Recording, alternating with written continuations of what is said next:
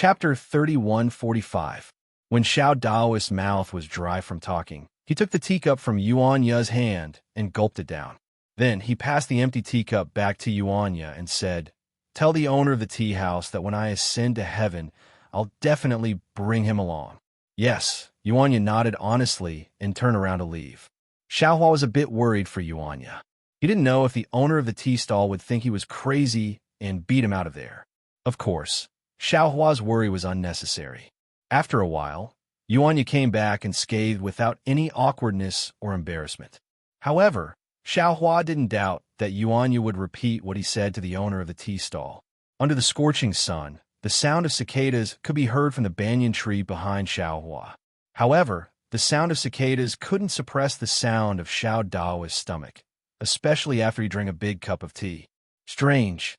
What's wrong with today? Xiao Daoist was obviously a bit annoyed. Normally, after sitting for so long, there would be one or two people coming over. With his silver tongue, he would at least get a few copper coins. "Master, how about we go back first?" Yuan Ye understood Xiao Daoist's thoughts and reminded him in a low voice. "I don't believe it." Xiao Daoist originally wanted to go back, but after hearing Yuan Ye's words, his heart was filled with anger. Will there be business today? Could it be that I will be kicked out of Longevity Town after being disturbed by the monks of Shaojin Temple last night? "Xiao Daoist, why don't you let me try?" Xiaohua said with a smile. "I'm unfamiliar. Maybe I can get something on credit?" "You?" Xiao Daoist shook his head and said, "You're even more unfamiliar?" "That year, I also dawdled for a long time before I got something on credit from the bun shop. Since I'm standing, I'll go for a walk. Maybe I'll get something." Xiaohua smiled and looked around, then walked away. "You?" Xiao Daoist raised his hand to stop Xiaohua, but when the words came to his mouth, he couldn't find any reason to stop him. He had only dug Xiaohua out of the stone. He knew better than Yuan Ye what the crystal stones were. It was already good enough that Xiaohua didn't ask him for the crystal stones. The perfunctory words he said yesterday were originally to coax Xiaohua like how he coaxed Yuan Ye.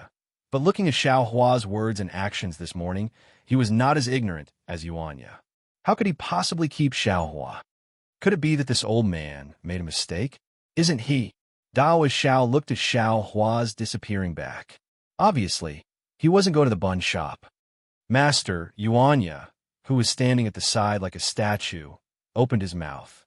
"Why didn't you stop him?" He's very powerful." How is he powerful? Do you think only the leopards in the forest are powerful in this world? If I can beat you, then I can beat the leopard. Is that awesome? Daoist Master Xiao coldly snorted. If I were the same as before, even 10 Xiaohus wouldn't be my match."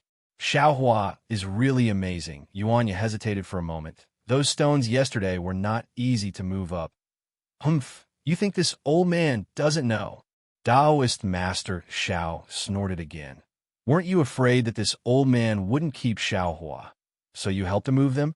It took this old man more than half an hour to organize those things. Moving them up for below, wouldn't he need to move them all by himself for the whole night? "No," Yuan Ye hurriedly said. When this disciple went back, he had already done it. What could it be? Daoist Master Xiao frowned. Could it be that this old man made a mistake?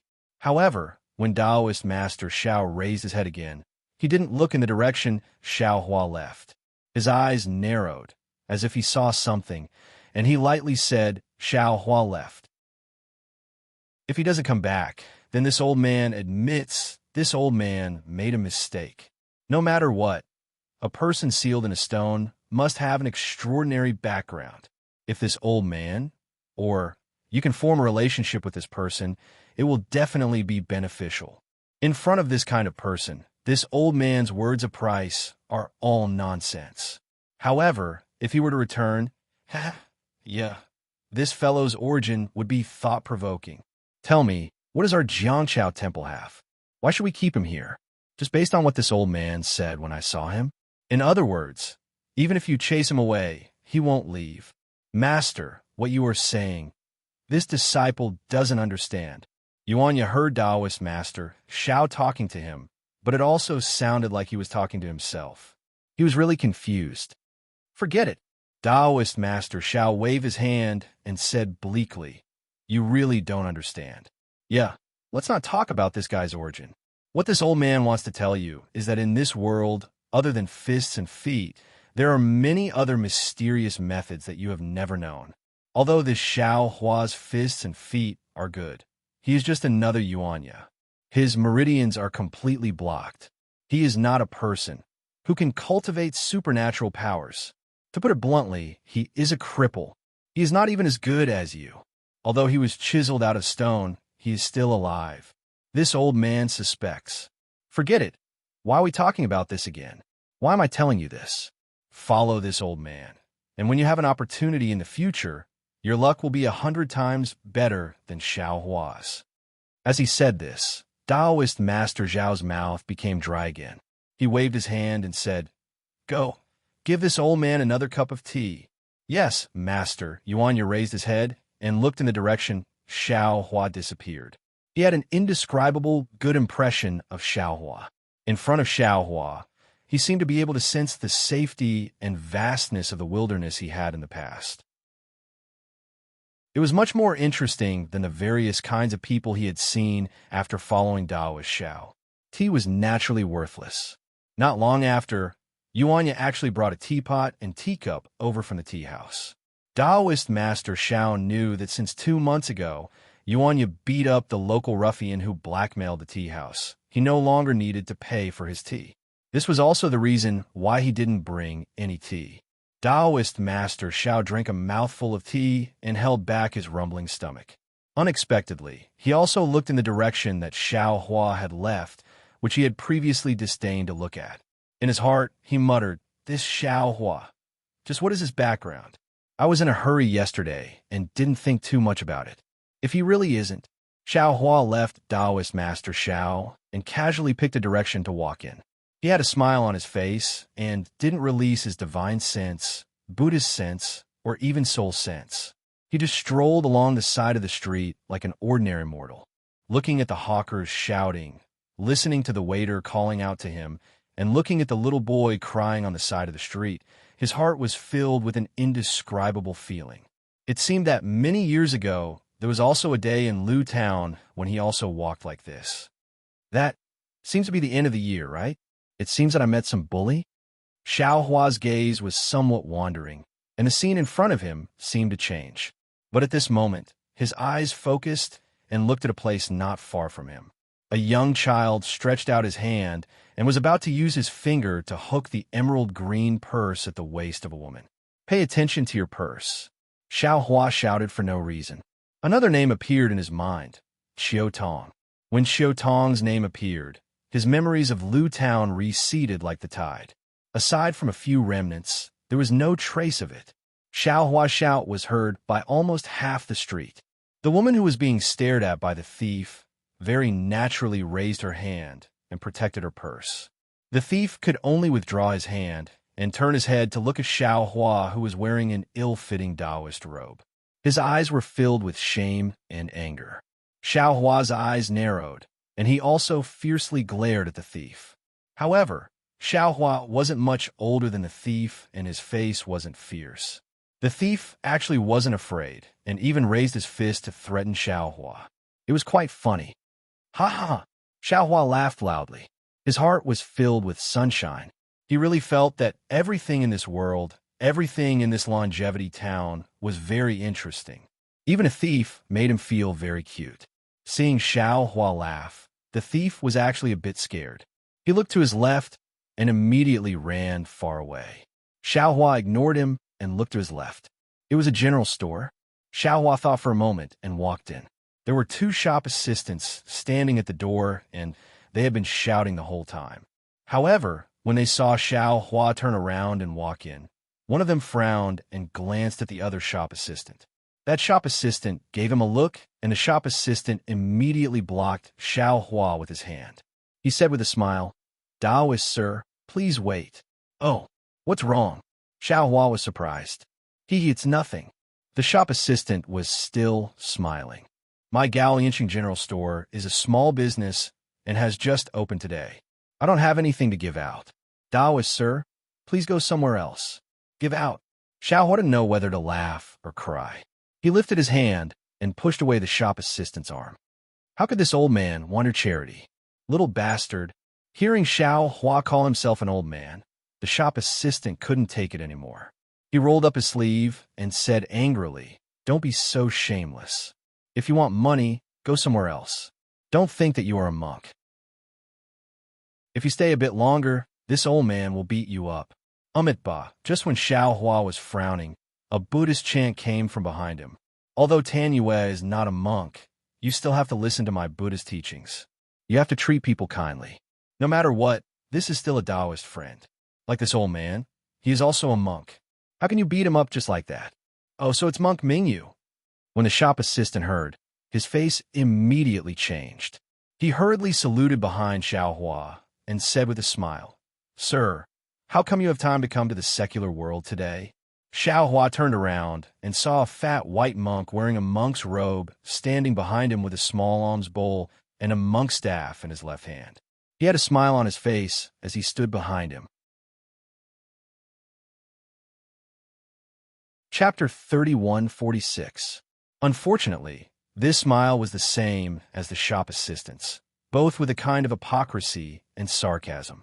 Buddha has said, "If I don't go to hell, who will? You all have suffered in this mortal world. Although this old monk has already escaped from the sea of suffering, I still can't bear not to come and save you all. Yes, yes, the great monk is merciful. My longevity town has a Shao Jin temple with a great master like the great monk. Only then can we have a peaceful life. Those demons and ghosts don't dare to disturb us." The shop assistant's mouth was sharp, and now it was like a lotus flower blooming from his mouth. Hearing this, Xiao Hua was flabbergasted. The great monk must already be thirsty. "Please." Another shop assistant hurriedly bowed and said, "Please come to my humble store to serve tea." This Zen Master Mingyu's face showed an awkward expression. This old monk still has to rush. However, without waiting for the monk to finish, a similarly fat shopkeeper immediately rushed out of the grocery store and shouted, Zen Master, please come quickly. Last month, when I went to Shao Jin Temple to worship Buddha, I didn't receive any guidance from the great monk. Now that you've come, you must stay in my humble store for a while. This little one here has the newly arrived daughter tea from Chanu country. It was picked by a young chick who was less than 16 years old. It's this year's new tea, just right for the great monk status. Moreover, this little one has already prepared everything for next month's visit to Shao Jin Temple. Facing the enthusiasm of the grocery store owner, Zen Master Ming was helpless. That fat hand pulled on his robe. He couldn't break free. He could only reluctantly say, "This old monk will only stay for the time it takes to brew a cup of tea. Please, please." Seeing Zen Master Ming relent, the grocery store owner was overjoyed. He hurriedly extended his hand to invite Zen Master Ming into the store. Zen Master Ming turned his head and asked Xiao Hua with a smile, "This fellow immortal clearly looks unfamiliar. Are you a traveling Taoist from outside? Do you want to go in with this old monk to taste the tea?" Seeing Zen Master Ming's flaunting expression and the grocery store owner's disdainful gaze, how could Xiao Hua go in with them? He smiled. He wouldn't lower himself to the same level as these people. He waved his hand and said, "Forget it. How can the tea of the secular world enter this old man's mouth?" After saying that, he walked away. TSK. Zen Master Ming, you naturally wouldn't speak. The grocery store owner sneered and said, "I've seen many traveling Taoists like you." He was not even comparable to ordinary beggars. Beggars could at least bow and kowtow. Taoist Xiao from Jiangchao Temple can still. At this point, the grocery store owner suddenly stopped talking. Looking at Monk Ming's displeased expression, he hurriedly smiled and said, "Of course, Xiao Taoist is just a wild fox Zen from some Taoist temple. It can't be compared to Master's boundless Dharma. Hee, fellow immortal Xiao, let's not talk about it." After being locked in a stalemate with this old monk for so long in that small Taoist temple, his illness has seeped deep into his bones, and he has reached the end of the wrong path. Monk Mingyu immediately hid his displeasure. He looked at Xiao Hua's disappearing figure with pity and said, "But in this world, There are many people like that immortal friend just now. They have just stepped onto the wrong path, like a lost lamb. I can't bear to see them go further and further away. I always want to give them a reminder or a warning. Grandmaster is an expert. This little one admires you. The grocery store owner had a pious expression and respectfully welcomed Monk Mingyu into the store to serve him tea. This hidden immortal continent is actually different from Xiaoyu continent. Xiaohua also didn't take this matter to heart. While walking, he pondered, according to Su Zhuoyang, this hidden immortal continent is where Confucian cultivators live. It is reasonable to say that Buddhist sects should avoid it. At the very least, they shouldn't be so arrogant, right? But this monk Mingyu is openly walking around this longevity town. Moreover, from what the grocery store owner said, this small gold temple seems to be quite famous in longevity town. Those Confucian cultivators don't care. Also, these mortals in longevity town seem to have a very good impression of Buddhist sections. Even when they saw the demon just now, they weren't afraid. How is it that the mortals of Xiaoyu continent don't know the situation of Tao sects at all? It really is like the saying, the great Tao is 3,000. Not only for Tao sects, but also for Buddhist sects, Confucian cultivators, Tao sections. Amen. Even that demon seems to be within the great Tao. Xiaohua understood. What Buddhist sects emphasize is to enter the secular world. In this secular world, one can see through the secular world and comprehend the good fortune of Buddhism. But what about Confucian cultivators? Thinking up to here, Xiaohua stopped. He looked at the few children who were playing around and smilingly went over to ask. Xiaohua naturally didn't know where those Confucian cultivators were. But when the slightly older child heard Xiaohua ask where there were scholars, he immediately became excited. He smiled and pointed to the east of Longevity Town, saying that it was inside Longevity Academy. Moreover, these children weren't afraid of strangers. They actually wanted to pull Xiaohua's hand and bring him over. However, when Xiaohua heard the children say that they were going to walk for an hour, he immediately waved his hand and gave each of the children a spirit jujube that didn't have enough spirit chi. Then, he turned around and walked back. He came out under the guise of buying steamed buns on credit. If he really went back for an hour, Daoist Xiao would really think that he had left. After turning the corner, there was a place that sold rice. There weren't many women going in and out, each of them carrying bamboo baskets or cloth bags. Xiaohua's eyes lit up. He immediately had an idea. He looked around and walked to the side of the store. He found a shabby cloth bag, and with a wave of his hand, some rice seeds fell into the bag. Then he leisurely walked in. Not long after, Xiaohua came out with half a string of copper coins in his hand. There was a satisfied smile on his face. Actually, not all of Longevity Town's residents are like the owner of a grocery store. Xiaohua looked at the street in front of him and laughed in his heart. The owner of this rice shop didn't wait for this Xiao to open his mouth and immediately ask for some rice. Even if he accepted the rice, he still gave a few extra copper coins. Looking at those children just now, this world isn't as bad as this Xiao thought. Soon after, Xiaohua started walking again. He didn't go back the way he came. He still wanted to see more of Longevity Town's situation. Unfortunately, Xiaohua still underestimated his sense of direction. After walking for half a cup of tea's time, he saw that there were fewer people on the street, more trash on the roadside, and even fewer shops on the street. I'm really successful. Xiaohua's gaze swept over the distance. It seemed to be where people lived. He sighed and was about to release his soul sense. At this time, a pa-pa-pa-pa sound rang in his ears. Following this sound was a low moaning sound, and there were even sounds of begging for mercy. These sounds were extremely soft, but in Xiaohua's ears, they were extremely clear. Oh, Xiaohua was astonished. He scanned with his soul sense and couldn't help but frown. Thinking for a moment, Xiaohua walked across the street and entered a shabby door. He then passed through several deserted courtyards and arrived in front of a small courtyard. This courtyard was several zhang in size. There was a pile of unknown junk in the courtyard. A crooked tree that was about to die was standing in the corner of the courtyard under the scorching noon sun. At this moment, a young boy was tied to the crooked tree. Beside him were two strong men in their 30s. Their chests were open, revealing their chest hair and fat flesh. They held a stick as thick as a thumb in their hands. They were hitting the boy's head, face, and body with the stick one after another. The pawpaw sound, the low moaning, and the begging came from the boy's mouth. This boy was the one Xiao Hua saw on the street. That thief. Master, master. Without waiting for Xiao Hua to enter the courtyard, an even weaker voice came from the shabby house in the courtyard. I beg you, spare my big brother. He hasn't eaten in 2 days. In order to treat my illness. Ha ha, so it's like this. Without waiting for the voice to finish speaking, an arrogant voice called out, I was wondering why Lu Gu was giving us so little money these days.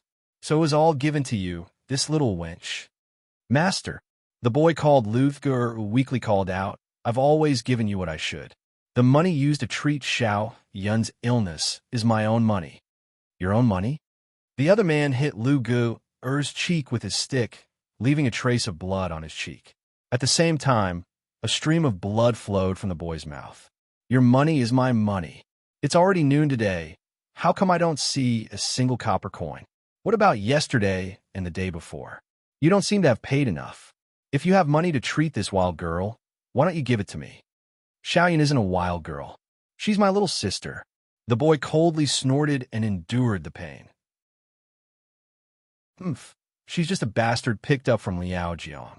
You still dare to lie to me and say that you're looking for your little sister. The man who hit the boy was still angry. He used all his strength to hit the boy and scolded. I didn't want to make it clear. I'll wait for you to raise her. Then I'll sell her to a brothel. However, seeing how sick she is now, I'm afraid she won't be able to live for long. Third brother, why don't we? Ga. The other man very lasciviously laughed and scolded. Second brother, how can you bear to lay your hands on such a weak and petite girl? Besides, she doesn't have any taste. What do you know? That man threw the stick in his hand to the ground. Uncle, uncle, Brother Lu yelled. Xiaoyan is only 8 years old. Please let go of her. She's still very young. Xiaohua was standing outside the courtyard listening. At this time, he couldn't hold back anymore and kicked open the half-closed door. With a bang, the door was kicked flying. Who? The two large men were greatly alarmed. When they turned around and saw that it was only an 18-year-old youngster, they unconsciously put down their guard, especially Xiao Hua's shoddy Taoist robe, which completely concealed his jade-like elegance. Where did this wild Taoist come from? You don't want to live anymore? The fat-on second brother's face trembled as he scolded. This Taoist master, quickly leave, quickly leave. Lu Gu didn't mention that Xiao Hua had bumped into him earlier. He thought that Xiao Hua was looking for him to give him bad luck, so he anxiously shouted. Chapter 31:47. Since you're here, where are you going? Old Sam laughed.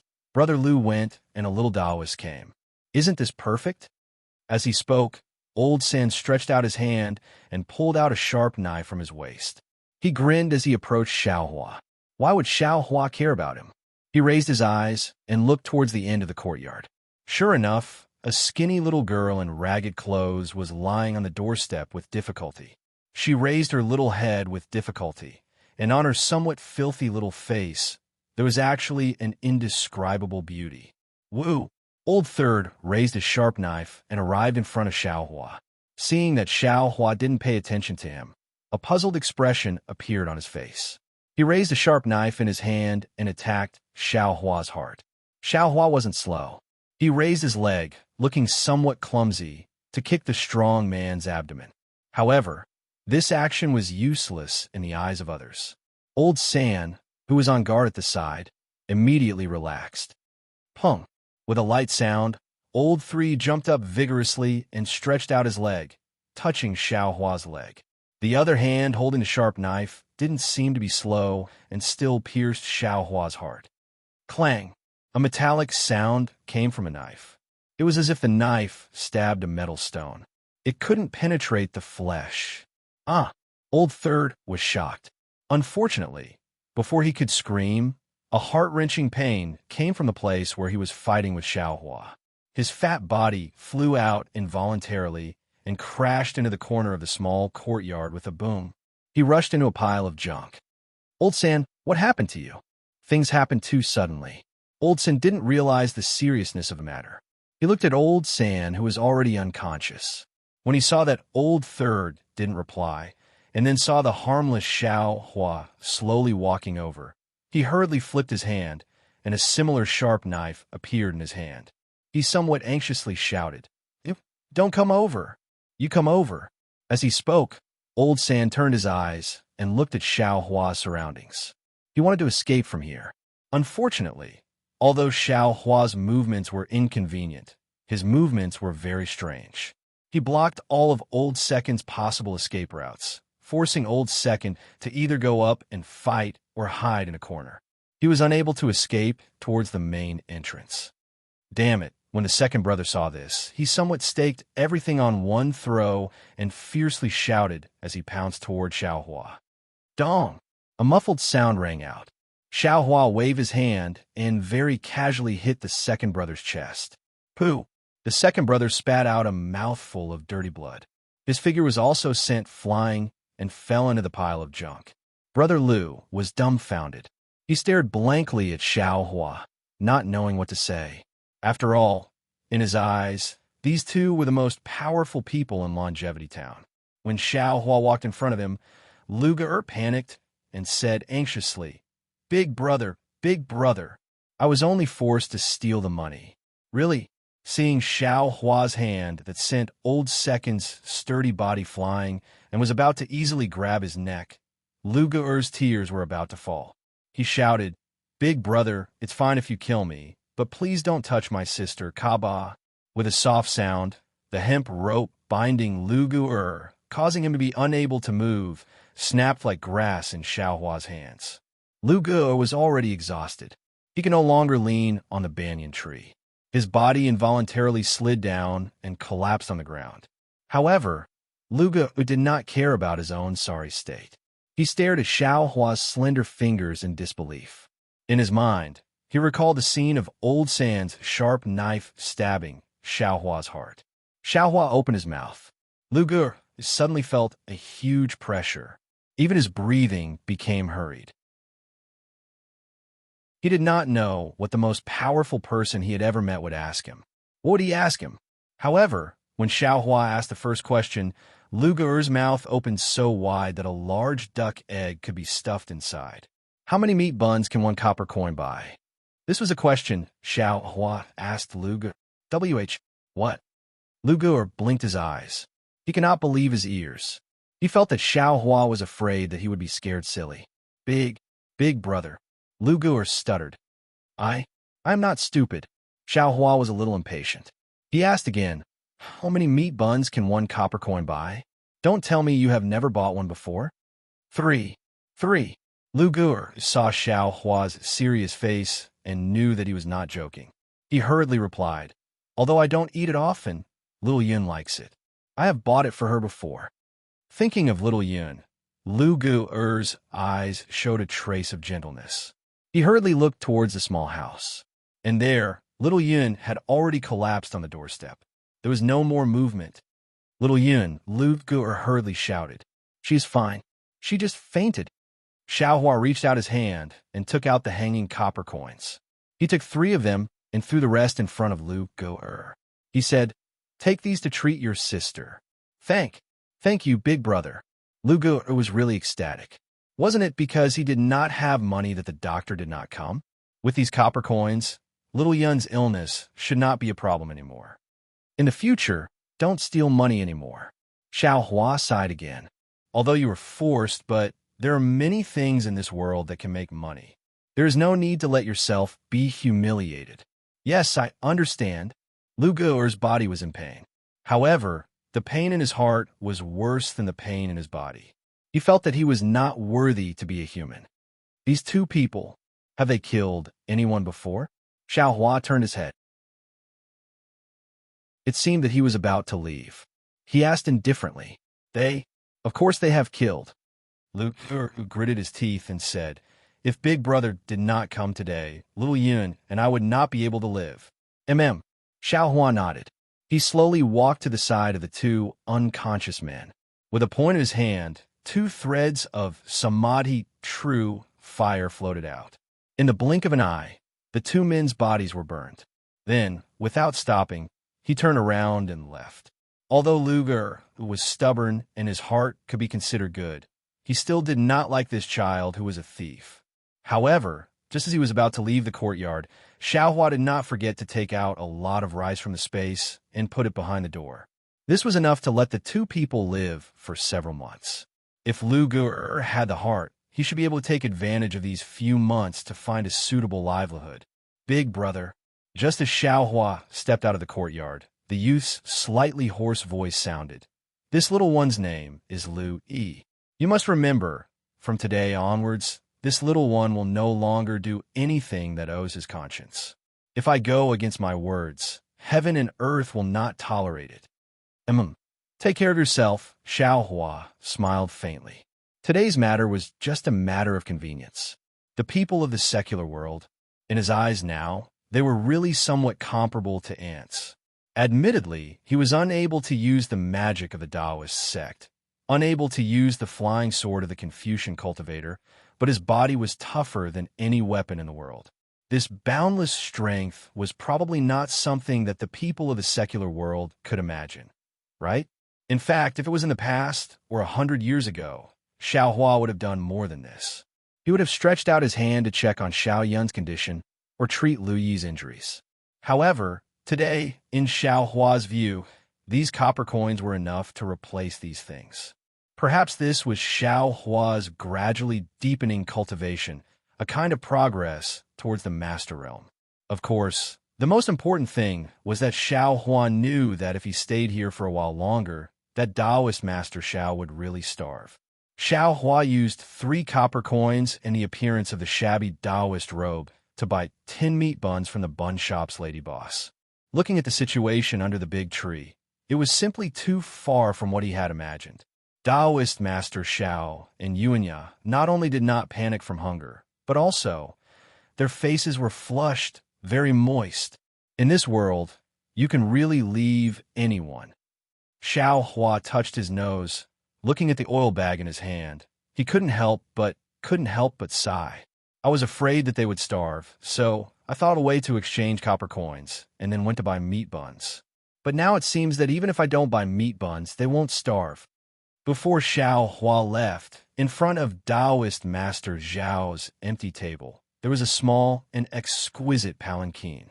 The person inside the palanquin didn't come out, but that palanquin was right next to Taoist Master Zhao's table. A very quick-witted little girl was standing next to the palanquin, saying something to Yuanya.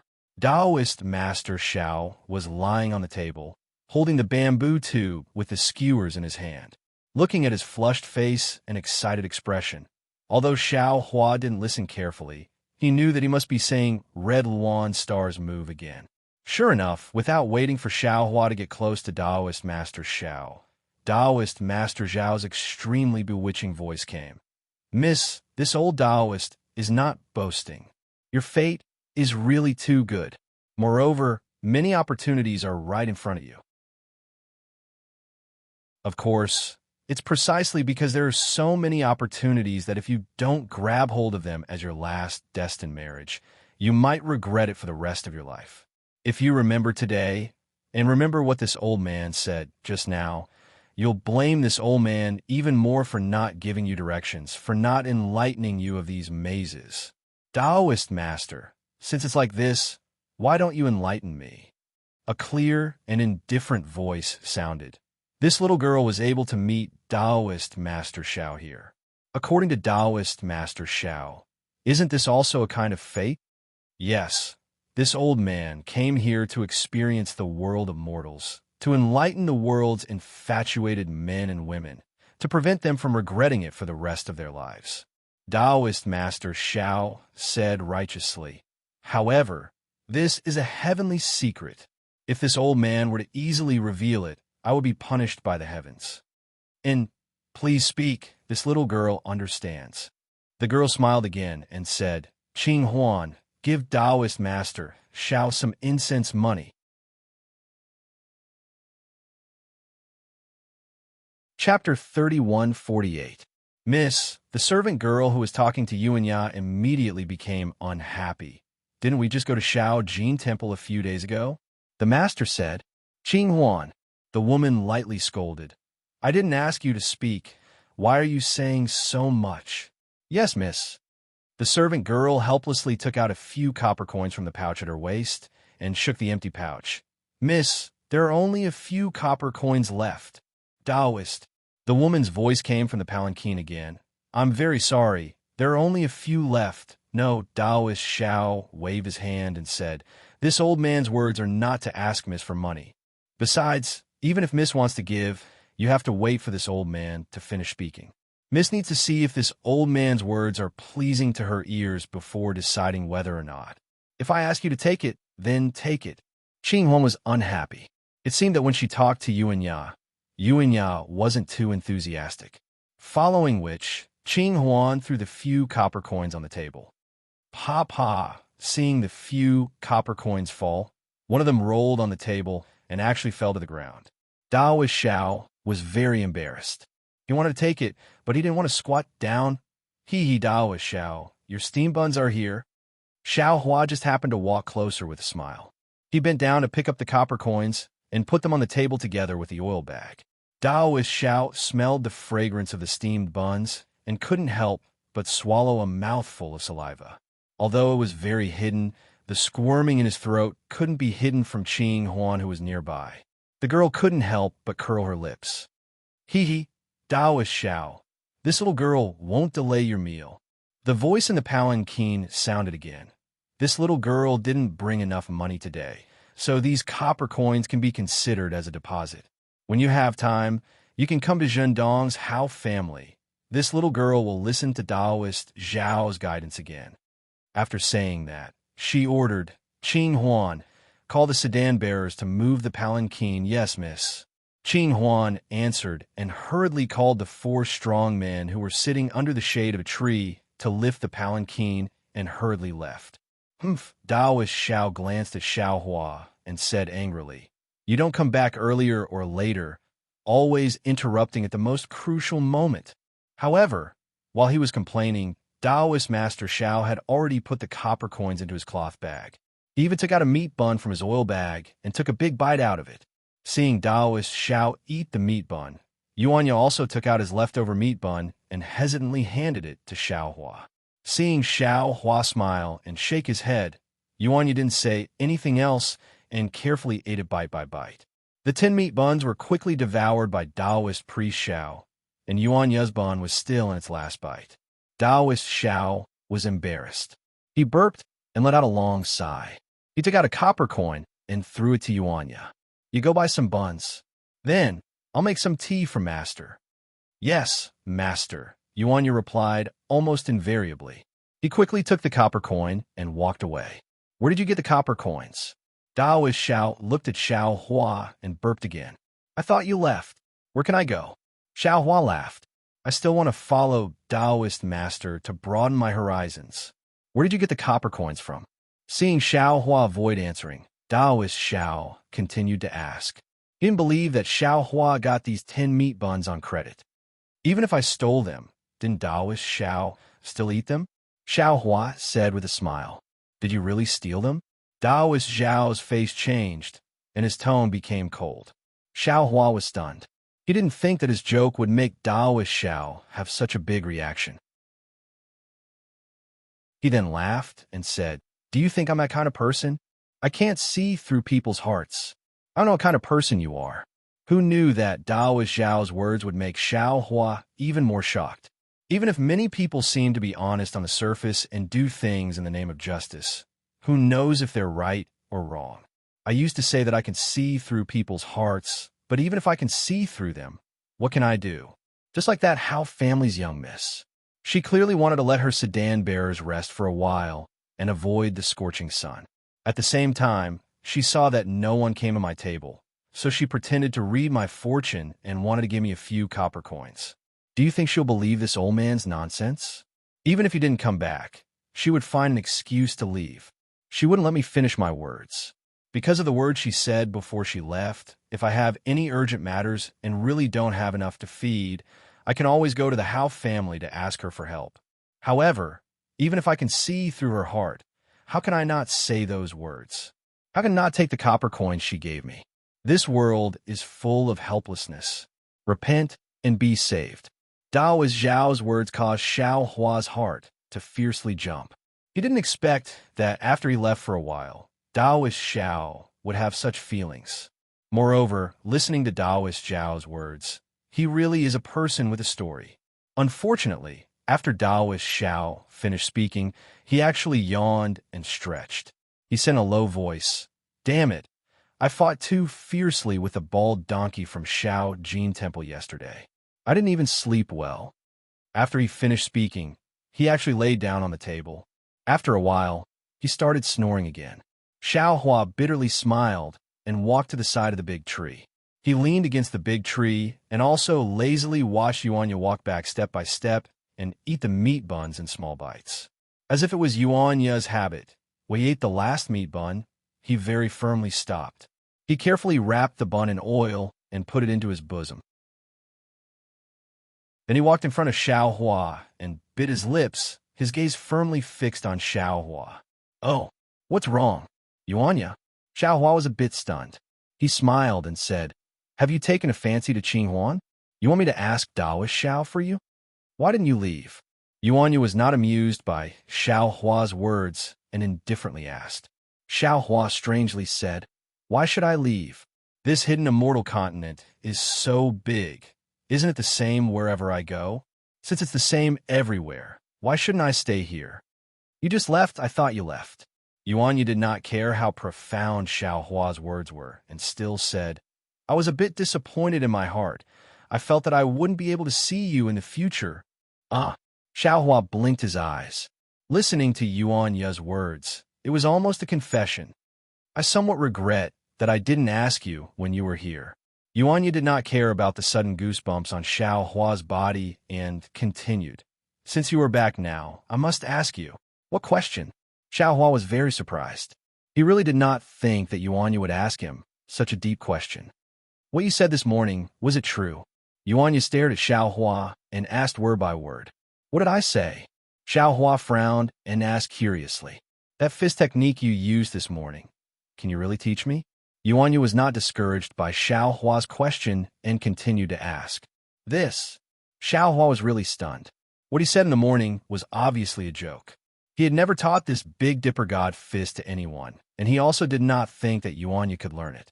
Seeing Xiao Hua's hesitation, Yuanya became anxious. However, he was not like an ordinary person. He was able to discern Xiao Hua's true thoughts from his hesitation. Yuanya knelt on the ground with a plop, kowtowed, and said, "Master, please teach me the fist technique." "Master?" You get up first, Yuanya." Xiao Hua laughed and raised his hand. "Yes, master." Yuanya didn't kneel for a long time like ordinary people. He stood up obediently. "You have a master. I am not your master." Xiao Hua waved his hand. "Moreover, I don't intend to accept you as my disciple." "Yes, master." Yuanya still said the same words. Xiao Hua shook his head and did not intend to correct this mistake. He only stared at Yuanya and asked, "If you want to learn this fist technique, you must tell me. Why do you want to learn it?" "Why do I want to learn it?" Yuanya was stunned. He scratched his head and said, "If I learn this fist technique, I will be more powerful. Naturally, I want to learn it." "Why not?" Yuanya's answer was straightforward, leaving Xiao Hua speechless.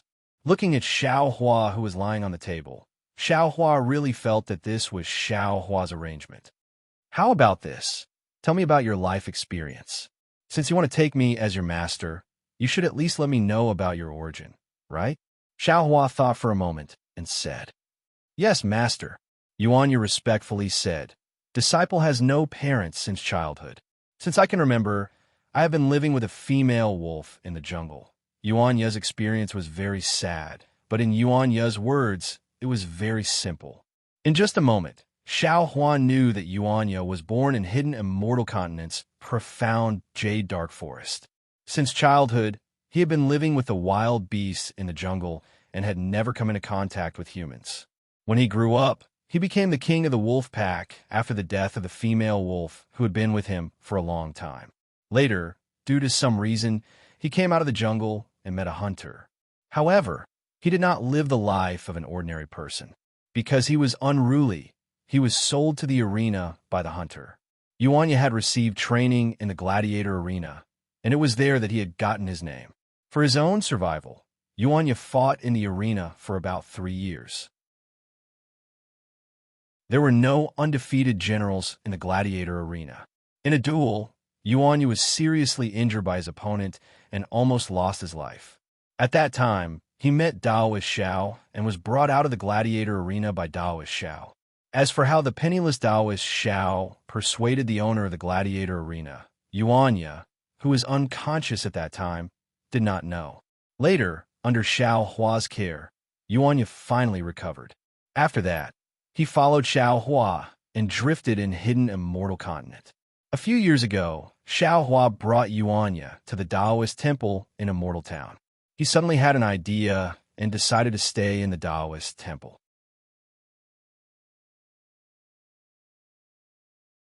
Chapter 3149.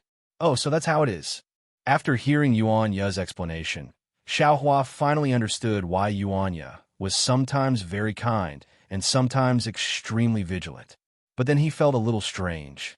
Yuanya only said that he came out of the forest, but why did he come out, or what happened to him? He didn't say. Master, after talking about his experience, Yuanya asked again, "Are you willing to teach me fist techniques? Tell me the truth." Xiao Hua answered Yuanya without any trace of politeness. For children like him who grew up in the forest, straightforwardness was their favorite method. "You don't deserve to be my disciple. I have never thought of accepting a disciple. Moreover, your current master is Taoist Xiao. If you leave Taoist Xiao and become my disciple, that is a great crime of deceiving one's master." This, Yuanya scratched his head, somewhat puzzled. Master said that I don't deserve to be your disciple. I still somewhat understand. But why do I have to commit a great crime when Master teaches me fist techniques? Moreover, I don't intend to leave Master.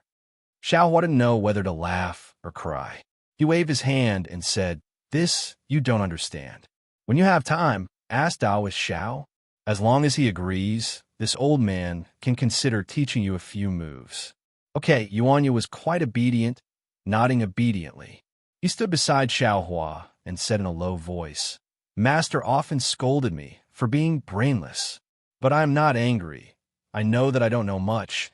I am working hard to cultivate according to Master's wishes. But I really don't understand what you are talking about." Just like yesterday, Steward Liu had invited his master, but when the bald donkey from Shao Jin Temple went, Steward Liu welcomed him with a smile and said that he couldn't go to Shao Jin Temple to pray, so he asked his master to go. Master was also the same. He obviously hated those bald donkeys, but he still had a smile on his face. He waited until the ceremony was over, and when he came out of Minister Liu's house, he became hostile. At this point, Yuanya actually looked at Xiao Hua. Seeing that Xiao Hua's face didn't show any impatience, he said, "Although I could beat 5 bald donkeys, 10 of them went to Shao Jin Temple at once. I couldn't beat them, so I could only run away." The copper coins that Master got from Minister Liu were all snatched away by those bald donkeys. In the end, all that was left was the copper coins I had. Those copper coins were meant to be used to buy meat buns today, but Master took those copper coins to drink wine. I don't understand. Also, many people warmly invite Master to their homes when they see him, but Master basically doesn't go. I remember one time when I went there, their faces were cold, and they were saying strange things. But what about when I'm about to leave? Then they said, "Sit down a little longer," and I obeyed and sat down, and they were displeased again. I don't understand what they want me to do. Or do you not want me to go? Do you want me to leave? Or do you not want me to leave? So, although I'm very happy to follow Master, the things that I encounter every day make me very annoyed. This made me miss the days in the forest and even the dangerous gladiator arena. In those places, I don't need to think so much. I only need to think about how to survive and how to find food. Looking at this extremely simple youth, ripples appeared in Xiao Hua's heart. Yes, whether it's a person of the secular world or a cultivator, they all seem to wear an inexplicable mask on their faces, hiding their true intentions under the mask, letting others see the gentleness and etiquette that others want to see. And when these manners and gentleness are torn apart, it's bloody man-eating. Even I can't deal with the various forms of the human world and the ways of the world, let alone this Yuanya, who has never lived a normal life in the human world. Unconsciously, Xiao Hua felt even more pity for Yuanya, secretly thinking, yes, in Yuanya's eyes, there's only survival and becoming stronger. Becoming stronger is for survival. When he saw the Big Dipper God fist, he knew that this was a path that would make him stronger, so he immediately wanted to live a better life. His way of thinking is very simple. He doesn't have any distracting thoughts like a sect or a master. Thinking of this, Xiao Hua suddenly thought of the Changbai sects by Fei he met in the past, that cultivator who seems to be somewhat despicable, disregarding the outcome of the battle, only putting his own interests at the forefront. Isn't Bai Fei's actions somewhat similar to Yuanya's? It can even be said that they are essentially the same. It's all for survival. Forget it. Xiao Hua sighed. I wonder how Bai Fei, Shi Wuming, Meng Tian, and Ruo Taoang are doing now? Do they go to that place? Suddenly, Xiao Hua's heart skipped a beat. That's right. Since Bai Fei could enter the Changbai sect and cultivate to the foundation establishment stage, why can't Yuanya cultivate as well? Moreover, this Xiao was forced to have no place to hide in the Xiaoyu mainland. Wasn't it because of the Immortal Music sect and the Immortal Ascension Gate? A sect's strength is always greater than a single person. This Xiao can face two sects alone. It's better to lead a sect to face them. Xiaoyu mainland's Fortune Gate. After 100 years of development, did it survive? Or was it destroyed by others? What is Zhong Haoran's fate? Since Zhong Haoran can think of building a Fortune Gate on the Xiaoyu mainland, and he can also create the Heavenly Talisman sect, why can't this Xiao rebuild a Fortune Gate on the hidden Immortal mainland? Xiao Hua's thoughts unconsciously soared. Moreover, in the three mainlands, there are many things to be done for Taoism. Isn't this the time for this Xiao to show off his skills? Also, this Xiao came from the Xiaoyu mainland to the three mainlands through the space meridian. Isn't this karma? Or this Xiao inexplicably came here because the heavens want to borrow this Xiao's hands to revitalize the Tao sect. With the three mainlands as a foundation and a fortune gate with thousands of disciples, perhaps. Xiao Hua thought of Jiu Xia in disbelief. Can help Jiu Xia accomplish what she wants. Master, just as Xiao Hua thought of Jiu Xia's beautiful face again, Yuanya annoyingly woke Xiao Hua up. Xiao Hua looked at Yuanya in annoyance and asked, What? Master, what are you thinking about? Yuanya was very curious. You have a very strange smile on your face. Oh, strange smile, what do you mean? Xiao Hua didn't understand. It's the smile of a fox when it sees a chicken coop. Yuanya pointed out the little fox in Xiao Hua's heart without holding back. Go away, Xiao Hua waved his hand. What does a little child know? Master. Yuanya opened his mouth again. When did I let you call me master? Xiao Hua didn't agree again. Yuanya felt wronged and said in a low voice, You already agreed when I called you master just now. I didn't pay attention just now. Xiao Hua said indifferently. It's not that easy to call me master. First, you have to ask Daoist Xiao. He is your current master. You can only ask me after he agrees. Good. Yuanya was very excited when he heard Xiao Hua agree. He almost jumped up. I will wake master up now. Don't be anxious. It's not a matter of a moment. Xiao Hua waved his hand and looked at the afternoon street. There weren't many people left. Presumably the afternoon heat had made them stay in their houses. Even in the stalls and shops on the side of the street, whether it was the staff or the customers, they were all listless. I also want to know, what did Daoist Xiao teach you? Xiao Hua glanced at Daoist Xiao, who was still sleeping on the table, and asked, This? Yuanya hesitated when he heard this. When Xiao Hua saw this, he immediately smiled and said, If it's not convenient to say, then don't say it. No, Yuanya said with some distress.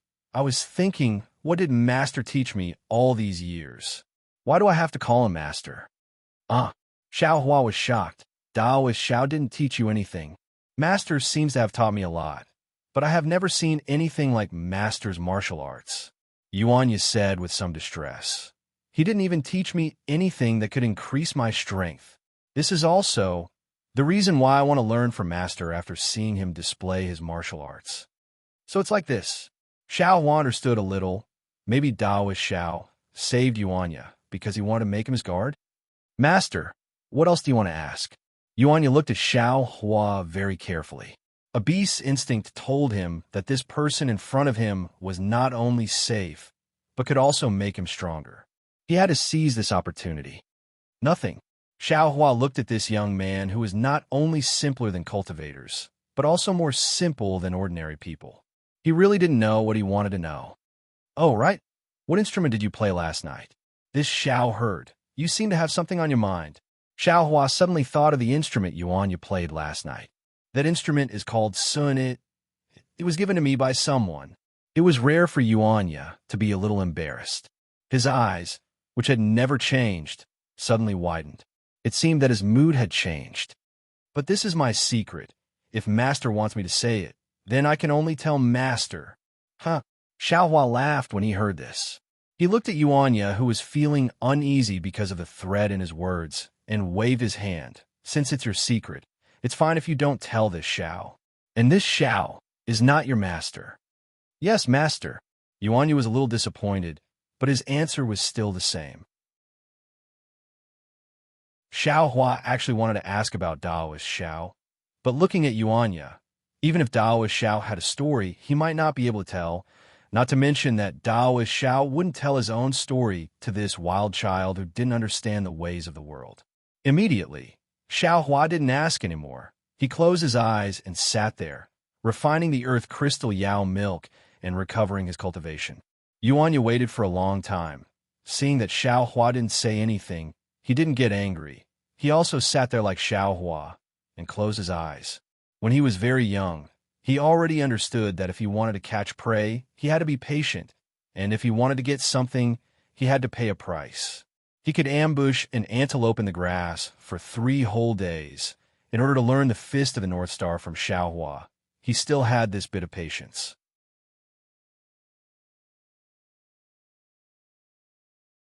Chapter 31:50. The scorching sun slowly moved over their heads, and the scorching heat had already subsided. As the streets resumed their liveliness, Daoist Xiao also woke up. Yuanya imitated Xiao Hua and closed his eyes for a while, but in the end, he couldn't endure it any longer.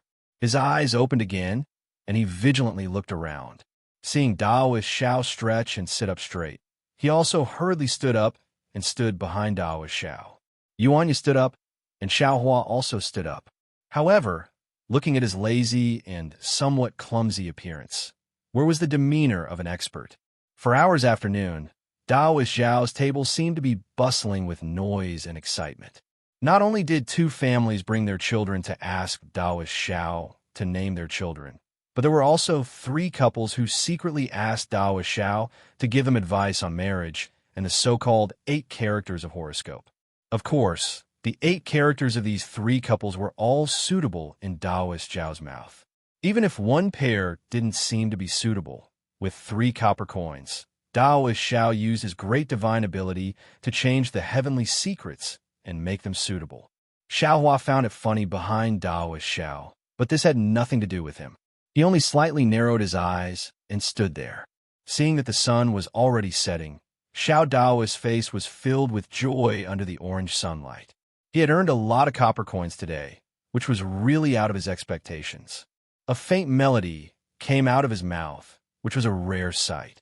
Io, is this fellow Daoist Xiao? A slightly exaggerated voice came from not far behind him. Did you sing this little tune of Liao Jiang? Xiao Hua's lips curled up. He didn't need to look. Although this voice wasn't very familiar, it was familiar. It was Zen Master Mingyu that he met in front of the general store.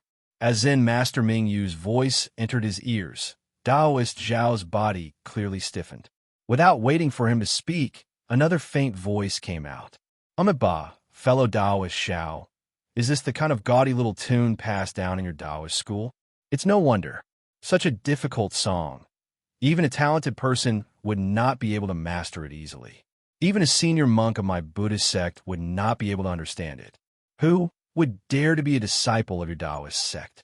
Thinking about it, Senior Brother Ming, you often lamented to this poor monk that Taoists aren't popular. This poor monk probably knows the reason now. Taoist Zhao's mouth was filled with bitterness. What else could he say? He had been careless and allowed the Buddhist monk to grab his braid. He turned his head to look at the three of them. Although they were smiling submissively and occasionally clasping their hands together to greet the villagers they met, the pride in their eyes and the brand new monk robes made Xiao Taoist priest feel that it was a form of mockery. Oh, and this fellow immortal, I think we met before noon? Zen Master Ming, you looked at Xiao Hua again and said with a smile, this poor monk sees that you are still young and inexperienced in the world. Don't be deceived by this Taoist. If you have time, I hope you can make a trip to my Xiao Jin temple and see the brilliance of my Buddhist sect. Immeasurable Heavenly Lord, where are you three fellow immortals trying to deceive the ignorant? How many men and women have you fished up from the sea of sin today? Taoist Master Xiao straightened up and retorted without backing down. Looking at your physiques, they're indeed stronger than I. It's quite suitable for us to fish someone out from this sea of misery. Alas, my Taoist sect emphasizes being detached from the world. I sang a few songs to experience the suffering of the people and also to improve my cultivation. Fellow immortals, it said that the Buddhist sect emphasizes going ashore, treating the boundless mortal world as a sea of misery. You guys don't rest on the shore, but wander in the sea every day. How can you fish people out from the sea of misery? Could it be that you want to use silver to make boats? As for this fellow Taoist, he has long been a disciple of my Taoist sect. Even if you beat him to death, he won't go and learn any Buddhist doctrine. Xiao Hua heard Taoist Master Zhao's words and couldn't help but laugh. That's right, except for Zen Master Mingyu. The two monks behind him were fat and big, looking like wine sacks and rice bags. If it weren't for the fact that the Buddhist sect's days were too comfortable, how could they be like this? Without waiting for Zen Master Mingyu to speak, the other monks smiled faintly. Even if my Buddhist sect uses silver to make boats in the sea of misery, it's still because my Buddha sacrificed himself. It's 100 times better than your Taoist sect using copper coins to make boats. Even if my Buddhist sect has disciples fishing people out from the shore, it's still tens of thousands of people. It's 1,000 times better than your Taoist sect's 3 to 5 lone men. You, Taoist Master Zhao's soft spot, was obviously poked by the three monks. After being at a loss for words, he coldly said, speaking of lotus flower tongue, I can't compare with the Buddhist sect that only relies on words to save people. However, my Taoist sect has always emphasized cultivation of Tao techniques. If you guys can do it, I don't even need to make a move. This good-for-nothing disciple of mine can also fight one against 3. Why don't you give it a try? Xiao Hua, who was at the side, laughed in his heart. He really didn't expect that on the hidden immortal continent, the Taoist sect and the Buddhist sect would actually confront each other like this. Seeing the embarrassment on the faces of the 3 monks, Taoist Master Xiao was very proud of himself. He didn't know how many times he had fought with the monks of the small gold temple, so he was very clear about each other's strength. He clearly knew that other than Zen Master Mingyu, the other 2 monks couldn't possibly be Yuan Ye's opponent. Furthermore, how could Zen Master Mingyu fight him on the street? He couldn't win against them with words, so he could only use a challenge to suppress the 3 of them. Unexpectedly, the 3 monks suddenly laughed, as if they had seen something very interesting. They looked at each other. Then Zen Master Mingyu opened his mouth and said, Fellow Taoist Xiao, is this a challenge from your Jiangchao temple to my small gold temple? Oh, Taoist Master Xiao had a bad feeling. However, now that the matter had reached this point, there were already a few villagers of the Longevity Town standing on the side. How could he shrink back? Seeing Taoist Master Xiao nod his head, he stiffened his neck and said, That's right, that's right. Does Small Gold Temple dare to accept my Jiang Chao Temple's challenge? Of course, Zen Master Mingyu laughed as if he saw a little lamb falling into a trap. He replied, "This old monk will represent my small gold temple to accept the challenge from Jiangchao Temple. 3 days later, it will be in front of my small gold temple's mountain gate. However, it doesn't need to be 1 against 3. It only needs to be 1 against 1. Why 3 days later? Why not in my Jiangchao Temple?" Taoist Master Xiao hurriedly shouted, "Since it is the Jiangchao Temple that issued the challenge, the time and place naturally will be decided by my small gold temple. This is the custom of the 3 continents. Could it be that Taoist Master Xiao doesn't know? Besides, does Taoist Master Xiao think that your Jiangchao Temple has a place to show off your martial arts?" Zen Master Mingyu replied with some disdain. "Fine." Taoist Master Xiao clenched his teeth, not knowing whether to agree or not. However, Xiaohua looked at Taoist Master Zhao's slightly moving eyes and already somewhat understood what he was thinking. The small gold temple knew of Yuan Ye's strength, yet it still didn't need to fight 1 against 3. Something must have changed in 3 days. Other than running away, what other good plan could Taoist Master Xiao have? Taoist Master Xiao, this old monk will spread this matter throughout Longevity Town. If the Jiangchao Temple doesn't show up in 3 days, then Taoist Master Mingyu's face. Whatever Xiao Hua could think of, Zen Master Mingyu naturally had already thought of it. Right after Taoist Master Xiao opened his mouth, Zen Master Mingyu immediately said, and his gaze swept across the surrounding villagers. "Fine." Taoist Master Zhao's teeth were about to be bitten off. His face was full of bitterness, but he couldn't not agree in front of everyone. Also, Zen Master Mingyu laughed again, since it's a challenge. Naturally, there must be a reward. "Oh, okay." Hearing this, Taoist Master Zhao's eyes brightened. His teeth suddenly didn't hurt anymore. He shouted, "How many copper coins?" "Not the copper coins you Taoists use to redeem people," Zen Master Mingyu said with some disdain. "This time, my Buddhist sect and your Taoist sect will make a big bet. Whoever loses will have to leave Longevity Town." "What?" Taoist Master Xiao was shocked. He hurriedly clenched his teeth again, as if the teeth that had stopped hurting just now were starting to hurt again.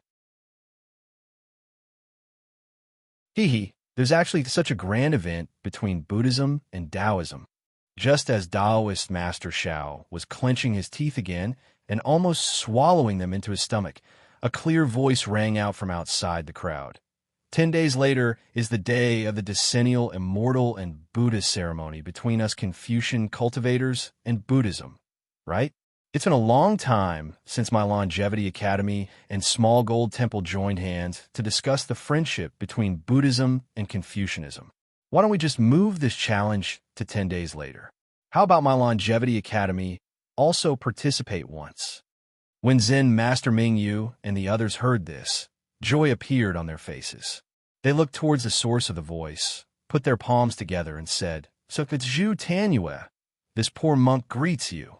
You're too polite. 3 great masters, please." Xiao Hua raised his head and looked over. In the crowd, there was a middle-aged man wearing Confucian attire, wearing a Confucian headband, and holding a feather fan in his hand. He smiled and cupped his fists in return. The surrounding crowd also respectfully called out, "Greetings, Principal Zhu." Looking at this square face, sharp eyebrows, fine nose, and bright eyes Principal Zhu, Xiaohua already understood that this Confucian cultivator should be the principal of Longevity Academy in Longevity Town. Behind this Confucian cultivator, there were several rows of scholars of various ages wearing the same Confucian attire.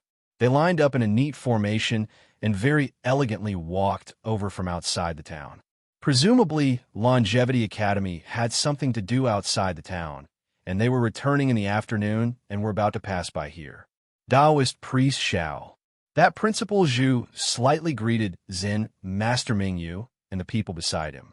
He looked at Taoist Priest Xiao with a smile and said, "Although you and I have never met before, this little one has long heard of Taoist Priest's name. Now is a good opportunity. You won't stop my Longevity Academy from participating in this matter, right?" Taoist Priest Xiao's face was a bit unnatural. He concealed his laughter and said, This challenge was originally a matter between my Taoist sect and Buddhist sect. I also didn't want to shed all pretense of cordiality with Small Gold Temple. But Zen Master Ming Yu is pressing on step by step. I have no choice but to accept. Longevity Academy is a Confucian cultivator and has nothing to do with Buddhist sect or Taoist sect. There's no need for them to get involved, right? Moreover, since the Immortal and Buddha ceremony is in 10 days, your Longevity Academy and Small Gold Temple can freely exchange pointers. Why are you pulling my Taoist sect in for no reason? Are Buddhist sect and Confucian cultivators joining hands again? Taoist priest Xiao, is thinking too much. Principal Zhu smiled and cupped his hands, saying, the Immortal and Buddha ceremony that is held once every 10 years is merely a tradition of my hidden immortal continent and Western paradise. It is to celebrate that time in ancient times when the 3 continents joined hands. Now, who knows how many years have already passed? This Taoist sect has already lost many other Taoist sect. Why is Taoist priest thinking too much?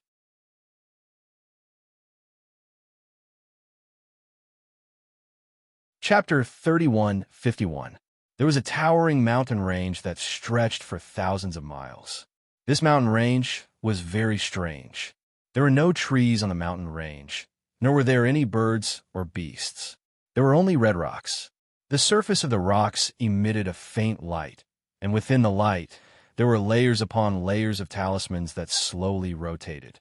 In the western sky, the blood-red sun shined on the red rocks, making them look like they were emitting a faint flame. Thousands of feet above the mountain range, there were also countless powerful formations and restrictions. There was no wind or clouds, and the central part of the sky was filled with a faint grayish-white color.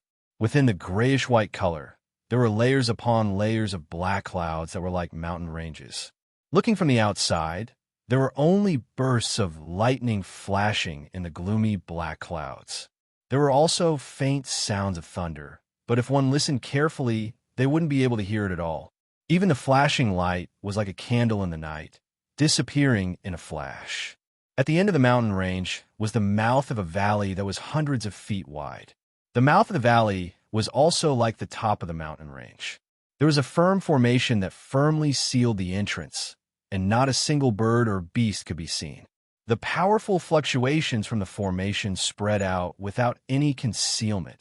However, at this moment, there were thousands of cultivators 100 feet away from the entrance of the valley. They wore different clothes and held different magical treasures in their hands. They stretched from the ground all the way to the sky and completely surrounded the entrance of the valley. All of the cultivators had nervous expressions as they stared at the formation at the mouth of the valley without blinking. The treasures in their hands emitted different lights, as if they had all made ample preparations. As long as there were any abnormalities at the mouth of the valley, countless treasures would fly out and smash into the mouth of the valley. The inside of the valley was not as calm as the outside. The inside of the valley was much more spacious than the outside. It was likely several miles wide. The stone wall inside the valley was different from the stone wall outside the valley. Although it was also made of red rocks and had layers of restrictions, the restrictions here were 10 times finer than the ones outside the valley. Every single rune was covered in fine lines, and those fine lines created wind runes. The wind runes rushed into the runes, and once again, they emitted various colors of brilliance. However, this light was covered by a black and red color on the rocks. This black and red color covered the entire walls of the valley, and the thickness was different. Experienced cultivators would know that this black and red color was caused by the blood that had splashed on the walls. Looking into the depths of the valley, the walls of the valley seemed to have been washed by blood. It was a black and red color, and it was very strange. The valley seemed to have just gone through a fierce battle. The air was filled with the smell of blood. The air was rich with the yuan qi of heaven and earth. At this moment, it was extremely violent. From time to time, one could hear the sound of explosions. Small, strong storms suddenly formed and rushed in all directions. Most of them hit the mountain rocks of the mountain range. On the crimson red mountain rocks, talismans flashed, and the storms disappeared without a trace. Even a black and red blood didn't fall. It was unknown how much blood had been spilled on the rocks, and how many years this blood had existed for. Not only that, but because of the battle, the space inside the valley had become extremely unstable. From time to time, spatial cracks would appear.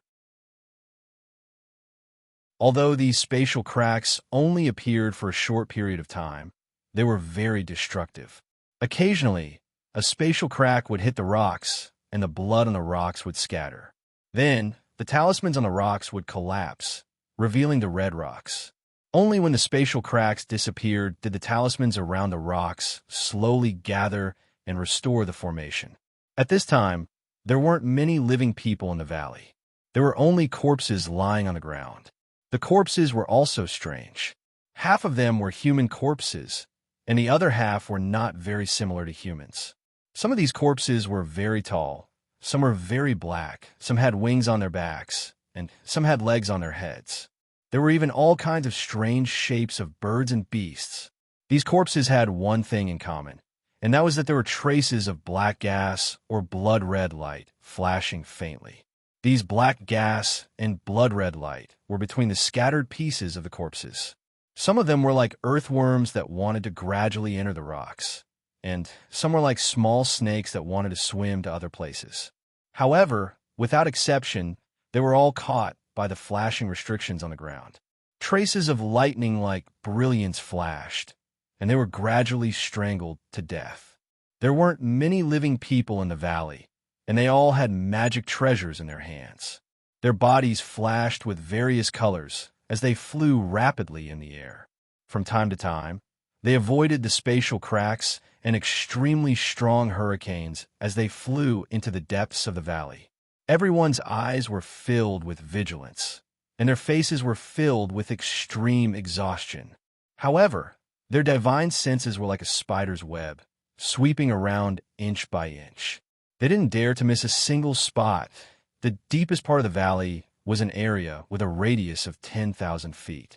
This space of 10,000 feet was like a giant cocoon filled with black and red mist. This mist rolled violently like a cocoon squirming. Inside the black and red mist, there were countless broken limbs moving up and down from time to time. There were even some wailing heads that suddenly appeared and let out a shrill cry.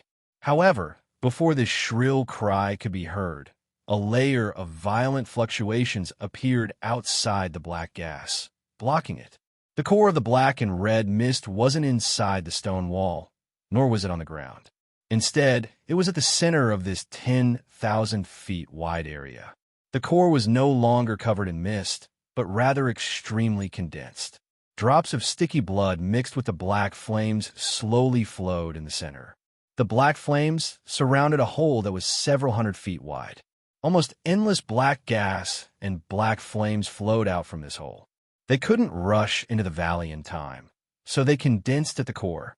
Bursts of obscure and indescribable sobbing sounds came from this hole.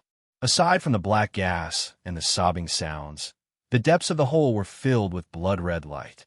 It was impossible to see what was inside it all. At this moment, at the edge of the hole, countless thunderous sounds came from the void, and endless lightning flashed. Waves of slow, unparalleled, and inhuman force came from the edge of the hole and squeezed inwards. Under this pressure, the hole began to shrink bit by bit.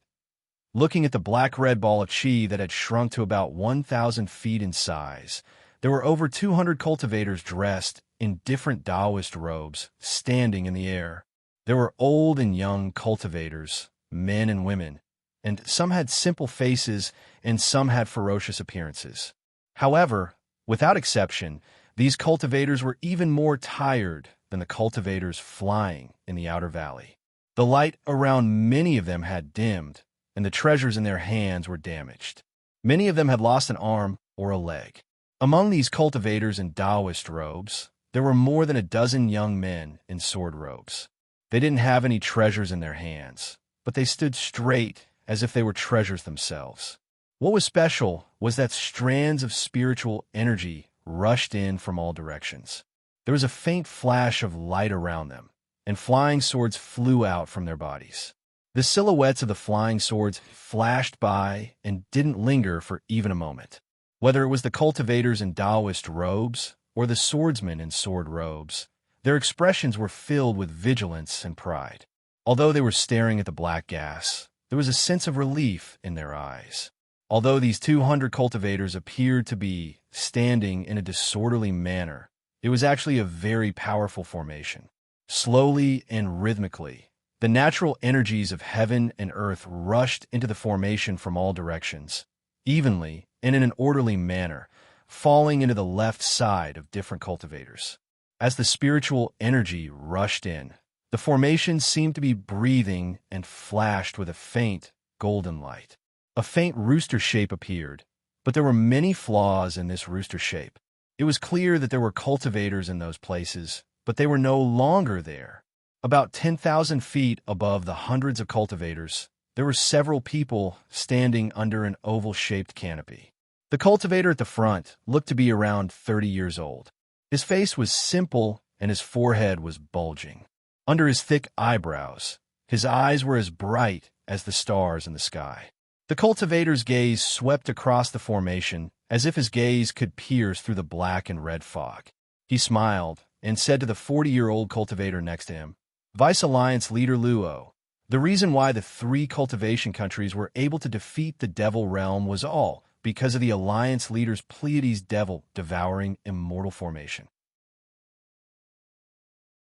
I thank the Pleiades devil-devouring immortal alliance on behalf of the 3 cultivation countries and the country of sword cultivators." Vice Alliance leader Luo, who was in his 40s, had a very dignified appearance. Even though he did not speak, there was an indescribable presence about him that was like the light of the rising sun. This presence was not some sort of Dharma power or divine ability, but it made people feel close to him at first glance, as if he was the only friend they had in their lives. Vice Alliance leader Luo's movements were even more elegant. When the cultivator finished speaking, he immediately bowed and said, "Senior Xianqing, you are the Alliance leader. Ah, you are too polite." Hearing this, Starry Sky panicked. Starry Sky had always believed that no matter if it was the 3 cultivation countries or the Pleiades Immortal Alliance, they were all part of my Taoist sect. Their inheritance originated from the ancient times. You and I are going to work together.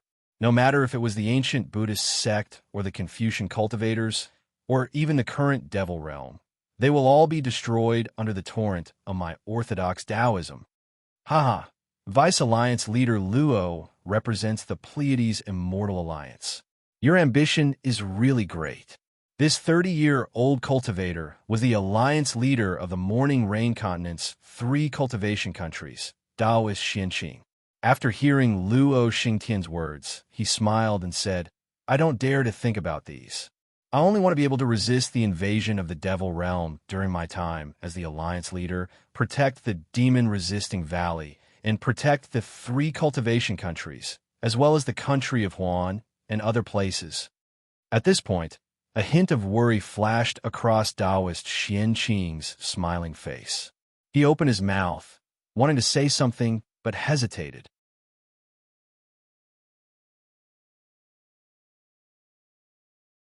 Chapter 3152. How could Luo Xingtian not see it? He hurriedly smiled and said, "Senior Xianqing, we have already won the battle in the demon-resisting valley. The space meridian between the demon realm and the human realm has gradually closed under the power of the realm. Only the demon venerables of the demon realm have the power to resist such power, right? With their demon venerables bodies, they can't pass through the space meridian between the 2 realms. The curtain of the war is about to fall irrevocably.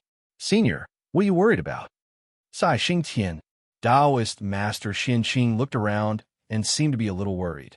He said through voice transmission, "You have been in the 3 countries for less than 1,000 years. You didn't make it in time for the last battle in the demon-resisting valley, so you don't know. Last time, the 3 countries relied on the defense of the capital star formation to block the invasion of the demon realm. In the battle, 3 out of 60 people died. Among them, There were 2 Void Refinement Realm Cultivators, 17 Spirit Severing Realm Cultivators, and 44 Nascent Soul Realm Cultivators. Those below the Nascent Soul Realm. Let's not talk about them. Yes, about this. Luo Xingtian hesitated and said through voice transmission, I have also heard that the Capital Star Formation is a defensive formation. It is not as good as the Pleiades Demon-Devouring Immortal Formation that I brought. But since the Pleiades Demon-Devouring Immortal Formation is an offensive formation, sacrifices are inevitable. Oh, Deputy Leader Luo, you are wrong. Daoist Master Xianqing shook his head and said, I am not talking about the problem of the offensive formation. The best defense is offense. I know this. And to be honest, if we still use the Capital Star Formation this time, I am afraid that there will be more casualties. Hiss! Luo Xingtian took a breath of cold air and said anxiously, Senior, you mean the space meridian here is getting more and more stable? It could become a space passage? The strength of the demons attacking this time has increased greatly? That's right. Daoist Master Xianqing nodded. This is the problem that I found in the last 3 great battles.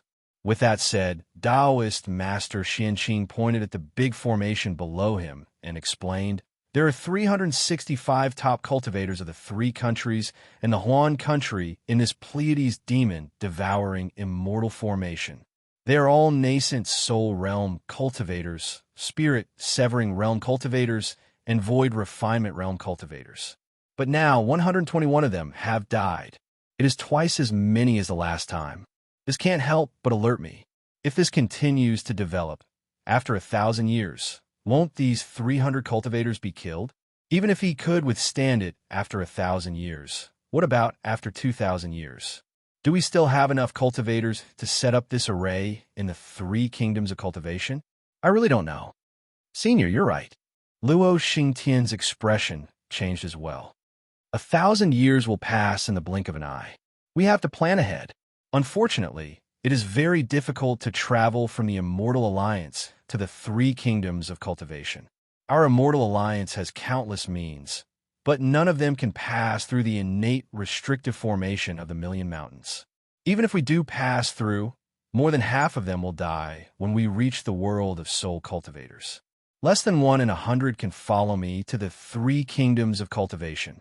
Alas, the method to build the transmission array in the 3 kingdoms of cultivation has been lost, let alone such a long transmission distance. Immortal Xianqing shook his head slightly and said, This is not realistic. When Luo Xingtian heard this, he smiled faintly and said, It's fine even if you don't have a teleportation array. Since Senior already knows about the changes in the space meridian, we should prepare as soon as possible. In fact, in Junior's opinion, the Imperial Demon Valley of the 3 kingdoms of cultivation is a solid barrier. Moreover, there are many restrictions in the space meridian. Ordinary demons, demon soldiers, and demon beasts can't enter. Those who exceed the strength of a demon commander can't enter either. Only demon generals, special demon soldiers, and demon commanders can pass through the space meridian. This is really beneficial for our human race. Senior, I'm afraid you don't know what kind of disaster will be if hundreds of millions of demon beasts or demon soldiers rush into the Imperial Demon Valley, right? Hee hee. Although I haven't seen it, how can I not know after hearing what Deputy Leader Luo said? If that happens, the Qi Refinement and Foundation Establishment disciples of the 3 kingdoms of cultivation will rush in. We don't have to rely on the cultivators above the nascent soul stage to resist. Yes, after today, Lord Alliance Leader has to think carefully about how to mobilize these low-level disciples. Luo Xingtian didn't hide it and transmitted his voice. Although the great war of immortals and demons in the Imperial Demon Valley is very important, the leaders of the various sects didn't participate, and the low-level disciples of the various sects didn't participate. Even many cultivators don't particularly understand the great war of immortals and demons. Except for the dozens of days of the great war of immortals and demons, the various sects didn't mention this matter. This is not good for the future war situation. Indeed, Taoist master Xian Qing nodded. With the experience of defeating the Immortal Alliance, the three kingdoms of cultivation will definitely. Not good. Just as Taoist master Xian Qing was speaking, the black-red fog suddenly froze, and the obscure sound also stopped. Then a red brilliance flashed out of the fog. Woo-woo. Ka, ka, ka. A spear-shaped demonic weapon that was over 10 feet long suddenly shot out, emitting a terrifying whistling sound. Moreover, the demonic spear was so sharp and so fast that it pierced through the air, causing the already unstable space to collapse inch by inch. The person closest to the demonic spear was a young female cultivator. That female cultivator obviously discovered it later than Taoist Master Xian Qing. When the demonic spear had rushed into the distance of 10 feet, she hurriedly rubbed her hands together, and a magic weapon, like a jade hairpin, rushed out. A blue wave emerged from the female cultivator's body, and the fine lines like scales protected the space of 10 feet around the female cultivator. However, before the demonic spear could hit this layer of protection, the collapsed space fluctuations had already rushed close. With a crisp ka-ka-ka sound, the scale-like ripples produced even finer cracks. Boom! A loud sound rang out, and the jade hairpin was immediately broken under the impact of the demonic spear. The female cultivator's face changed greatly, and her figure flashed, wanting to teleport out. However, the space around her was shrouded by the demonic spear. So how could she teleport? Swoosh, swoosh. A sharp sound rang out, and the female cultivator's protective magic weapon was broken. The flesh on her left arm instantly disappeared, and the demonic spear whistled past her. Alas, one force breaks 10,000 techniques.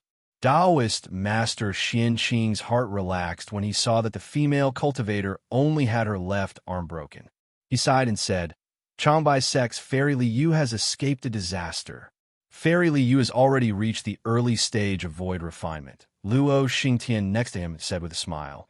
But the one who threw the demonic spear should have the cultivation of a devil monarch. This guy can't pass through the space meridian, so I'm afraid he will use the demonic spear to vent his anger. This is probably the last blow before the space meridian closes. Yes, it should be so. Taoist Master Xian Qing looked again. At this time, the entire Great Array was flashing with golden brilliance. Layers of protection appeared in front of the demonic spear out of thin air. Although these layers of protection were easily broken, they seemed to be continuous and slowly blocked the demonic spear in midair. Clang! Two sword sounds rang out, and a huge red sword that was also 10 feet long appeared in midair. With a boom, it slashed the demonic spear. Waves of chi surged from the demonic spear, shaking the brilliance of the great golden array. In the middle of the demonic spear, traces of black chi flickered, and thousands of fine cracks appeared in the space. The demonic spear was actually cut into 3 pieces by the huge sword. Good, Luo Xingtian clapped his hands and said, Void Heaven Sword School's Jiang Zhujiang Spirit Sword is becoming more and more fierce. Such a good demonic spear, it's a waste. A void refinement cultivator, next to him, looked at the huge sword that had transformed into a human and waved his hand. The demonic spear that had been cut into 3 pieces fell into his hand, and he said coldly, Taoist brother Ji Feng.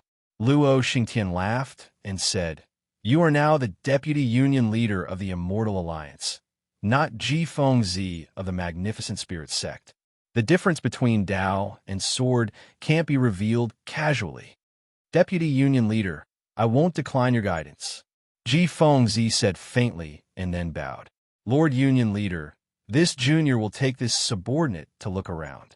Now that the demonic path in the Imperial Devil Valley is about to be closed, there might be a lot of fish that escaped the net hiding in the Imperial Devil Valley. And go. Taoist Master Xian Qing waved his hand with a smile.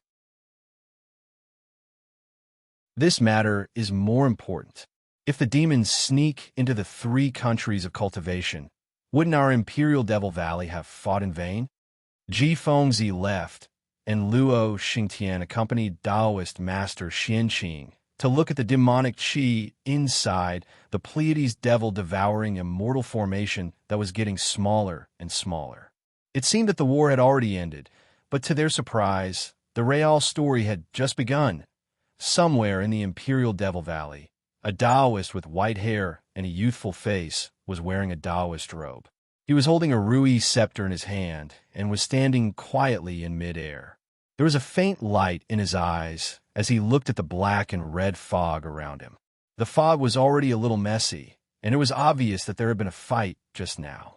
Although the Taoist master wanted to stand upright in the air, he couldn't help but stoop a little. His white hair was a little messy, and his face, which was supposed to be as rosy as a baby's, was no longer clean. Instead, it looked a little flushed. The expression in the Taoist's eyes was a little inconsistent with his quiet figure. There were traces of anger, indignation, and even more fear. If one looked closely, although this Taoist was standing calmly in the air, his body was trembling uncontrollably. However, it was also covered by his wide Taoist robe, so it was not obvious. However, his hand that was holding the Rui scepter tightly and the veins on his forehead were gradually showing, and his emotions were exposed. The Taoist's eyes turned sharply, and his divine sense swept out like a waterfall. Then he raised his snow-white eyebrows, raised the Rui scepter, and said coldly, "Come out. This poor Taoist has already seen you." However, after this Taoist said a few words, the black and red fog was silent, and there was no movement at all. Humph, the Taoist did not say anything more. He waved the Rui scepter, and instantly, all the qi of heaven and earth around the Rui scepter gathered, and the qi of heaven and earth within a few hundred feet was sucked dry. A shadow that was a few times bigger than the Rui scepter gradually formed in the air. When the shadow solidified, the Taoist waved gently, and the shadow flew out silently. The Taoist even said, "The people of the mortal realm have always done things openly. Since he did not come out, don't blame me for being impolite."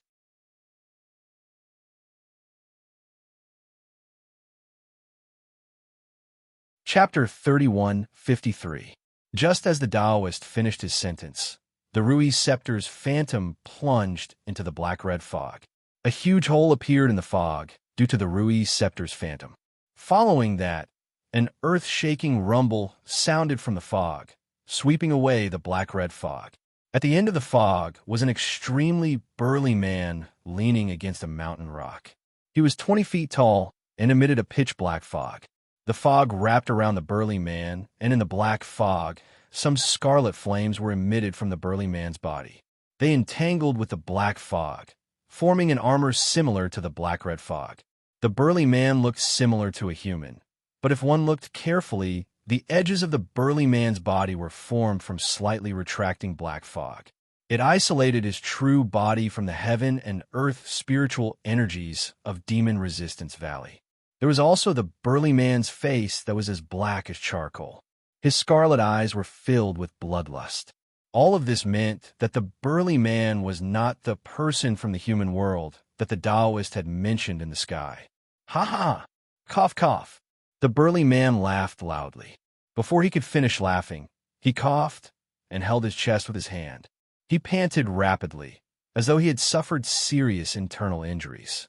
As he panted, sparks mixed with wisps of black fog rushed out of his mouth and nose. Upon closer inspection, the burly man's armor had indeed cracked in many places. However, it was obscured by the thick black fog, and at his waist there was a hole the size of skull. Black blood was flowing out, and there were also sparks in the black blood. Ha ha ha! People from the human world are only SOSO. Taoist you! Who are you? Why did you only chase after me? The burly man didn't seem to be hurt by the Rui scepter's shadow. He jumped out of the black and red fog shakily and flew in the air with his body tilted. He said with a grin, but his words were very unfamiliar. He almost spat out each word awkwardly. "The rules of my human world state that we have to report our names in front of 2 armies. How can we be like your fiend world, fighting as soon as we arrive? If you hadn't ambushed I and injured I, how could I have chased after you alone? The Taoist priest seemed to be a little impatient. After saying that, he waved the Rui scepter and shouted, "Both sides are grim fiends. It doesn't matter who I kill. Why bother asking for the reason? I am Reverend Sun Lu of the Chambai sect. Which devil of the devil realm are you?" As the Rui scepter moved, it stirred up countless amounts of heaven and earth origin energy in the air. An inexplicable trajectory appeared in the Taoist's hand as he waved the Rui scepter. The trajectory streaked across the space, tearing it apart. A half-acre Rui scepter phantom appeared once again, but this time it was even more powerful. It actually stirred up even more heaven and earth origin energy. It was like a kind of spirit tide, surging and surging towards the people of the demon world. Just in time. This venerable is the fiend world's fiend, General Chi Ko. It's precisely because I want to experience the methods of your mortal world's experts. As the burly man spoke, the black aura around him surged. His entire body seemed to expand, gradually growing to about 10 feet. A strange sound came from Chi Ko's mouth. His devil chi stretched out like tentacles, and he waved his hand with difficulty. A pitch-black devil blade flashed in his hand. With a light wave, the blade trembled slightly, and countless tiny spatial cracks appeared. There was also another strange mark on the tip of the devil blade. This Chiku actually wanted to use a devil blade to fight against a half-acre spirit tide. Hiss! Reverend Sun Lu sucked in a breath of cold air. His eyes flashed with a fanatical light, and the flush on his face became even more intense. However, just as the Rui scepter in his hand was about to burst forth with brilliance, he frowned slightly.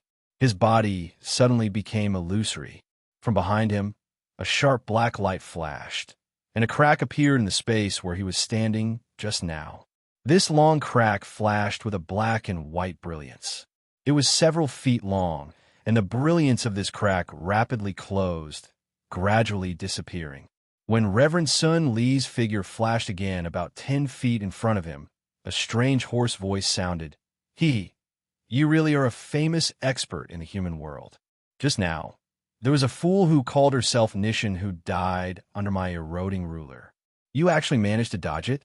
Taoist Master Sun Lu looked over angrily. Behind where he had been standing, there was another slender figure. The figure's face was blurry, and he couldn't tell if it was a man or a woman.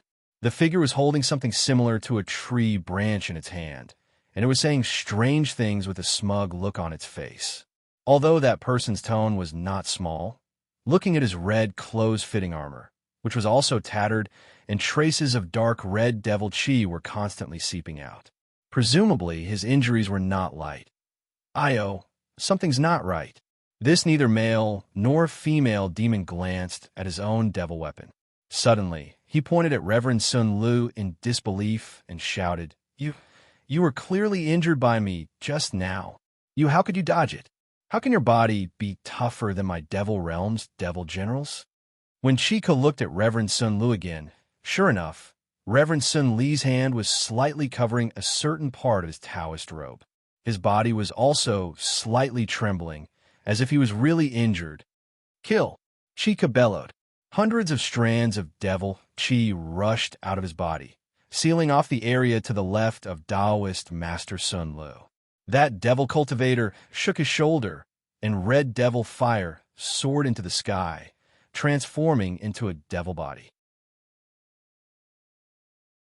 Under the branch-like devil weapon, the area to the right of Taoist Master Sun Lu was filled with ferocious flames. "Ha! Even if you all come, what can you do?" Reverend Sun Lu raised his head and laughed. Thousands of rays of light rushed out of his body. These rays of light were as small as silk, and they bloomed like bees. These rays of light intertwined together, like pythons winding around Reverend Sun Li's body. At this time, Reverend Sun Li's body also expanded, and a Dharma body of 10 feet in size gradually emerged. Roar! Like a dragon's roar, The rays of light around Reverend Sun Li's body turned into the shape of a dragon and twisted towards the jade scepter in his hand. But at this time, a strange change occurred. Reverend Sun Li's body suddenly trembled, and the surging dragon let out a miserable roar and quickly withdrew into Reverend Sun Li's body. Reverend Sun Li's face changed dramatically, and his fingers trembled, as if he wanted to take something. However, just as his finger moved before he could touch the storage bag at his waist, his expression suddenly changed drastically.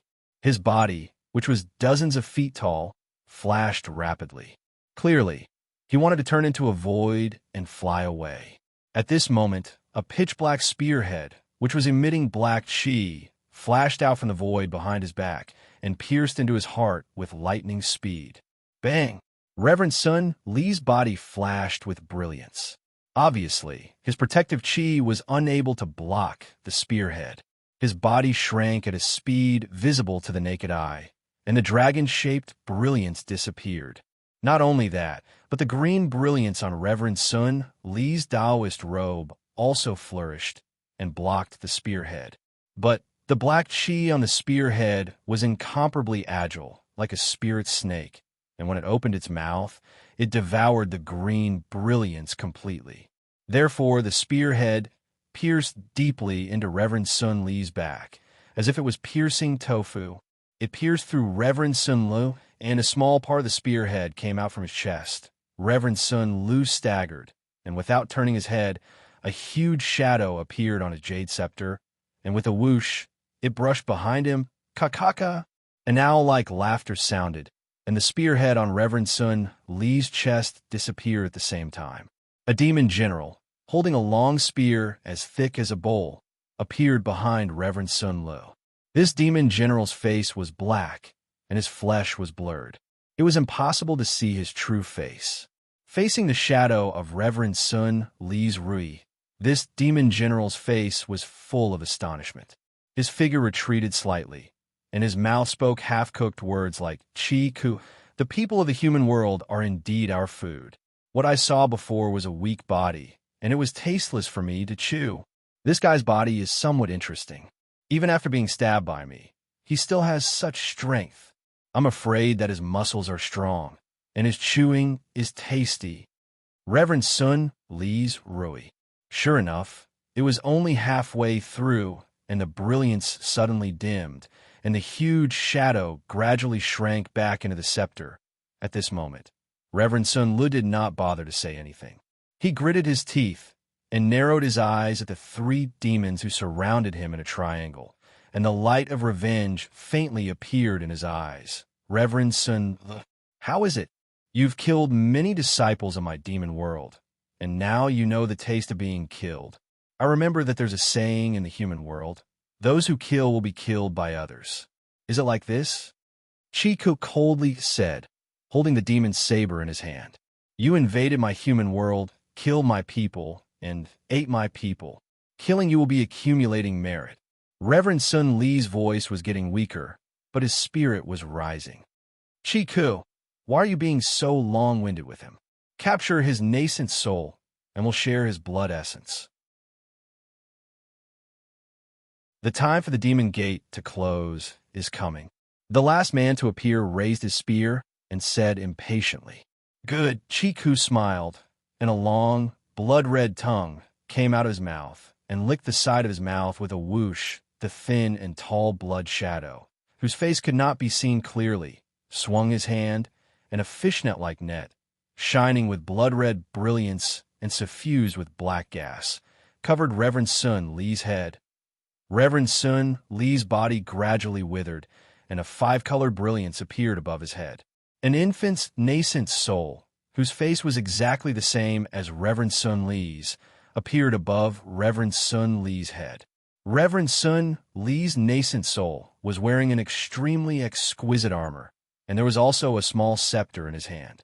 Seeing the nascent soul leave his body, Chi-Ku and the others unconsciously drooled.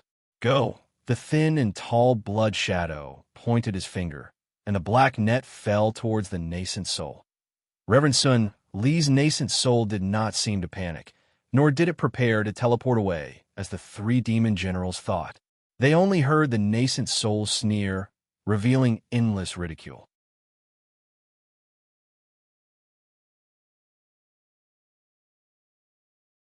Chapter 3154. Seeing Taoist Master Sun Li's nascent soul suddenly grow, it was as if someone had blown a lot of air into his stomach. This is bad, this guy. How can he self-destruct his nascent soul? Chiku was shocked. There were too few self-destructing nascent souls. Who wouldn't want to escape if they could teleport? Chiku cursed and turned to leave.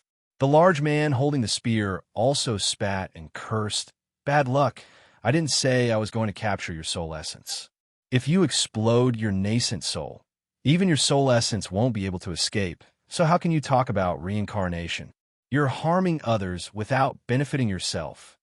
As he spoke, he also wanted to leave. But just as the two were about to turn around, a faint golden light flashed from Taoist Master Sun Li's nascent soul. The two unconsciously glanced at a dragon-shaped thing was held in Taoist Master Sun Li's left hand. Long you. Both of them were shocked, and the same thought came to their minds. How can this thing fall into the hands of a human cultivator? That's right. The demon general, who was neither male nor female, yelled, "It's the Dragon Jade. If it wasn't for the Dragon Jade's dragon body, how would he have been able to block my attack? Quick! This thing is a gift from the heavens. It's our chance." Hearing this, how could Chiku and the others shrink back? Although the self-destruction of nascent souls was a bit troublesome, it was impossible to take their lives. Chiku shouted, "Taoist, I'll let you see my means." As he spoke, Chiku's entire body instantly became thinner. A pitch-black flame emerged from his hand, and his body suddenly turned into a cloud of mist. Faster than the wind, he slapped down on Taoist Master Sun Li's nascent soul. The man with the long spear didn't hesitate. He put away the spear in his hand and punched himself in the chest. The bloody face completely rushed out, as if spitting out a mouthful of blood, also sprinkled towards Taoist Master Sun Li's nascent soul. Since Chi-He and Sun Lu could see it, the blood shadow, who was neither male nor female, could see it even more clearly. He was even closer. Although he was extremely regretful of his slip of the tongue, he waved his hand, and the black flames turned into a black net about 10 feet wide. He wanted to imprison Taoist Master Sun Li's nascent soul before it exploded. Poof! He spat out a mouthful of blood essence onto the Rui scepter in Taoist Sun Li's nascent soul's hand. With a loud bang, the Rui scepter shattered into powder. The Yuan Qi that burst out from the powder was like a fuse, igniting Taoist Sun Li's nascent soul. It's too late. Without waiting for Chiku and the other two to think, Taoist Master Sun Li's Yuaning flashed a few times before exploding with a bang. This was the self-destruction of a Yuaning. In an instant, it set off a boundless hurricane within the valley. The already unstable space at this moment, Walala, the window paper that was already riddled with holes, was blown apart by the hurricane. Several huge holes were formed in the air nearby. If it was an ordinary Yuaning self-destruction, the power might not be so great. However, Taoist Master Sun Lu was not an ordinary Yuaning cultivator. He had the Dragon Jade in his hand. Not only was his body tougher than a demon general's, the amount of heaven and earth spirit chi his nascent soul could hold was several times that of an ordinary person. In particular, this nascent soul was as tough as the body. When it exploded, the power was more than 10 times that of an ordinary Yuaning. In addition, the three demon generals had set up a restriction around 10 feet around them. In this small space, the power of Taoist Master Sun Li's nascent soul self-destruction was too powerful. On the ground behind Taoist Master Sun Li's nascent soul, a hole suddenly appeared and gradually tore open. Just as the hole appeared, golden light flashed, and the Dragon Jade in Taoist Master Sun Li's hand shot into the gradually expanding oval-shaped hole. Without anyone noticing, under the effect of the power of space, the hole gradually shrank, and when it was only about 10 feet away, a naked skinny man flew out from the hole and floated straight into the distance, then slowly fell down. He and the other two from the demon realm were greedy and wanted to take the initiative, but if they knew the common sense of the human realm, they would know that they had tried to steal a chicken only to end up losing the rice used to lure it. Just as they saw that the situation was hopeless, they turned around and tried to hide in the void, but the strong energy storm and the swift and violent self-destruction had already caught up with them. They were already seriously injured and were at the end of their rope. The power of Taoist Master Sun Li's self-destruction was more than 10 times that of an ordinary Yuanying. The moment they came into contact with this power, their armor collapsed, revealing their bodies. Just as they tried to resist, it was as if they were hit by an infinite hammer. They only lasted for a moment before they turned into a pool of flesh and blood. When the three bodies collapsed, a faint blood shadow flashed out and tried to escape again, but the hole that just formed mercilessly sucked two of the blood shadows in. Two screams came out from the hole. In the blink of an eye, there was no more sound. The last blood shadow looked at the hole not far away in panic and quickly flew into the depths of the valley. Just as the blood shadow flew away, the hole that Taoist Master Sun Lu had torn open on the ground slowly closed and disappeared. However, Taoist Master Sun Li's self-destruction was really powerful. In the void, after the hole closed, countless space bubbles expanded and expanded like bubbles. In just a few breaths, puff, puff, puff, several deep piercing sounds could be heard, and several space cracks were pierced through, and rays of light rushed into the void, whoosh, whoosh, whoosh. From 3 consecutive holes, a small marten rushed out and fell into the mountains. A small black dog appeared in the sky, tens of thousands of miles away, and also fell down. As for another hole, between 3 towering mountains, a sword embryo fell like a meteor. At the same time, far away in the sky, there was another hole that had been blasted open. Suddenly, a red light flashed, and a small 4-tailed fox jumped out from the hole. The small fox looked around in surprise, as if it was lost. Just as the fox was about to turn around and jump into the hole again, an incomparably majestic aura came from the hole. The fox's eyes seemed to be filled with panic, and it didn't dare to jump into the hole again. It looked up and directly flew into the hole that had been created by the self-destruction of the spiritual energy. In the blink of an eye, it disappeared. The majestic aura quickly arrived at the edge of the hole. At this time, the hole had already shrunk to about a foot. A golden light swept out from the hole, and then with a sigh, a small silver-white wolf jumped out from the hole. It sniffed the air with its nose and directly flew into the hole. However, when the silver wolf flew out, the hole was extremely far away from the fox's previous location. Before the hole closed, another hole appeared beside it. Just as this hole appeared, a ray of light came from the other side of the hole, and a beautiful voice came from there. Quick, there's a passage here. Hello, is there anyone home? Then a childish voice came, and then a delicate little girl stuck her head out of the hole. After looking, she immediately shrank back. Goddess, this place is very strange. Oh, it seems like it's the human world. The little girl shrank back, and another woman flashing with 5-colored light appeared in front of the hole. The woman looked and shouted in ecstasy. Human world? What human world? The little girl called clearly didn't understand. Quick, let's go. The woman called Empress waved her hand, and the same 5-colored radiance enveloped the little girl. The two of them rushed into the crack and landed in midair. Let's hurry over while the crack in space hasn't closed yet. Thank you, the merciful Holy Mother. You're really merciful. When I find it, I'll thank you again. A multicolored brilliance flashed across the sky, and the woman disappeared. The crack that had already closed suddenly swelled again for some unknown reason. However, it was only the last time that it swelled, and its position moved a few miles away.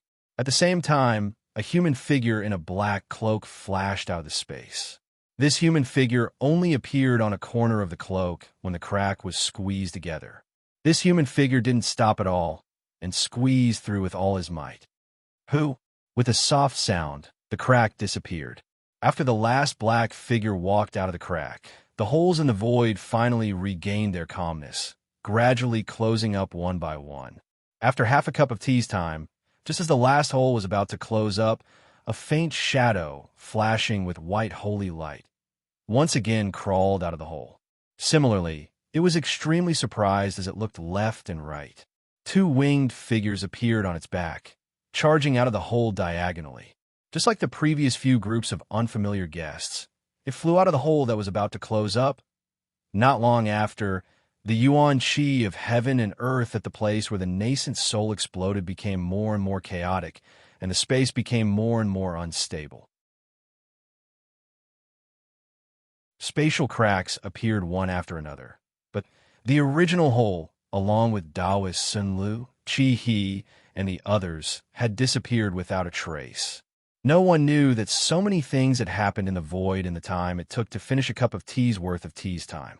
So many variables had come to this place.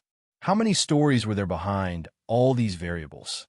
After another incense's time, a dozen rays of light flew over from the distance. When they reached the sky, they stopped, revealing the true faces of these people. Most of them were like Taoist Sun Lu, disheveled, and many of them had injuries on their bodies. At the front was a middle-aged man with a dignified appearance. He was dressed in a white robe, and although there were some bloodstains, they were smooth. The man scanned with his divine sense and frowned. He looked around and whispered, "This should be where the spiritual energy exploded just now." Judging from this aura, it seems to be Taoist Sun Li's Sai. Beside him was a middle-aged Taoist who was dressed in the same robe as Taoist Sun Lu. He sighed and said sadly, reporting to the Swift Wind Alliance leader, "This is the aura of my sect's martial nephew Sun Lu."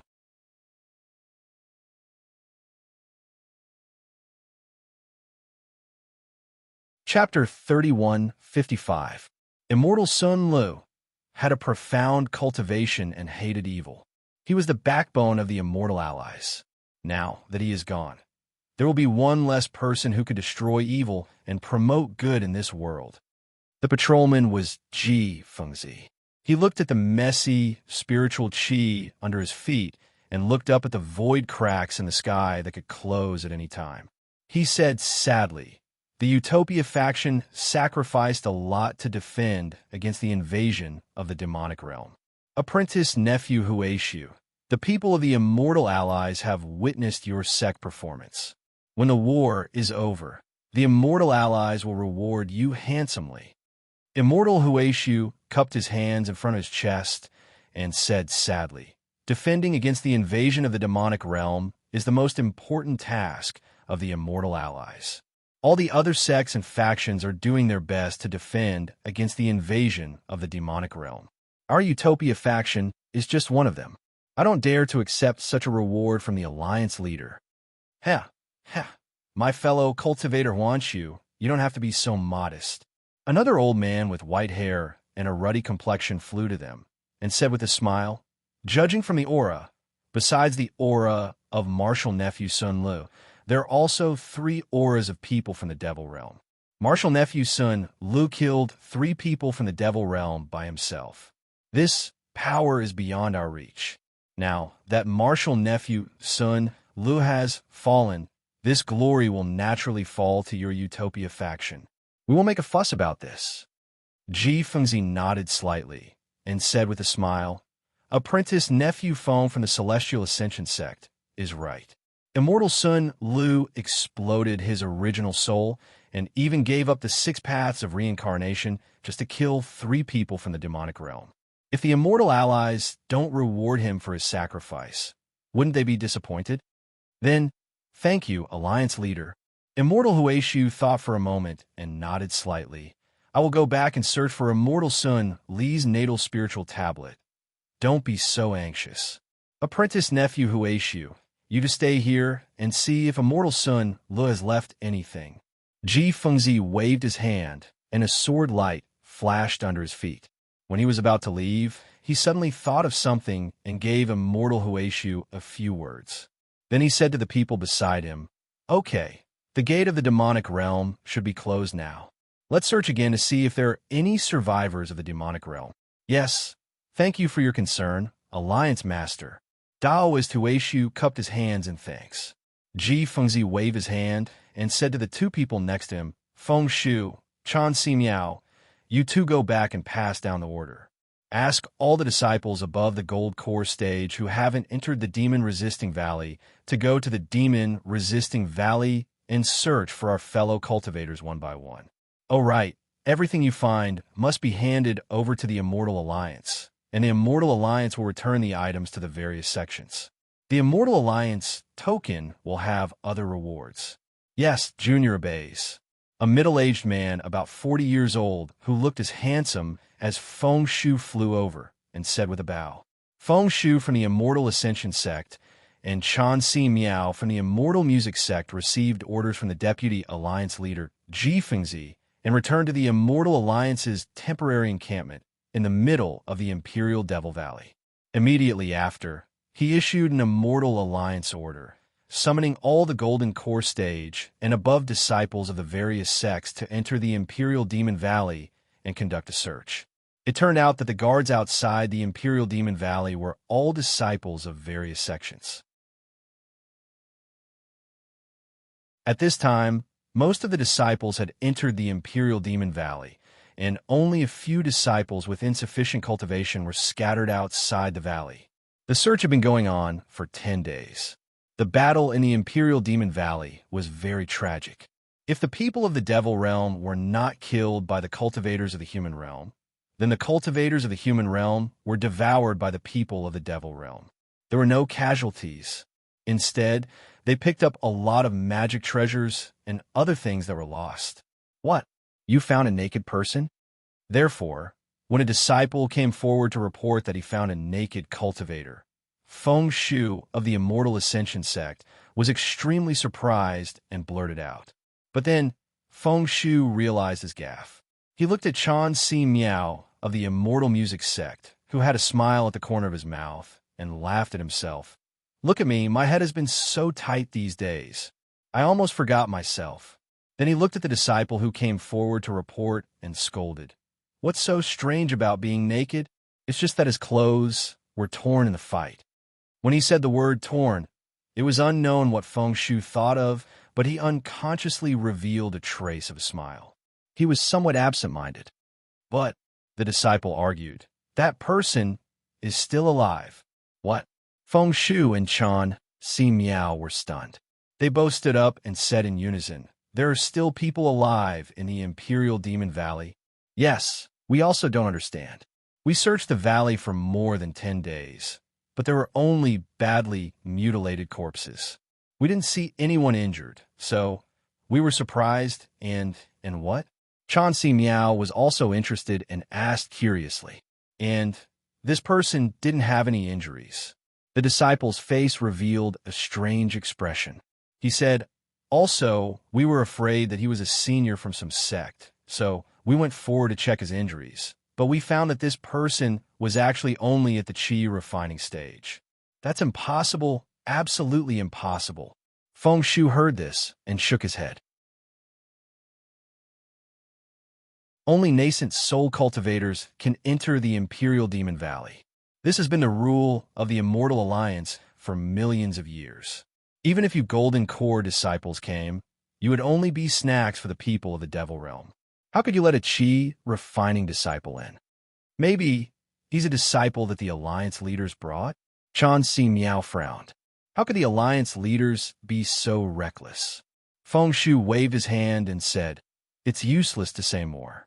Let's wait and see first. As he spoke, he asked the disciple to bring the person in.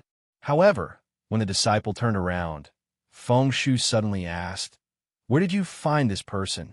Senior Feng, that person is not in the depths of the Imperial Demon Valley.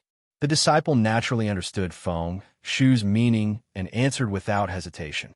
Then, he thought for a moment and said hesitantly, if you think about the surroundings, it's not far from the place where Reverend Sun Lu died. The place where Reverend Sun Lu self-destructed? Chan Si Miao was curious.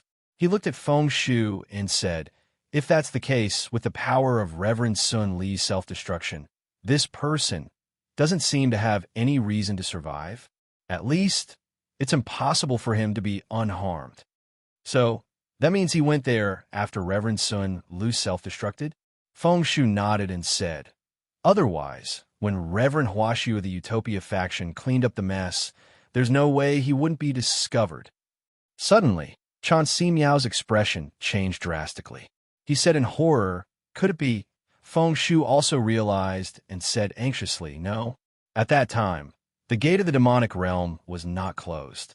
Could it be that he's from the demonic realm? The disciple smiled bitterly and said, seniors, that person is clearly from the mortal realm, and the cultivation of the qi refining stage. Chan Si Miao's expression was slightly embarrassed. Then he smiled and said, the people of the demonic realm are getting more and more shrewd. Maybe they're imitating our demonic realm cultivation skills. Yes, quickly bring that person in. Feng Shu also agreed. Not long after, the disciple brought in a thin and tall person. The person was wearing a Taoist robe that was stained with blood. His shiny head was drooping, and his slender arms were exposed outside of his Taoist robe. When the disciple put the person on the ground, Feng Shu looked at the person's beardless face without eyebrows and closed eyes. After a while, he said softly, fellow cultivator Chan, could it be that he's not from the demonic realm? Instead, he's from Buddha? Before Feng Shu could finish, Chan Si Miao shook his head and said in a low voice, as far as I know, the bald head might not be theirs. Also, I've never heard that they don't even have eyebrows. Yes, Feng Shu nodded and said, this person's cultivation is indeed at the qi refining stage, but the true qi in his meridians is a little strange. Yes, I think so too. This amount of true qi should be at the foundation establishment stage, but why hasn't it liquefied yet? I'm afraid it's a good-for-nothing disciple of some sect, stuck at the foundation establishment stage. Chan Si Miao said with a smile. Fellow cultivator Chan, even if it's a good-for-nothing disciple, they definitely wouldn't throw him into the demon-resisting valley. This is clearly against the rules of the Immortal Alliance. Feng Shu shook his head. By the way, isn't this person uninjured? Why didn't you wake him up? Feng Shu looked at the disciple and asked, I've already stimulated this person's meridians, but he doesn't know at all. The disciple smiled bitterly. Oh, I see. Feng Shu raised his foot and kicked the person's body. A ray of light flashed, and his dermic powers naturally shook into the person's meridians. However, the person's body shook and then stopped moving. What's going on?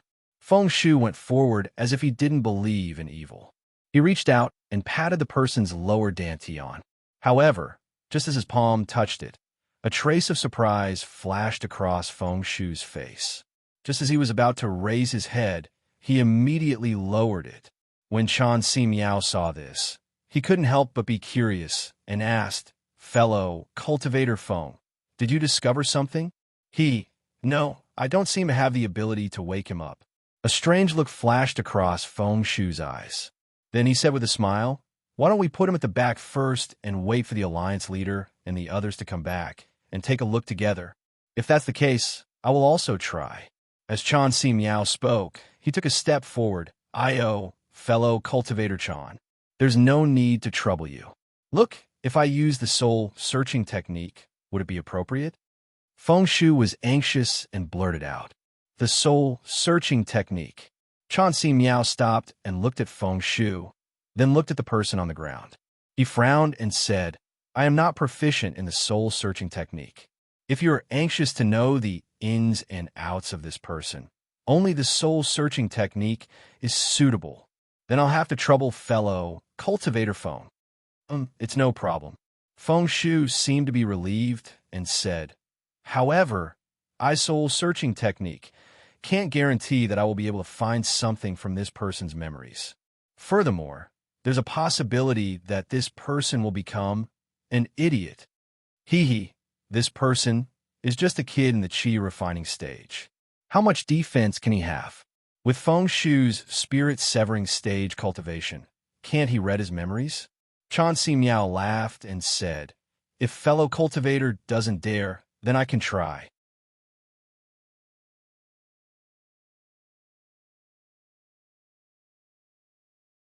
Chapter 3156. Feng Shu originally wanted to ask, but after hearing Chan Si Miao's words, he waved his hand and said, "That won't be necessary. However, if I really turn this person into an idiot, fellow Chan, please don't blame me." Of course not. Soul-searching techniques have always had a chance of failing.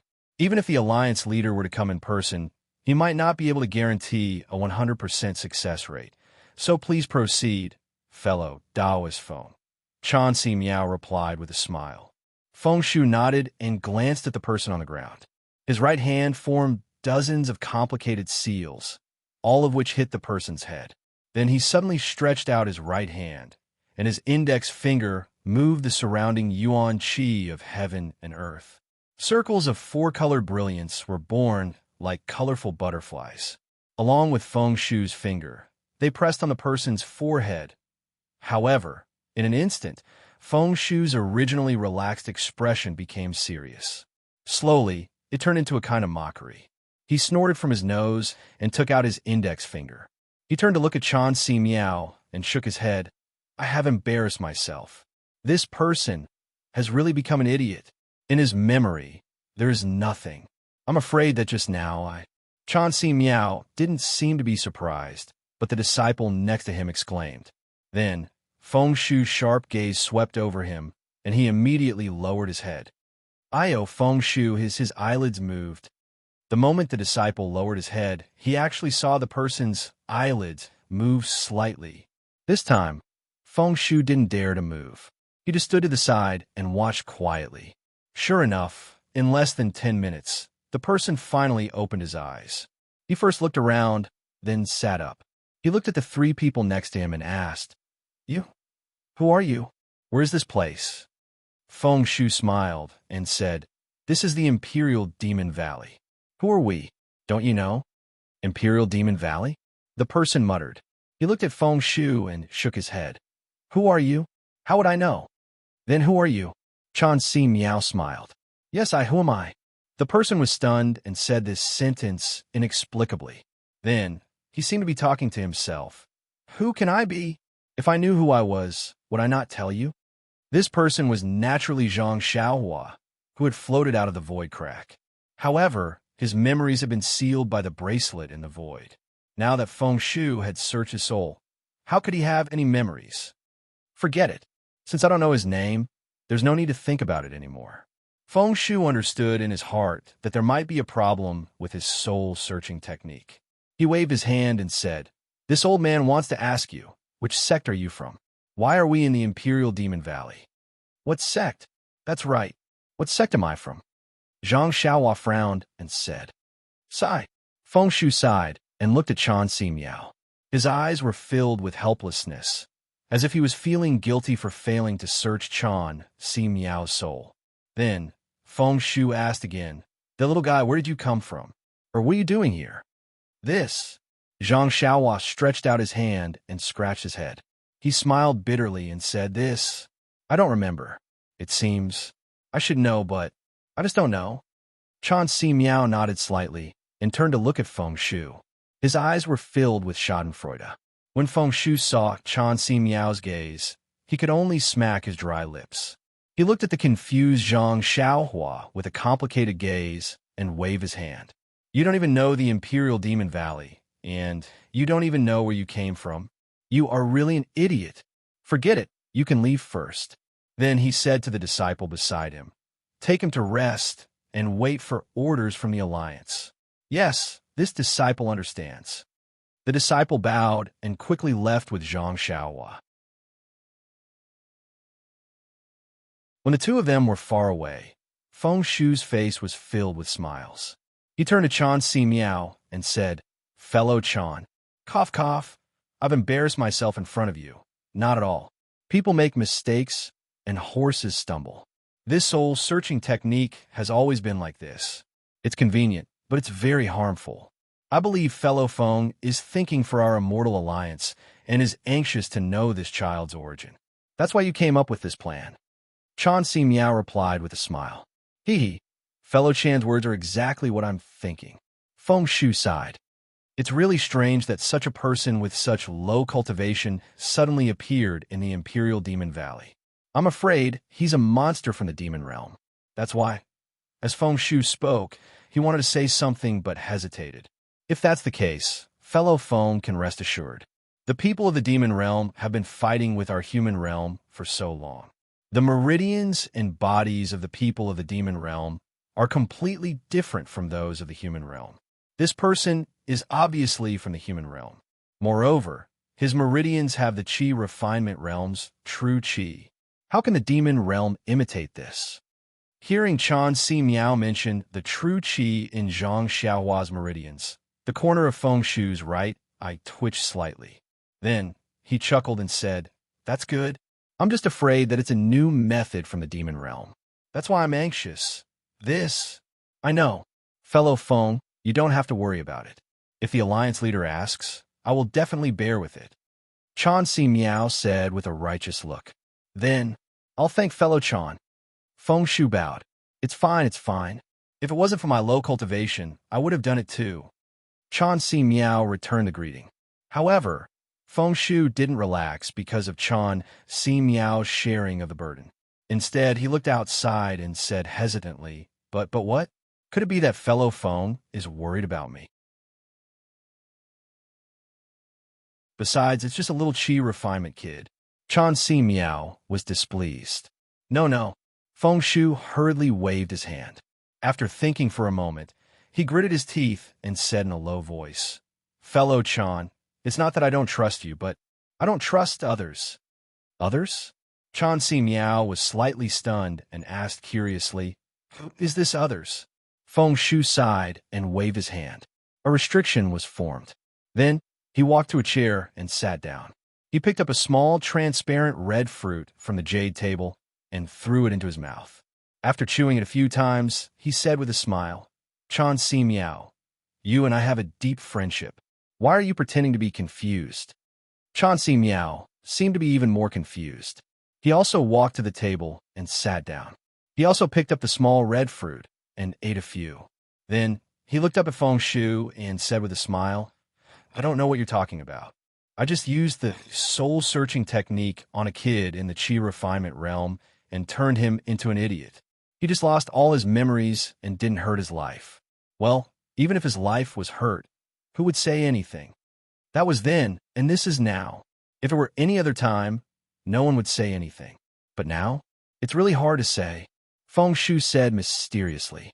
Then, seeing that Chan Si Miao was still confused, he felt a little disappointed and said in a low voice, Our immortal alliance has always been loose. It only shows its effect when the people of the demon realm attack our human realm. Normally, it is just an empty shell. Feng Shu listened and looked at Chan Si Miao's expressionless face. He said again, But why are Kunlun's sex immortal Xianqing, Taiqing's sex immortal Huanhua, and Splendid sex Ji Fengzi all fighting for the position of immortal alliance leader? Isn't that obvious? I'm not a person who only meditates. Of course I know about this. Chan Si Miao said unhappily, Isn't it because every time the immortals and demons fight, the immortal alliance's resources in the demon-resisting valley are allocated by the alliance leader? There's a lot of tricks in this. Isn't that so? Today, the Dawnrain continent is lacking in resources. We don't have the advantages of ancient cultivation. Which disciple isn't worried about spirit stones and spirit pills? In addition, every 1,000 years, the demon realm invades our human realm and consumes a lot of resources.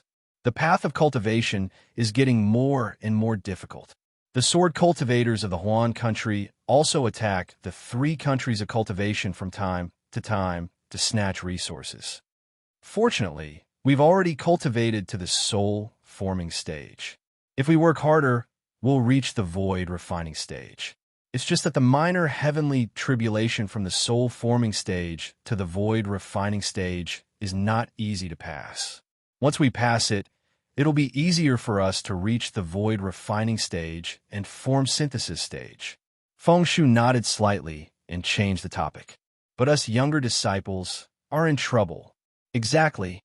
Every time the Immortal Alliance fights against the demon realm, it consumes a lot of resources. But who can say for sure? After every war, the Alliance leader's sect always has one or two outstanding people. What does this mean? Also, the fellow cultivators who died in the demon-resisting valley. For example, Sun Luzhenren from the Utopia faction exploded his nascent soul.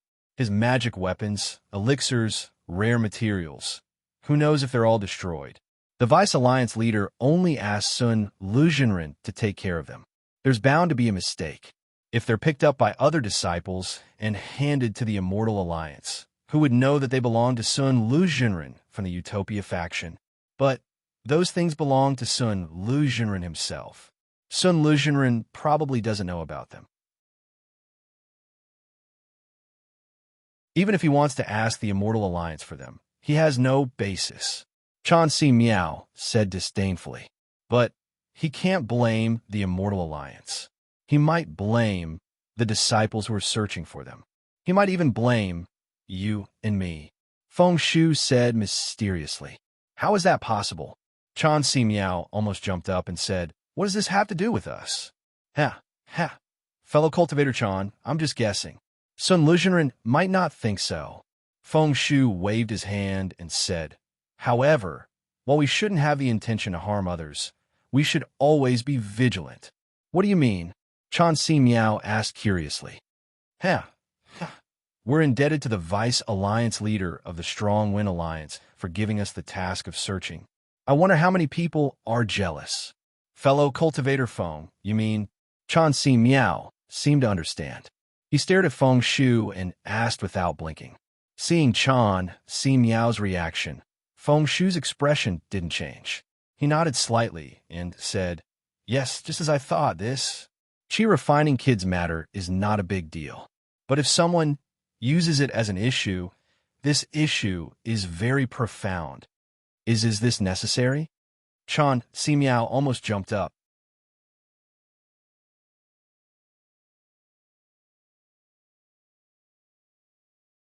Chapter 31:57. Fellow Taoist Chan. Calm down, Feng Shu smiled and said, this is just my guess. However, we'd rather believe it than not. Then, according to Brother Feng, what should we do? Chauncey Miao seemed to have sensed the seriousness behind this matter and subconsciously changed the way he addressed Feng Shu. Sigh, this matter is my fault in the end. If I wasn't too confident, why would I be so long-winded? Feng Shu said apologetically. However, since things have already come to this, I think it's better to avoid trouble. What do you mean? Chauncey Miao seemed to have understood something. This person is just a kid in the chi refinement realm. Even the lowest level disciples like us won't take him seriously. How can he attract the attention of the people from the Immortal Alliance? We'll just instruct the disciple just now to say that he is the personal attendant of the Deputy Alliance leader or someone else and let him leave on his own. Isn't that enough? Could it be that the disciple will confront the Deputy Alliance leader? We'll remind him again and say that it's the Alliance leader's verbal order. Even if he has 10 guts, he won't dare to say it out loud. Wonderful. Chauncey Miao clapped and praised. We'll do as Brother Feng says. However, we still have to remind this little cultivator more. He has lost all his memories and doesn't know any vital points. He can't talk nonsense. That's easy. I've already thought about it. Give him a little benefit. He's just a kid in the chi refinement realm. He's like an ant. He can only be happy secretly. Why would he spread it everywhere? Feng Shu smiled and said, since fellow Taoist Feng has thought about this matter so carefully, then I'll let you handle this matter. He's just a kid in the chi refinement realm. How can two soul formation cultivators like us waste time with him? Chauncey Miao said with a smile. Well, that's good. Since fellow Taoist Chan has no objections, I'll deal with it now. The sooner I do this, the sooner I'll be at ease. Feng Shu stood up and smiled bitterly. It's my fault. Sigh. If I didn't use the soul-searching technique, why would there be so much trouble? Chauncey Miao's face was full of sympathy. The ancients have a saying, the more you do, the more you make mistakes. The less you do things, the less you make mistakes. Fellow Taoist Feng, have you forgotten? Feng Shu slapped his forehead and said with a smile, I really forgot. Then, his figure flashed and turned into a beam of light that shot out of the door. Chauncey Meow smiled as he watched Feng Shu leave in a hurry. He picked up a red fruit, looked at it, and put it into his mouth. In a valley in the Imperial Demon Valley, there were layers of restrictions flashing with light. Behind the restrictions was a large number of wooden houses. At this moment, the surroundings of the wooden houses were very quiet. There was no sound and no one could be seen. In a remote wooden house, Zhang Xiaohua was frowning and sitting cross-legged. Yes, where did I come from? Who am I? He muttered to himself. I can't even remember my own name. How can I remember anything else? Where's this place? Shaking her head, Zhang Xiaohua very naturally released her divine sense. Huh, the heaven and earth spirit chi here is actually so dense? Zhang Xiaohua was shocked, but then she came to a realization. How do I know that the heaven and earth spirit chi here is dense?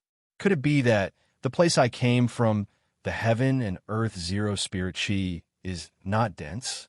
Zhang Xiaohua's mind raced. The true chi in his body flowed, and a cultivation technique that he could not remember the name of was activated. But then, Zhang Xiaohua's face changed greatly. Well, what is going on?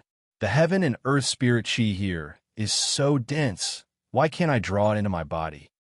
Zhang Xiaohua's divine sense scanned the outside for a moment. He tried the cultivation technique in his body a few times, but could not draw in any heaven and earth spirit chi from the outside. Zhang Xiaohua then gave up disappointedly. Why is this? Zhang Xiaohua was puzzled. Could it be that my meridians have some changes? Thinking, Zhang Xiaohua unconsciously scratched her head. Io, why am I bald again? Zhang Xiaohua was stunned. At this time, he did not pursue the reason why she said the word again.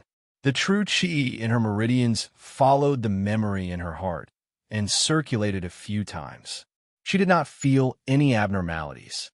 Zhang Xiaohua then checked the other parts of her body. Well, what is this? Zhang Xiaohua finally found the place that was different from her impression. Finally, she found the mysterious place behind her head. At this moment, behind Zhang Xiaohua's head, there was a space that was dozens of feet in size. The ground of that space was like an ordinary ground with a layer of soil. On top of that space, there was a ball of golden light, slightly and slowly rotating, just like a small sun. My mind, why would such a thing appear? Zhang Xiaohua was completely confused. Without waiting for her to recover from the space behind her head, Zhang Xiaohua found a section of the snake-shaped ring in her body. With a thought, that curved ring actually obediently flew out of her body. Zhang Xiaohua used his hand to hold it and looked at it carefully. This was a golden object, made of an unknown material. The incomplete ring looked like the middle section of a coiling snake. There was no snake head above, nor was there a snake tail below.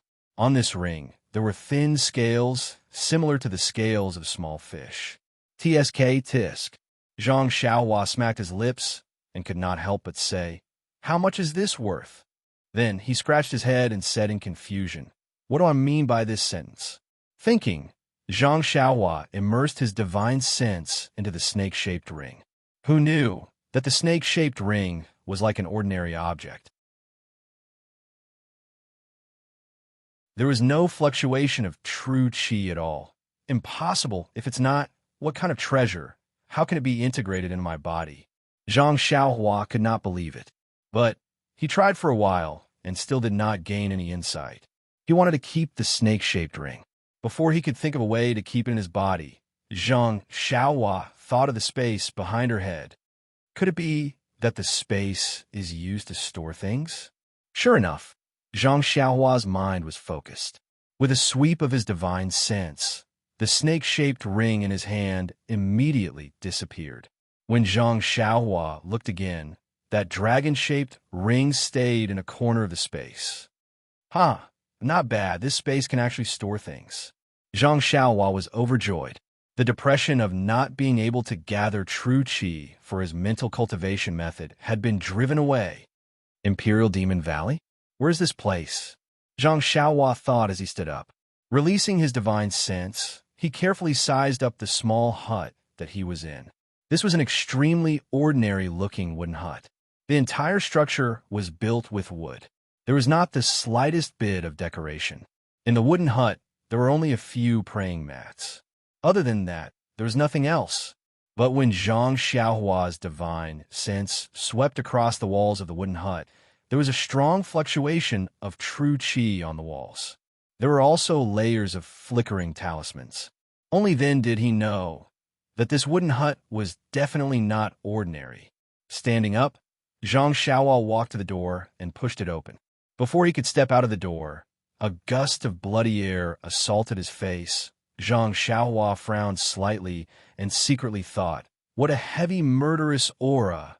Then his divine sense swept across the wooden hut once and was about to sweep to the front. "You're out." A voice suddenly came from behind him. Zhang Xiaohua was shocked. When he turned back to look, the door of the wooden hut beside him was open. The disciple who had brought him here earlier was standing in front of the wooden hut. "Ah!" Zhang Xiaohua almost screamed out in shock. Just now when he walked to the door, he had clearly used his divine sense to check. Although the wooden hut's door was open, but he did not see this disciple. Very naturally, Zhang Xiaohua's divine sense swept towards that disciple again. But, as before, his divine sense was unable to see the disciple in front of him. Seeing Zhang Xiaohua's divine sense sweep over, that disciple frowned slightly. Following that, he released his concealed cultivation. A strong pressure came over, almost like a mountain smashing onto Zhang Xiaohua's body. In an instant, it made Zhang Xiaohua dizzy and almost unable to stand steadily. "Oomph," that disciple snorted coldly. When the sound entered Zhang Xiaohua's ears, it was as if it was ringing in his heart, causing Zhang Xiaohua's heart to clench. "You have no respect for your elders. How can you spy on others like that?" After that disciple taught Zhang Xiaohua a lesson, he immediately retracted his divine sense. He was still that ordinary-looking disciple. "Yes, senior brother, you are right." Zhang Xiaohua bowed and said, "This one does not know proper etiquette. I have made a fool of myself in front of senior brother." Zhang Xiaohua saw that the disciple was quite young and subconsciously said this. "Senior brother?" When that disciple heard this, he almost laughed out loud. Pointing at Zhang Xiaohua with his finger, he said, "How can you call me senior brother?"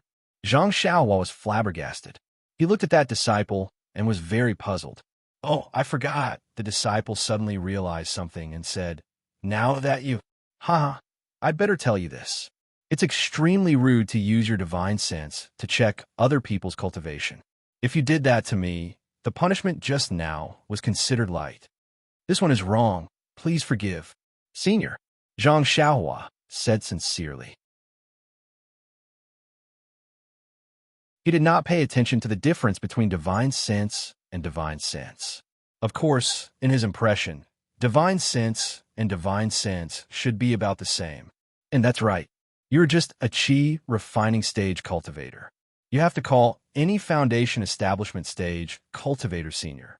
Not to mention me, a golden core stage cultivator. Just now, you actually called this old man senior brother? Ha! Although this old man is very happy. If it was an ordinary person, perhaps they would not think so. Do you know, even if I kill you, no one will scold me.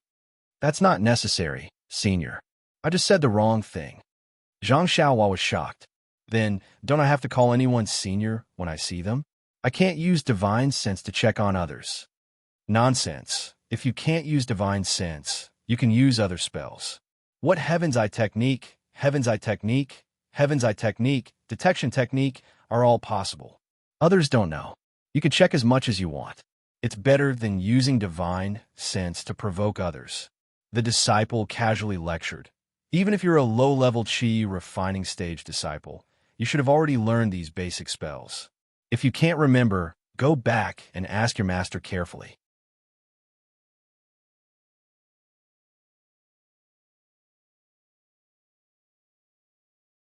Chapter 31:58. Then the young disciple said with a proud smile, "This old man had a fortuitous encounter in his early years and ate spirit herbs to maintain my youthful appearance. Otherwise, wouldn't I have to wait until I reached the nascent soul stage to be able to reconstruct my appearance? So, this old man is not the senior brother you're talking about, haha." The disciple seemed to be very proud of his youthful appearance and couldn't help but laugh. But then he suddenly realized something and said, "Oh, right, your divine sense is quite strange. How? Is it comparable to the early stage of foundation establishment? But this old man clearly detected that you are only at the chi condensation stage." The disciple asked like an old man, "Which sect are you from?" Zhang Xiaohua spread her hands and helplessly said, "This is also what this junior wanted to ask senior." Just as the disciple was about to speak, a powerful divine sense swept over Zhang Xiaohua and the young man. Seeing the two of them lock onto each other, Zhang Xiaohua was shocked. The disciple's expression also changed. Just as she was about to speak, she heard Feng Shu's voice. "You two, come to the front." The disciple respectfully bowed and replied, "Yes, this disciple obeys." Then he turned to Zhang Xiaohua and said, "Let's go. Senior Feng is looking for you." Zhang Xiaohua was a bit confused. She thought for a bit and whispered, "Senior, didn't you say we can't use our divine sense to investigate? Why did Senior Feng shut up?" The disciple scolded. "Senior Feng is a spirit-severing stage cultivator and is a famous figure in the Celestial Alliance. Our cultivation is not worth mentioning in his eyes, so how can we investigate?" Zhang Xiaohua was stunned. She wanted to ask, but her eyes rolled and she closed her mouth. "Spirit-severing stage cultivator? Let's go." The disciple took out a flying sword and threw it on the ground. He sent in a spell, and the flying sword became slightly bigger. The disciple reached out and grabbed Zhang Xiaohua's arm. He stepped on the flying sword and sent it flying forward. In front of Zhang Xiaohua was a tall cliff. When the disciple saw the location, he frowned, but then relaxed. He stepped forward and respectfully said, "Reporting to Senior Feng, this disciple has brought this person here." "Okay, you wait at the side." Feng Shu glanced at the disciple and waved his hand. "Yes." The disciple quickly walked to the side and stood with his hands by his side. "Senior, what business do you have with me?"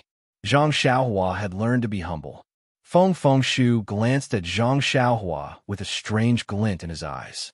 He waved his hand and set up a restriction. He then asked gently, "Little fellow, do you remember where you came from?" Reporting to Senior, "I really can't remember. I don't know why I came here." "Okay, if you can't remember, then you can't remember," Sect Leader Feng said with a smile. "However, this Imperial Demon Valley is the place where the human realm and the demon realm confront each other. It's not a place where little kids like you can come to play. Also, the Immortal Alliance has a strict rule. Any disciple below the Golden Core stage can't enter the Imperial Demon Valley. They have already been found and punished severely." "I'm afraid. I really don't know why." Zhang Xiaohua bowed and said, "Well, it's too late to say anything now, but..." Feng Shu changed the topic and said, "Not many people know that you entered the Imperial Demon Valley. I'm Feng Shu from the Immortal Ascension sect. I'm also a famous person in the Immortal Alliance. Although you don't know now, you will know if you go out and ask. I like you and don't want you to delay your cultivation, so..."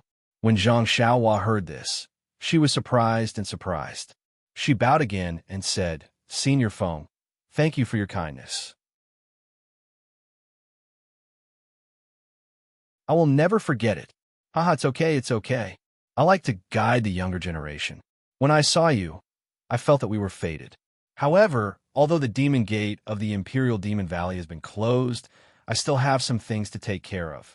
You can't stay in the Imperial Demon Valley for too long otherwise. I will guide your cultivation properly, ah." Xiaohua Zhang was a little dumbfounded. This happiness seemed to have come too quickly. Seeing the surprise on Zhang Xiaohua's face, Feng Shu smiled and said, "Little fellow, don't think too much. This old man doesn't plan on accepting you into the Celestial Ascension sect until you figure out which sect you belong to.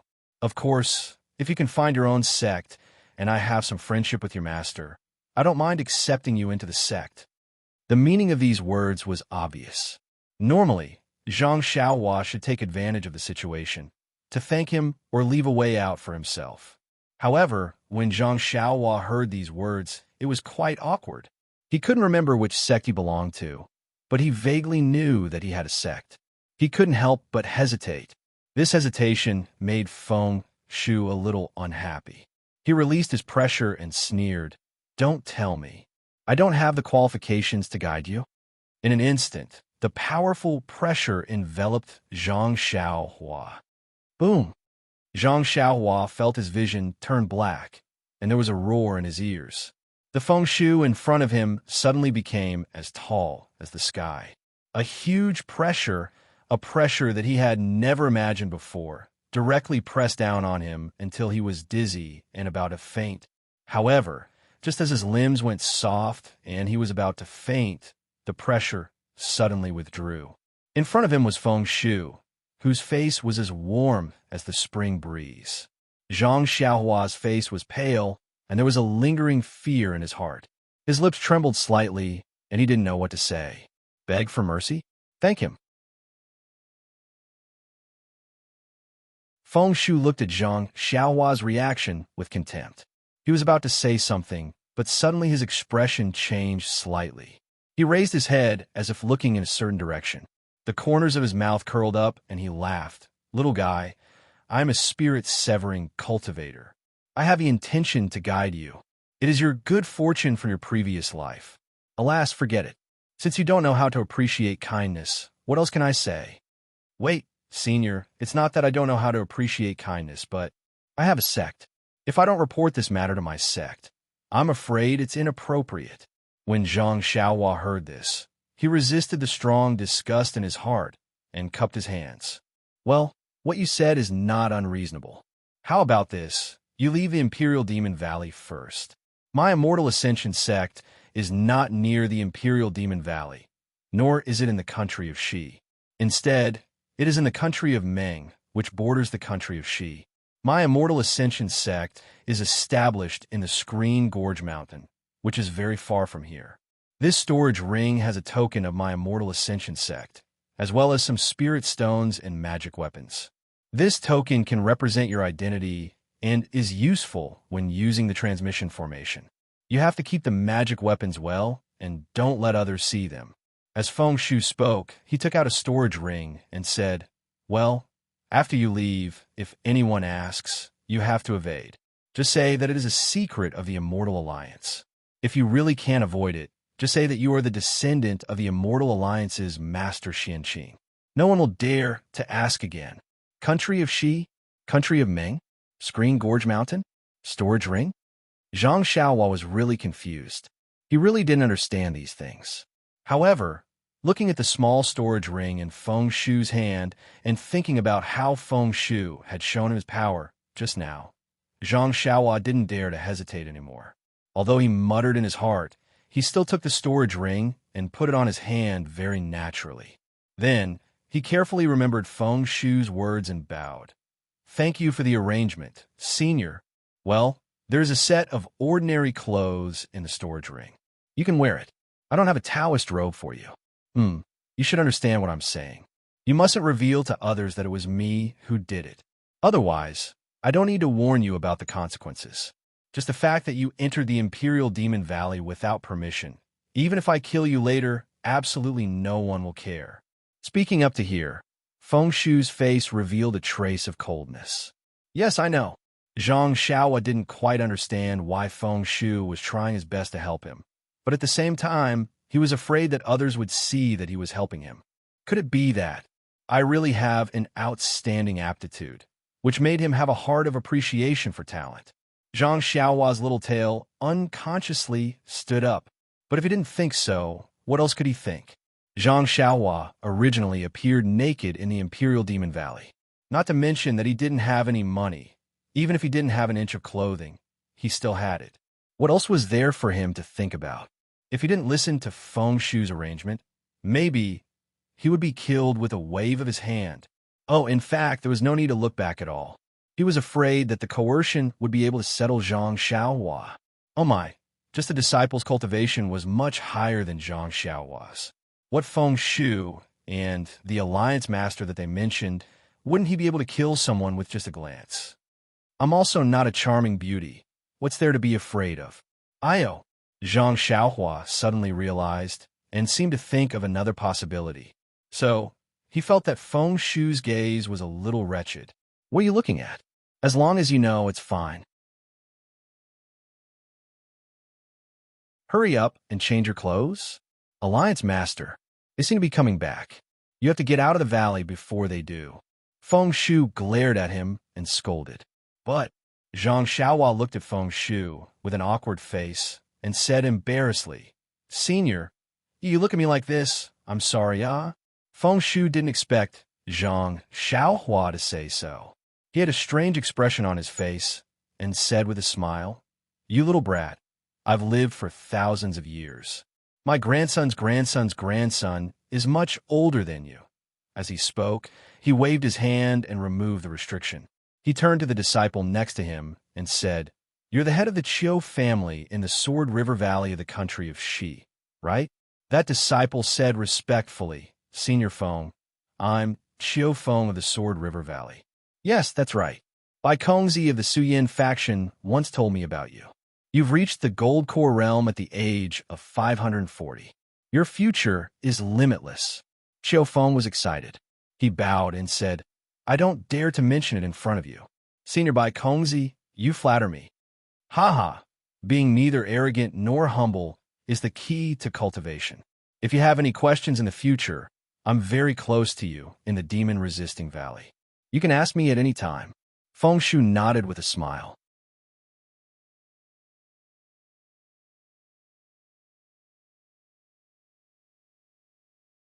Chapter 3159.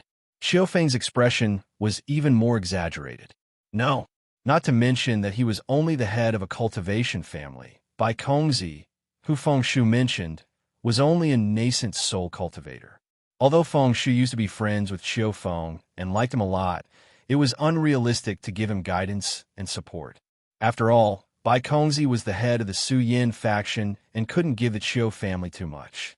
Recommending Xiufeng to the demon-resisting valley was already very generous. If he or the Qiu family wanted to stand out among the cultivators in the Immortal Alliance or the Immortal Cultivators, then the guidance of a soul formation cultivator was a one-of-a-kind opportunity. Xiufeng was dumbfounded by this opportunity that seemed to have fallen from the sky.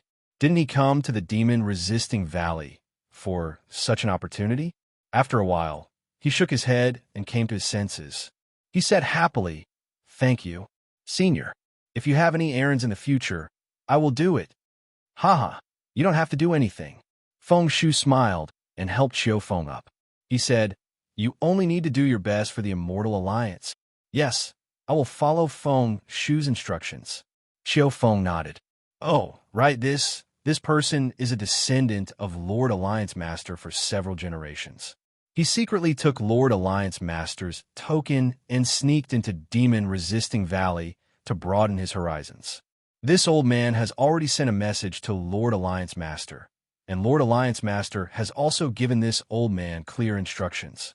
As he spoke, he stopped and raised his head slightly to look outside.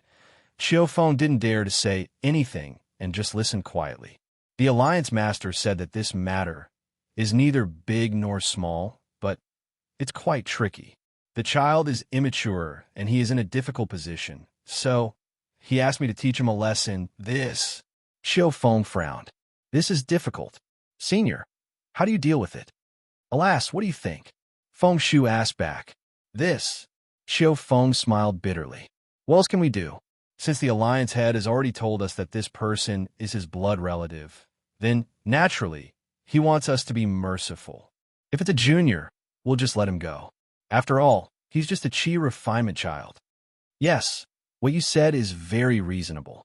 Feng Shu praised him. I think so too, so I avoided fellow cultivator Chan and came here alone. However, this matter, it's not convenient for this old man to go out. I can only trouble you to do it. Xiufeng panicked and bowed. Thank you for thinking so highly of me, Senior Feng. This matter. This junior will deal with it immediately. I can rest assured with you in charge. Feng Shu nodded in satisfaction. After thinking for a moment, he said, also, what about the disciple who discovered this person with you? Senior Feng, please be at ease. They're all close to this disciple. This disciple only needs to give a slight hint, and they will definitely understand. There's no need to let them know about Lord Alliance Head's and Senior Feng's instructions. And that's true, Feng Shu said with relief. Then, he beckoned to Zhang Xiaohua, who had already changed her clothes, and said, "Come here quickly, child. This old man has already told." "He, just call me Martial Uncle Chiu." Chiu Feng replied tactfully. "Oh, this old man has already told your Martial Uncle Chiu. He will bring you out in a moment. Remember, go back quickly after you go out. Don't be naughty outside." Feng Shu said, kindly as if Zhang Xiaohua was a child of 3 or 4 years old. "Thank you for your care, Senior Feng." Zhang Xiaohua was changing her clothes while listening to Feng Shu and Chiu Feng's conversation. She knew that Feng Shu was just lying to Chiu Feng.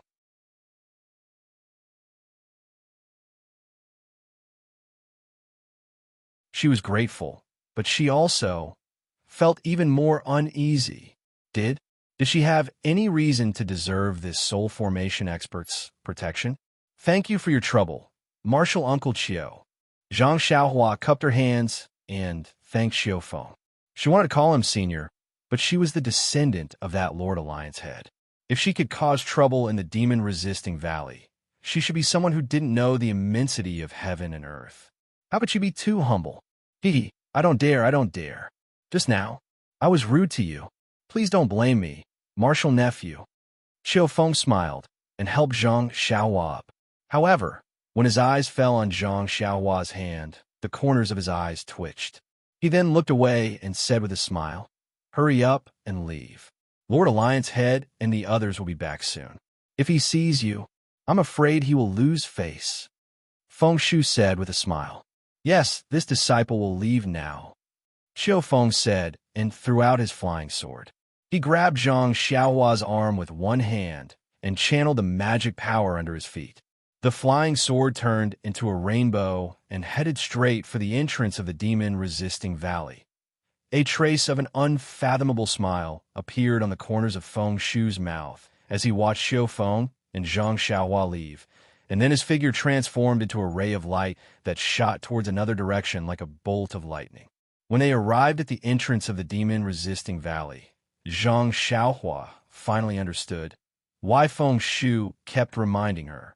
It turned out it was not easy to get out of the demon-resisting valley.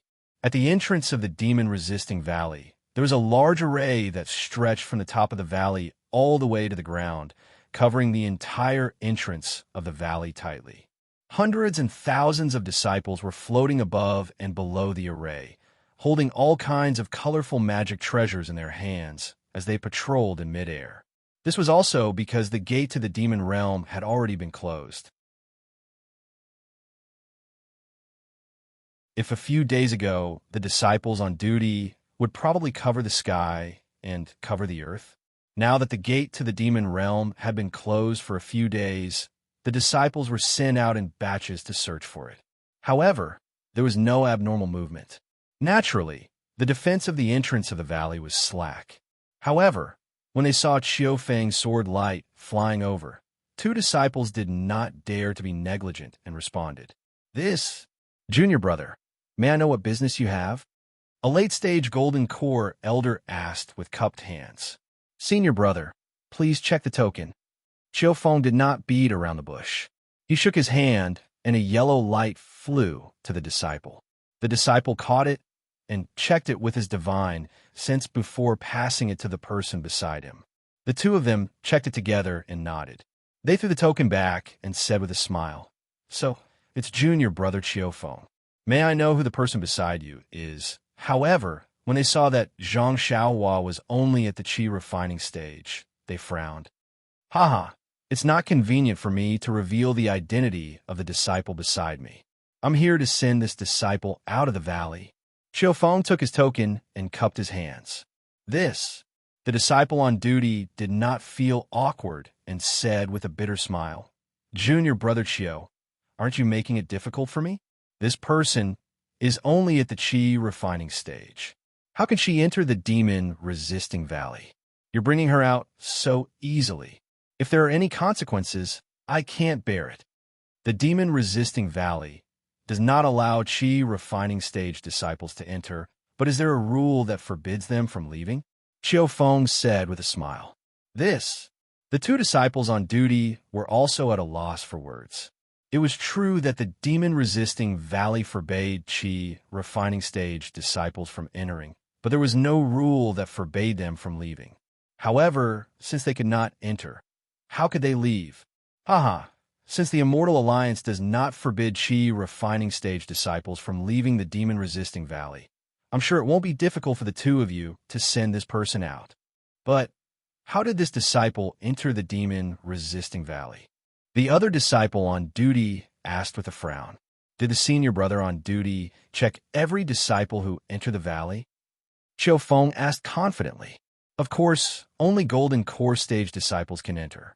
This is the rule of the Immortal Alliance. We have to fulfill our duty. The two disciples on duty said in unison. Not necessarily.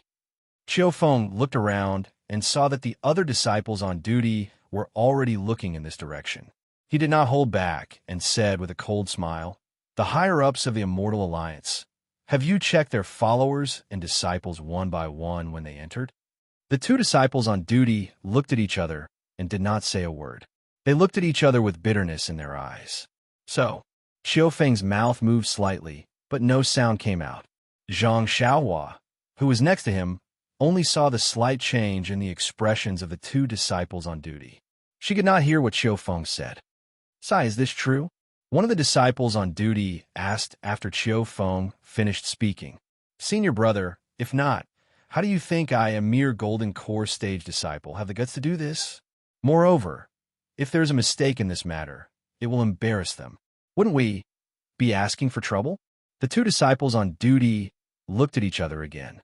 Then, Zhang Xiaohua felt a pressure that was even stronger than Qiu Feng's.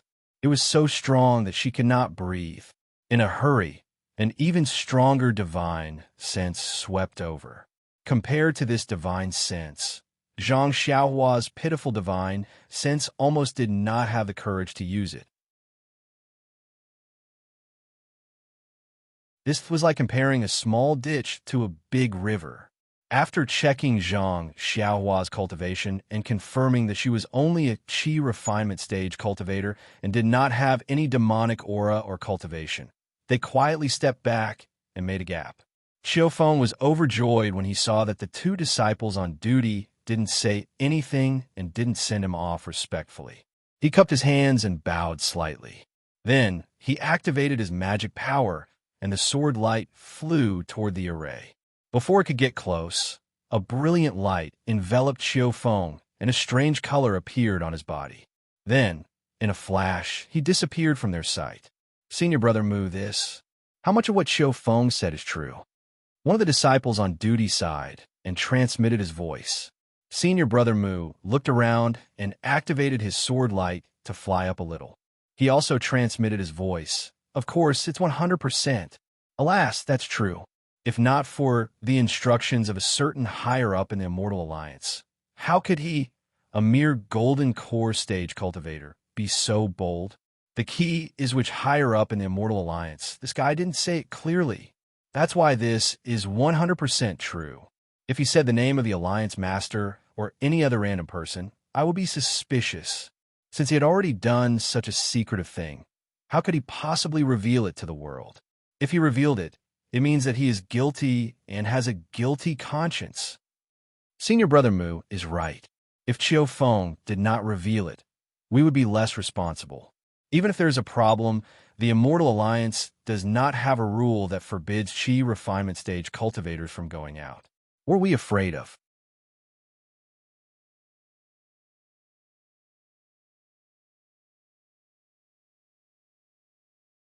Chapter 3160. Haha, junior brother, don't worry. Even if the higher-ups know, they won't mention such a small matter. He's just a chi refinement kid, whose little boy isn't naughty.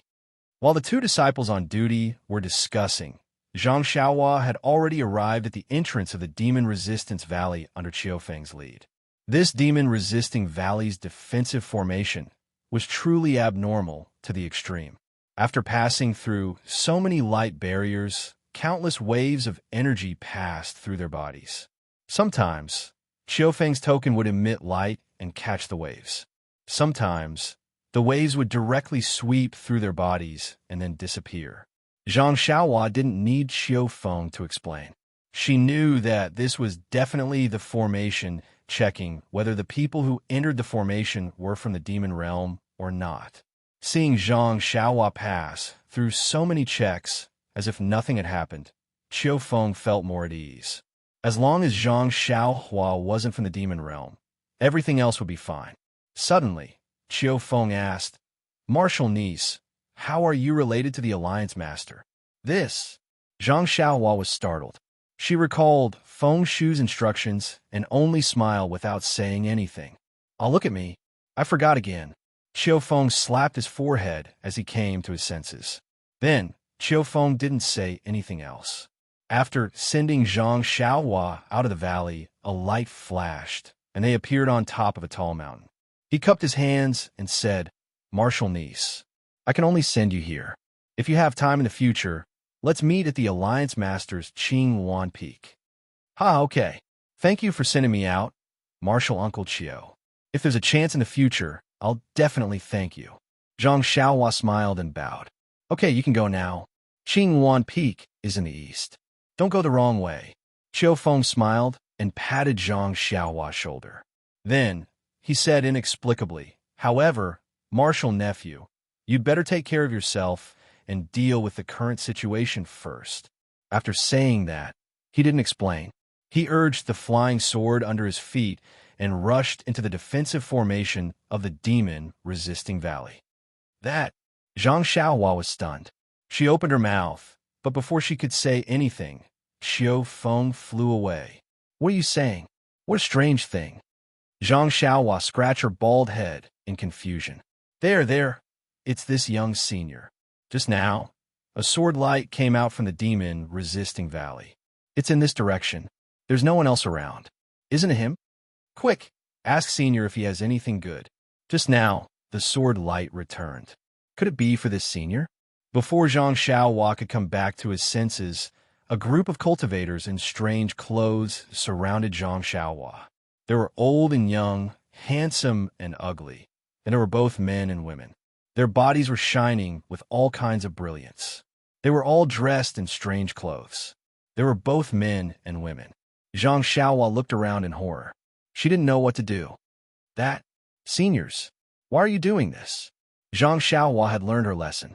Since she couldn't check other people's cultivation, she could only call them seniors. As expected, everyone was stunned when they heard her call them seniors. When they checked Zhang Xiaohua's cultivation, they were even more confused. A white-haired old woman who was closest to Zhang Xiaohua asked with a dragon-headed walking stick in her hand, "Senior, you've already left the demon-resisting valley. There's no need to hide your cultivation, right? Senior?" Zhang Xiaohua looked at the old woman who was definitely in her 70s or 80s. She touched her nose and said, I'm really only in the qi refining stage. There's no need to hide it." "Brat, what are you doing? How dare you tease your grandpa for no reason?"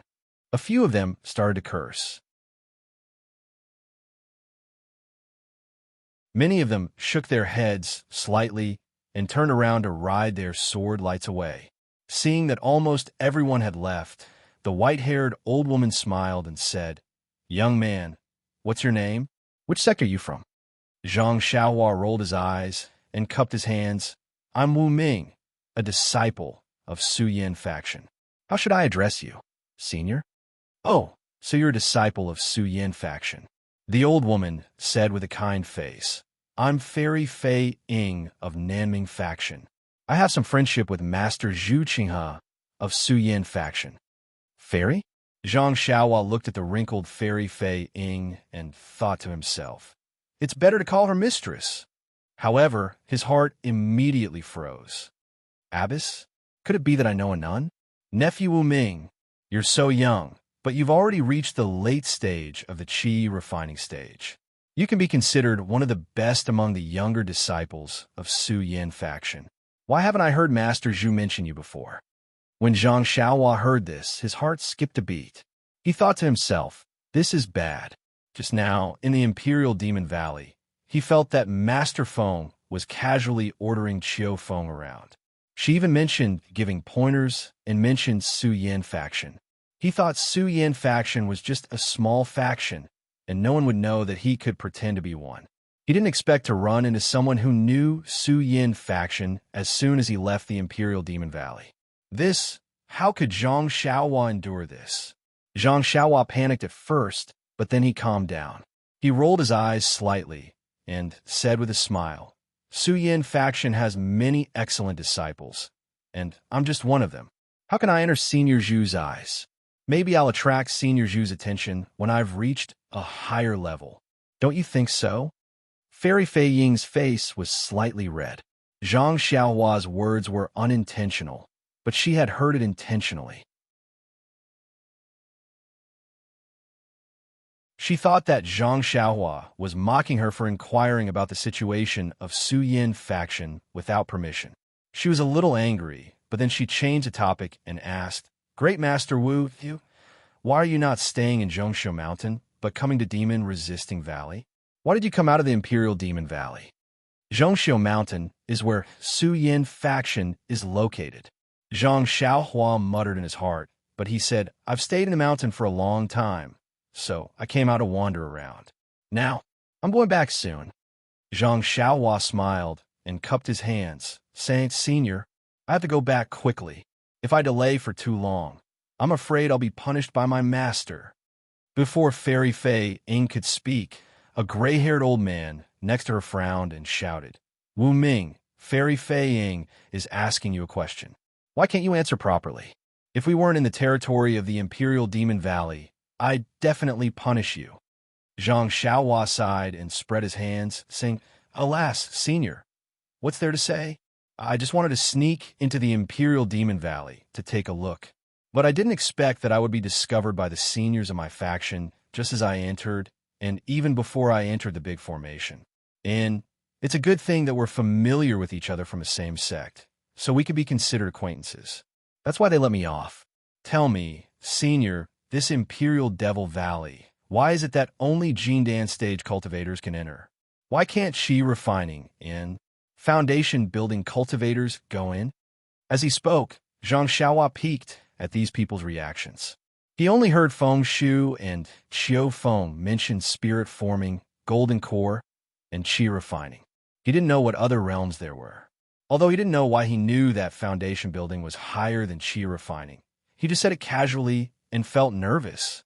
That's right. Marshal Ni Xiao is right. The rule of the Immortal Alliance is too overbearing. Before the demon realm attacked, we were not allowed to enter.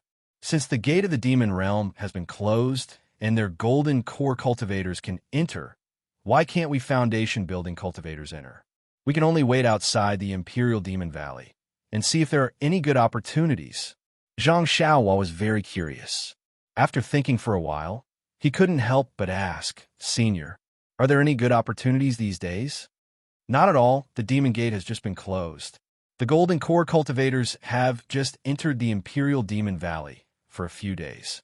Although some daring disciples sneaked out, they didn't bring many things out. There are so many low-level disciples outside the Imperial Demon Valley. How can I fight them? If there are some benefits, I will have to wait for a few more days.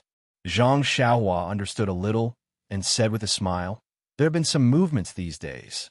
Won't there be more in a few more days? When most of the Golden Core cultivators come out of the valley, won't there be more things?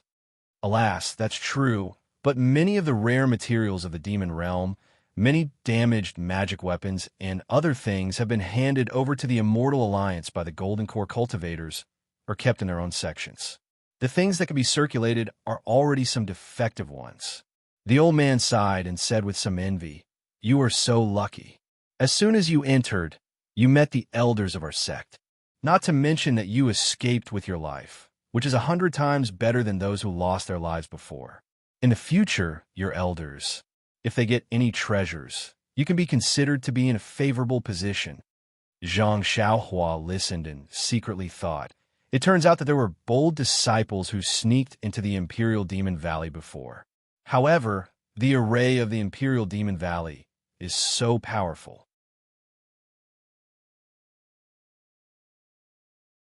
How can the foundation building cultivators go in without a token? It would be strange if they didn't lose their lives. But, come to think of it, how did I get in there myself? Why don't I remember it all? Just as she was thinking, Fairy Fang said, Master Wu, are you still going to wait here? No, Fairy, you can wait here. With the elders here, how can I have a chance? Zhang Xiaohua smiled and declined. Oh, I see. Fairy Fang heard and smiled. If you're going to wait here, then I will go to Jingbua City to take a look. Since Master Wu wants to return to Zhongshu Mountain and needs to use the transportation array of Jingbua City, why don't we go together? With me bringing you along, it will be faster. Io. Zhang Xiaohua groaned inwardly when he heard that. He didn't want to be with them. He just wanted to quickly find a place and find some people to figure out where he was and where he came from. Then he could make plans. Fairy Fang followed her all the way, and she might expose herself. Thinking of this, Zhang Xiaohua couldn't help but regret. Why did she try to be smart? Why did she acknowledge Su Yin faction as her sect? But if she didn't acknowledge a sect, how could she do it? Fortunately, there weren't any disciples of Su Yin faction outside the Imperial Demon Valley. If she acknowledged someone else, wouldn't she be exposed long ago? Zhang Xiaohua was in a dilemma.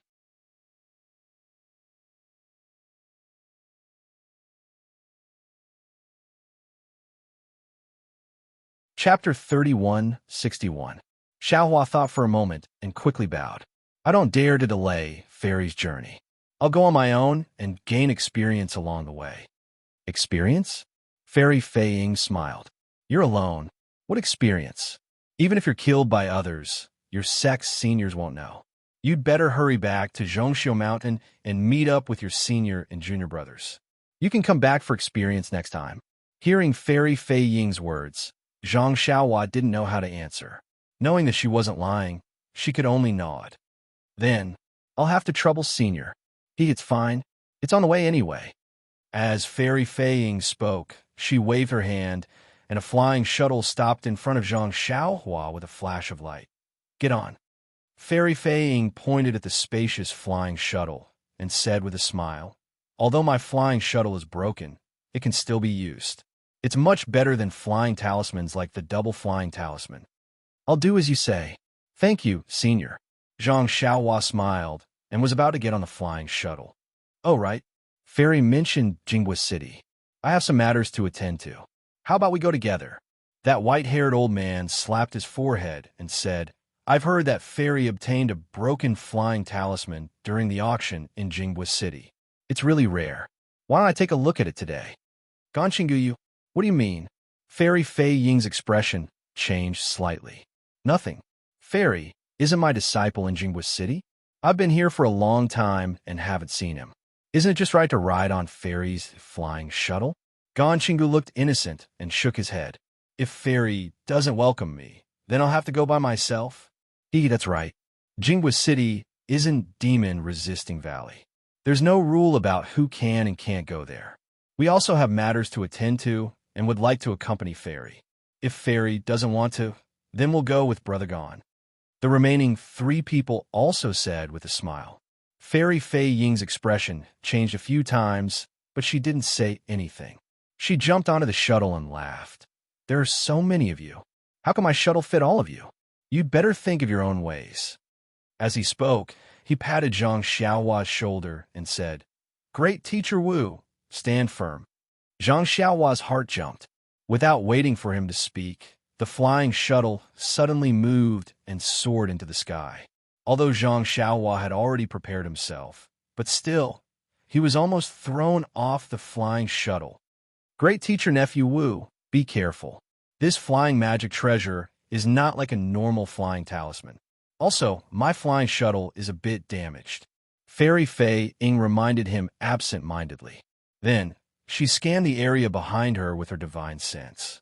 Her expression became ugly as she whispered, These people, are really boring." As she spoke, she channeled her spiritual energy. The flying shuttle suddenly sped up and flew forward quickly. In just a few moments, the flying shuttle was already high up in the sky. Its speed was extremely fast, and the wind in the sky was getting stronger and stronger. Just as Zhang Xiaohua's mouth and nose were filled with wind, and he was about to react, Fairy Fei Ying formed a hand seal and hit the flying shuttle. A soft pink barrier rose up around the flying shuttle, enveloping the two of them. The sound of the wind was almost inaudible. After flying for half a day, the sun gradually set in the west.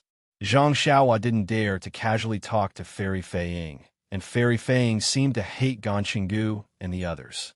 She kept looking back and speeding up the flying shuttle, so the two of them didn't speak for the entire journey. However, during this time, Zhang Xiaohua only felt that there were dense forests and countless mountain ranges under her feet. She didn't see any cities or the like. She couldn't help but feel a bit strange.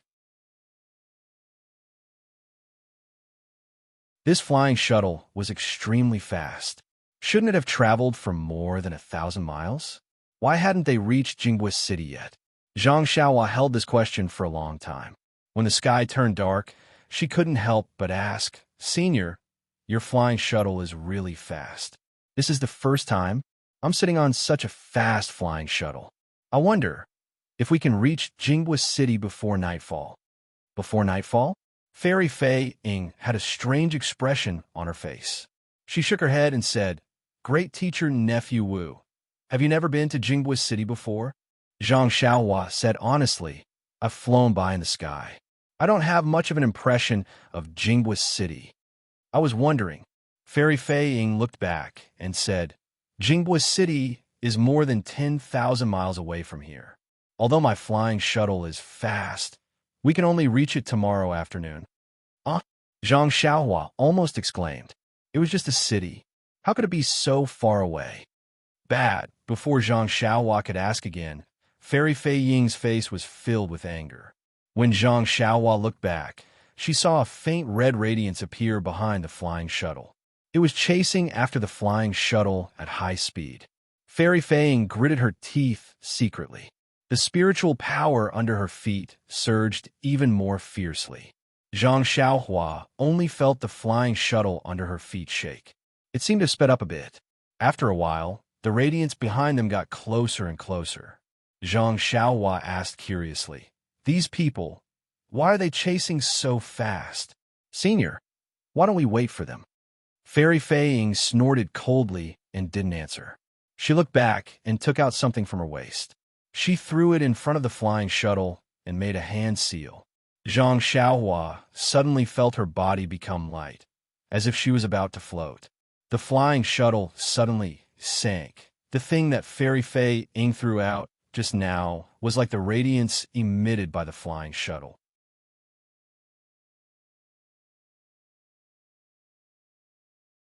It flew straight in the direction of the flying shuttle. Not long after, a few whoosh-whoosh sounds could be heard. A few radiances flew over Zhang Xiaohua's head without even looking down. When the radiances were far away, Fairy Fei Ying didn't say anything. She surged her spiritual power, and the flying shuttle slanted and flew in another direction. "Io, Senior, didn't we agree to go to Jingbo City?" Zhang Xiaohua didn't know where Jingbo City was exactly, but she had a bad feeling in her heart. "Hee, Great Master Wu, I'm a little tired.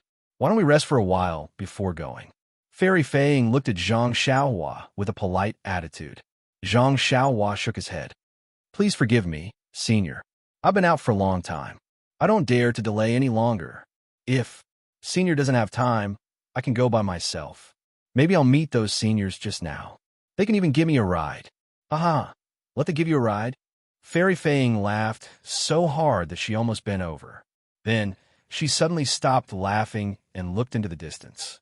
She asked curiously, "They?" Zhang Xiaohua was surprised. Just as he was about to turn around to look, he suddenly felt a sense of danger. He moved his feet and used an extremely beautiful movement skill. With a whoosh sound, a red brilliance flew close to his waist and barely passed by him. What kind of movement technique is that? Fairy Fei Ying asked in surprise. What are you doing? Zhang Xiaohua looked up and saw nothing but darkness. She immediately understood. She turned around and said angrily, Senior, is this a sneak attack? Sneak attack? Ha ha ha. Fairy Fei Ying sneered. You're just a chi refinement junior. Do you think you're worthy of being sneak attacked by me? Zhang Xiaohua didn't dare to be careless. He released his divine sense to prevent Fairy Fei Ying from doing anything else. Then, he looked at the faint radiance on the flying shuttle and complained in his heart. Although he didn't know what was going on here, looking at the radiance that covered him, how could he not know that this thing was very difficult to deal with? After thinking for a while, Zhang Xiaohua cupped his hands and said, Senior, aren't you and the master of my sect?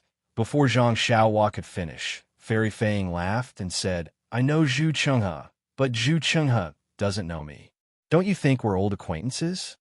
Zhang Xiaohua felt bitter in his mouth, but he still smiled and said, Then, Senior, are you misunderstanding me? I just went to the demon-resisting valley. I don't have a single cent on me.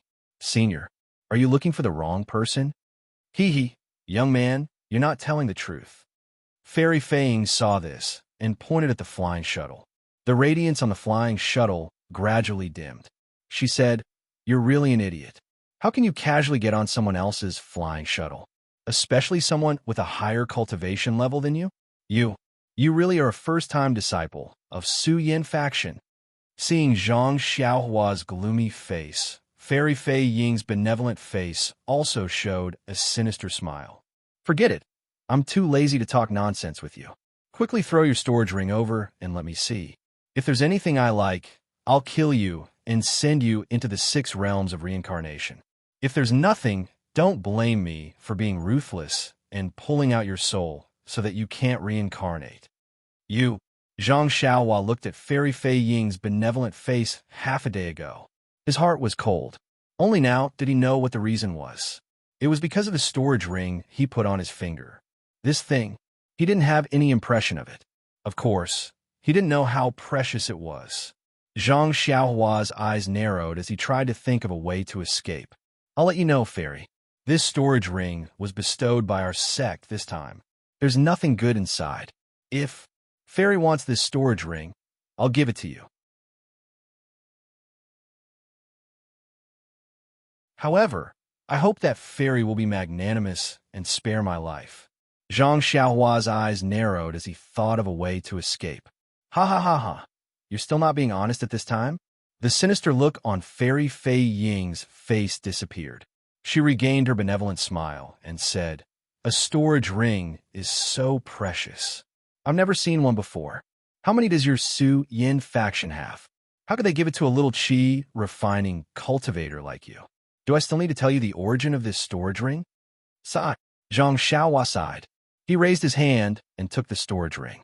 He said, Senior, are you sure you got this from the demon-resisting valley? Haha, do you still need to ask? It's not just me. Didn't those old things who were chasing us see your storage ring? If it weren't for you, would they ignore the demon-resisting valley and follow you to Jinghua City? Fairy Fei Ying said. She waved her hand, and a suction force pulled the storage ring in Zhang Xiaohua's hand.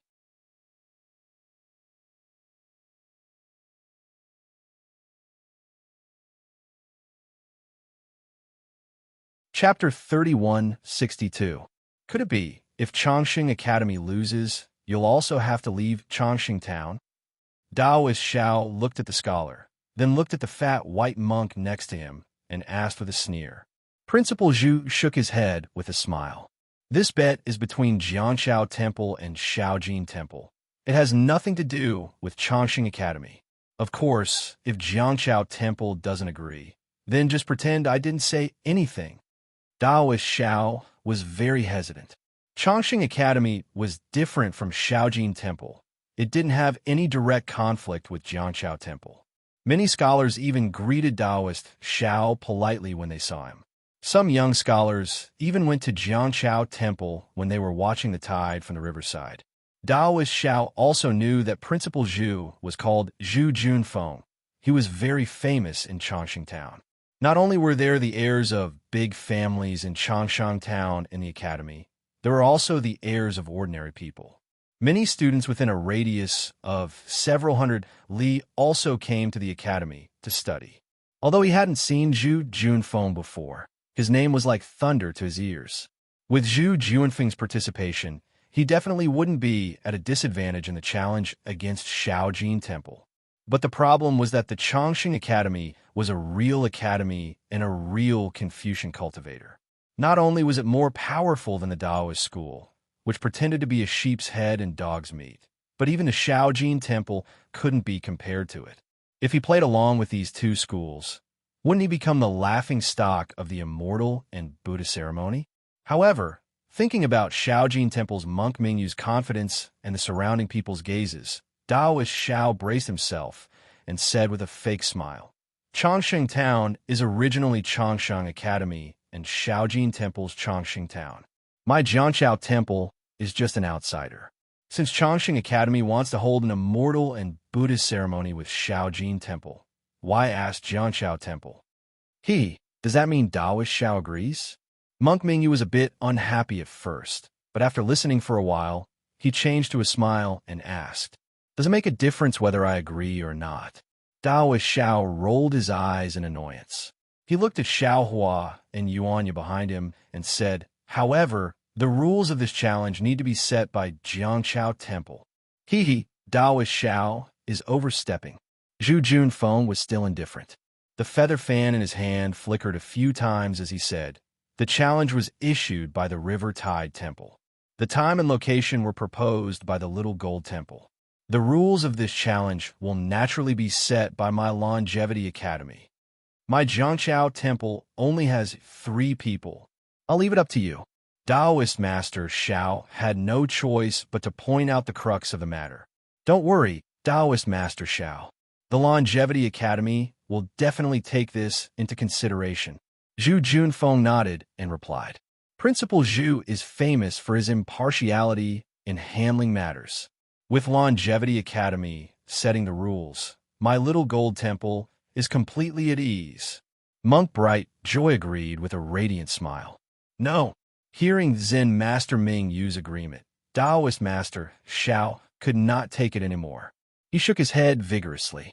The ones making the bet are my River Tide Temple and Small Gold Temple. Chongqing Academy isn't even betting. Why do we have to let Chongqing Academy set the rules? When Zhu Junfeng heard Taoist Master Xiao mention betting and betting, he couldn't help but frown. He closed the fan in his hand and said, if that's the case, then the rules. I'll have to trouble the River Tide Temple. All right. Zen Master Ming Yu seemed to have a well-thought-out plan. Hearing Zhu Junfeng's agreement, he did not raise any objections and only nodded in agreement. Seeing that the matter was settled, Zhu Junfeng cupped his hands and said, I'll take my leave first. See you at Small Gold Temple in 10 days. After saying that, Zhu Junfeng cupped his hands again and turned around to leave. Zen Master Mingyu blinked his eyes. Half of the joy from before had disappeared. He turned to look at his 2 junior brothers behind him. The 3 of them nodded slightly. Then, without saying goodbye to Taoist Master Xiao, they turned around and returned to Small Gold Temple. It seemed like they attached great importance to this challenge. They didn't even bother with fishing people out and focused all their energy on this matter. After the Buddhist and Confucian disciples left, the villagers of Longevity Town naturally dispersed as well. However, their faces were filled with excitement as they discussed in low voices. Obviously, in less than an hour, everyone in Longevity Town would know about the challenge in 10 days. The only one who was depressed was Taoist Master Xiao. Phew! Seeing that the crowd had dispersed, he let out a long sigh and sat down on a chair. He stared at the ground in a daze. There were dozens of ants that had been trampled to death by the crowd. Looking at the position, it seemed to be where Zen Master Ming Yu and the other monks of Small Gold Temple were standing. After the time it took to finish a meal, Taoist Master Xiao finally straightened up. He looked around at the empty surroundings and snorted coldly. He flung his Taoist robe and said, Yeah, what are you standing there for? Hurry up, and put these things away. Yes, master, Yuanya replied. He walked forward and placed a chair on the table. He picked it up with one hand and quickly walked away. It seemed like he was going to return the table and chair. Xiaohua, seeing that Yuanya had left, Taoist Master Xiao probed. Can you beat Yuanya? Maybe. Xiaohua did not deny it. I've never fought with him before, so I'm not too sure. You? Can you participate in the challenge 10 days later? If you participate, I can consider letting you stay by my side. It can be considered. Taoist Master Xiao wanted to say something, but stopped. He seemed to be probing. He knew that if Xiaohua could beat Yuanya, and if Xiaohua did not want to participate, he could not do anything to Xiaohua. But if Xiaohua could not beat Yuanya, what was the use of Xiaohua participating? Moreover, he saw that Xiaohua had returned, which basically confirmed his guess. However, he was not willing to shed all pretense of cordiality until the last moment. When Xiaohua heard this, he could not help but smile. He knew that Taoist Master Xiao was suspecting his origin again, so he shook his head slightly and said, I'm not a disciple of Jianshao Temple. Why would I participate in the challenge between Jianshao Temple and Small Gold Temple? This has nothing to do with staying by Taoist Master Zhao's side, right? Keep pretending, keep pretending. Taoist Master Xiao laughed in his heart and secretly said, since you want to pretend, I'll pretend with you. Anyway, I still need your help. If you can lend this old man a helping hand, then this old man will play with you. Taoist Master Xiao. Now it's no longer about the grudge between Jianshao Temple and Small Gold Temple.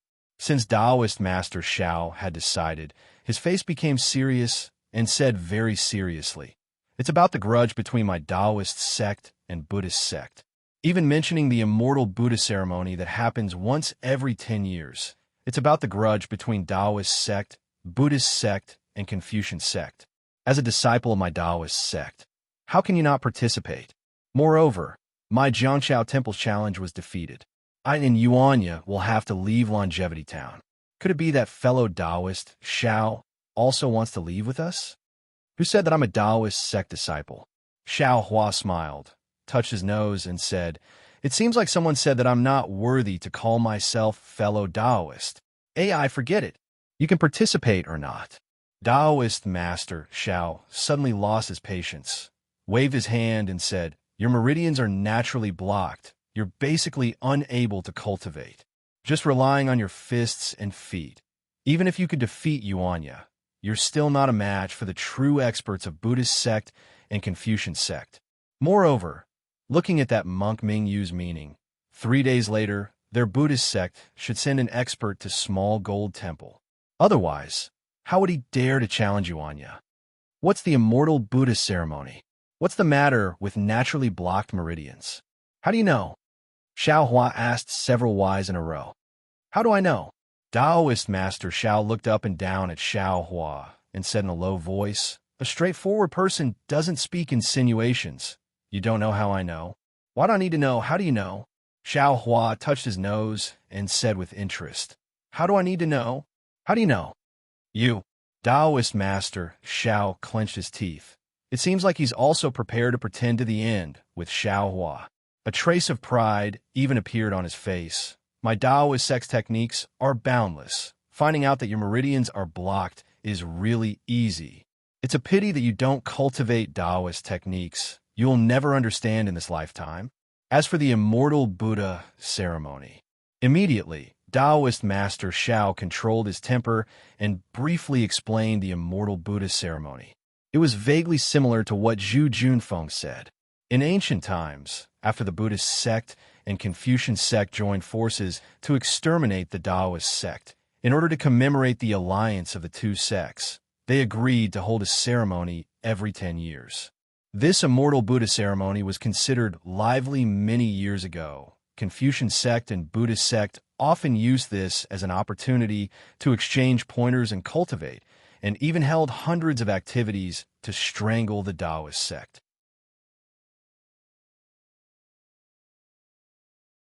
But later on, as the Taoist sect disciples disappeared, it gradually became deserted. Longevity Town was a small town in the country of Shi. If Zhu Junfeng didn't specifically mention it, who would have thought that 10 days later would be the day of the immortal Buddha ceremony that was held once every 10 years? After Taoist master Xiao finished speaking, Yuanya also returned. Let's go. Taoist master Xiao was very dull, as if this conversation with Xiao Hua had completely worn out his patience. He swung his Taoist robe and said, I'll go back and discuss it, but after waiting for Taoist master Xiao to take 2 steps, Yuanya reminded in a low voice, Master, the rice and noodles in the temple. I'm afraid there's not enough. This disciple has to go buy some. And you go and put some on credit. Taoist master Xiao very naturally ordered, but when he saw Yuanya's awkward expression and his feet that hadn't moved, he helplessly took out a few copper coins from his sleeve and threw them to Yuanya, saying, I only have these copper coins. You go, first deal with tomorrow. Yes, master. Yuanya took the copper coins and turned to leave. I'll go. Xiao Hua hurriedly called out to Yuanya. You've already put them on credit many times. I'm afraid you don't have any face. You wait here for a moment. I'll go and try. All right. Taoist Xiao nodded his head and signaled Yuanya to give the copper coins to Xiao Hua. When Yuanya gave the copper coins to Xiao Hua, he unexpectedly took out a cloth bag from his sleeve. Obviously, he had already prepared to go to the rice noodle shop today. Xiao Hua naturally didn't need the two to wait for long. In just a moment, he came back with a small bag of rice. So much. Looking at the small amount of rice, Taoist master Xiao was a little surprised. Looking at his face, and then at Yuanya, puzzled, he said, You don't look as handsome as Yuanya, do you? It's not that this Zhao's face is big.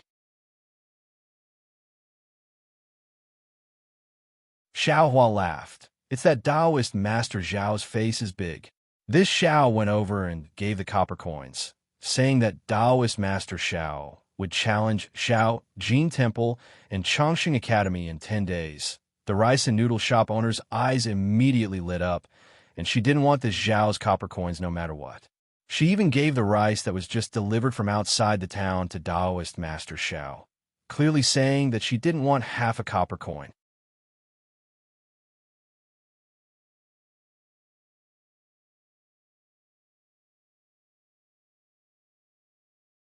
Chapter 3163. Zhang Xiaohua clenched her fists and said with a smile, Fairy, if you can release this junior from the flying shuttle now, this junior will give this ring to you. Hee hee, are you trying to negotiate with me? Fairy Fei Ying sneered. From the moment you stepped onto this flying shuttle, you no longer have a right to bargain. If it weren't for Gon Chingu messing things up, I would have already made my move. Quick, hand over that ring. Fairy Fei Ying seemed to have lost her patience. She released her aura, and a strong pressure was emitted from her body, pressing down on Zhang Xiaohua. At the same time, Fairy Fei Ying pointed with her hand, and several rays of light rose from the edge of the flying shuttle and shot toward Zhang Xiaohua. That formless aura was like a mountain, and it pressed down on Zhang Xiaohua until she couldn't breathe. Although she didn't fall down, she had no time to deal with the rays of light around her. Left with no choice, Zhang Xiaohua flung her hand, and the storage ring flew toward Fairy Fei Ying. Seeing this, Fairy Fei Ying's face lit up with joy. She waved her hand, and the storage ring seemed to be pulled by a thin string and was about to be thrown toward Fairy Fei Ying's hand. However, at this moment, there was a series of loud rumbling sounds.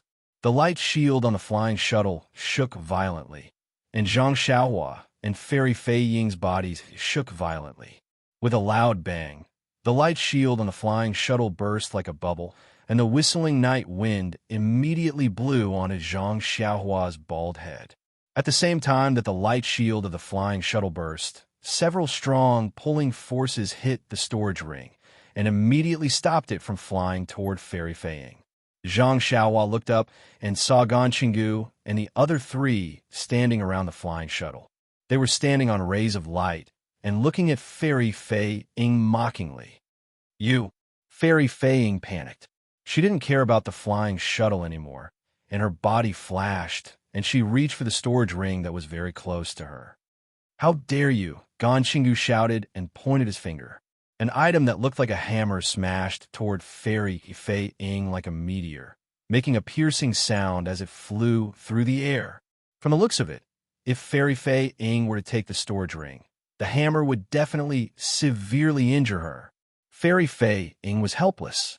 She stopped and patted her waist, and a green ray of light flew out. When it was in the air, the light scattered and turned into a petal, blocking the hammer. Before the flower petals could block the hammer, an orange-red ring with flickering flames flew toward Fairy Fei Ying's back. Fellow Taoists, seeing this, Fairy Fei Ying's expression changed slightly, and she didn't dare to get close to the storage ring. She retreated far away and barely dodged the flaming ring. She said loudly, "Let's talk things over. I know I was wrong. This storage ring.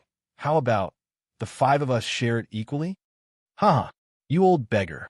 I hinted to you earlier, yet you ignored me and even used a pretense to trick me. If it wasn't for fellow Taoist Kwong noticing and us rushing back in time, wouldn't you have already taken the storage ring for yourself? Now that you see how powerful we are, you are begging for mercy? Don't you think it's too late?" Fairy Fei Ying smiled apologetically. "I was blinded by greed. Please forgive me, fellow Taoists. We put ourselves in each other's shoes. This storage ring is too attractive. Just as Fairy Fei Ying was explaining, she suddenly screamed and fell from the flying shuttle. Zhang Xiaohua was shocked. He looked over and saw an extremely small bug with a pale yellow glow crawling out of Fairy Fei Ying's forehead. It spread its wings and flew toward a tall and thin elder beside Gan Qinggu. Fairy Fei Ying's eyes widened in shock. She looked over and saw an extremely small bug with a pale yellow glow crawling out her forehead. "Ha ha! Fellow Taoist Feng is indeed powerful. Is your brain corrosion be already at the 4th stage? Even that old beggar Fei Ying's protective true qi couldn't block it? No. Feng only forgot to release her protective true qi when she was in the flying shuttle. We attacked the moment we arrived, so she reacted quickly and didn't have time. If I didn't make a move, she might not have a chance when she remembered later." The elder with the surname Feng said proudly, "Besides, isn't this the only thing my spirit husbandry sect can take out? Without this little thing, how would I dare to speak in front of fellow Taoists?" Without Fairy Fei Ying's control, the flying shuttle didn't immediately fall from the sky. It only floated in the air and stopped at Zhang Xiaohua's feet. And because Fairy Fei Ying was no longer fighting for the storage ring, it actually gradually flew toward Zhang Xiaohua's eyes. The storage ring only gradually stopped when it was in front of Zhang Xiaohua's eyes. The force on the ring suddenly disappeared. Zhang Xiaohua looked up at the 4 people outside the flying shuttle and sighed at her heart. She stretched out her hand and still grabbed the storage ring. She then cupped her hands and said, "Seniors, this ring, this junior doesn't want it anymore. Please spare this junior's life." "Do you think it's possible?" Gan Qinggu sneered. Zhang Xiaohua smiled bitterly and said, "Then, all right, since that's the case." As she said that, Zhang Xiaohua looked around and said, "I wonder which senior should I give this ring to? The things in this ring don't seem to be enough." Hearing that, Gan Qinggu's expression changed slightly. He looked up at the 3 people not far away and retreated a little. He circulated all his magic power and protected his body with his true qi. Then, as if he was still worried, he patted his waist and a small round plate flew out. It emitted a green light and protected his body again. Not only him, but fellow Taoist Feng and the other 2 people were also like Gan Qinggu. They didn't believe it at all and also protected themselves very tightly. When the brilliance of the disc protected him, Gan Qinggu sneered and said, "Little guy, your method of sowing discord seems to be too poor. We have already made things clear along the way. The things in the storage ring should be divided into 4 parts. If there is a single item, whoever wants it must compensate the others with spirit stones of the corresponding value." Gan Qinggu sneered. "You are right. Don't you think so, fellow Taoists?" "Haha, fellow Taoist Feng is right. Fellow Taoist Feng, take out the things in the ring one by one. A slightly fat old man sneered. The things in the ring can of course be divided. How about this? I'll give you all the things in the ring. This ring? It's not easy to divide it. Can't you let me keep it? Zhang Xiaohua scratched her head and said innocently. Hearing this, although it was nighttime, Zhang Xiaohua could feel that the expressions of the four people changed greatly. She now knew the value of the storage ring. She knew that the value of the ring itself was much higher than the things in the ring, so she deliberately mentioned it. Unfortunately, the four people seemed to have already discussed it on the way here. At this time, they were transmitting a message to each other, saying something that Zhang Xiaohua didn't know. Immediately, everyone's expressions relaxed. Fellow Taoist Feng laughed and said, "You little fellow, you're really sharp-tongued. No wonder you have such a cultivation at such a young age. If it was in normal times, wouldn't I love you? But at this time, I'm the knife and you're the fish. Even if you have a glib tongue, what can you do?" Zhang Xiaohua's face was pale. She waved her hand and threw the storage ring to fellow Taoist Feng, saying, "In that case, I'll give this ring to you, senior." Fellow Taoist Feng was pleasantly surprised to see the storage ring flying over, but at the same time, he secretly cursed in his heart. Sure enough, as the ring flew over, Gan Qinggu and the others also looked over. When Zhang Xiaohua saw this, his figure flashed, and he jumped down from the flying shuttle. His figure flashed, and he flew into the distance. Unfortunately, before she could fly 30 feet, her body and the flying shuttle were blocked by an invisible barrier. Although the barrier wasn't abnormally hard, it still made Zhang Xiaohua dizzy. Then a ray of light flashed, and something that looked like a fishing net appeared in the night sky. It covered Zhang Xiaohua's head, and he could not move at all. The fishing net wrapped around Zhang Xiaohua and flew up into the sky. It only stopped when it reached the location of the shuttle. Gan Qinggu and the other three originally took out their magic tools to attack fellow Taoist Quan. However, Zhang Xiaohua's escape alerted everyone. Fellow Taoist Quan quickly flew up into the sky and pointed his finger. A faint light flashed and hit the storage ring flying towards him. The ring stopped in midair. Then, he waved his hand again. The fishing net that caught Zhang Xiaohua flashed and flew to the side of the ring and stopped. Fellow Taoists, don't worry. Fellow Taoist Feng immediately shouted, "Don't try to sow discord. This ring, I won't touch it." This sentence was shouted at the right time. When Gan Qinggu and the others saw this, their minds moved slightly and they all took back their magic tools that flew out. However, they kept some distance from the ring and didn't really take it back. "How about this, everyone? We won't take this ring. We'll only let this little guy take out the things in it. We'll divide these things first and then carefully discuss the ownership of the ring." What do you think? Fellow Taoist Feng saw that he had become the target of public criticism, so he didn't dare to be careless and suggested. Gan Qinggu thought for a moment and looked at the several people in the distance. After discussing for a while, they all nodded in agreement. Unfortunately, even though they agreed, Zhang Xiaohua disagreed. Zhang Xiaohua snorted coldly. "I've already given this ring to you. It has nothing to do with me who takes it. I'm already a bird in a cage. I can't even fly. Who has the patience to do these things?"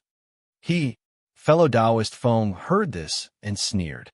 He pinched a spell, and the net-like magic tool tied Zhang Xiaohua tightly. Then it contracted tightly, as if it was going to absorb Zhang Xiaohua's flesh. Fellow Taoist Feng, who was looking forward to Zhang Xiaohua's painful expression and begging for mercy, was stunned. His magic tool, which had worked repeatedly, was actually wrapped around Zhang Xiaohua's clothes and couldn't be absorbed into her flesh. Fellow Taoist Feng changed his spell again and hit Zhang Xiaohua's body one after another. Unfortunately, no matter how much magic power he used, there seemed to be something strange about Zhang Xiaohua's clothes.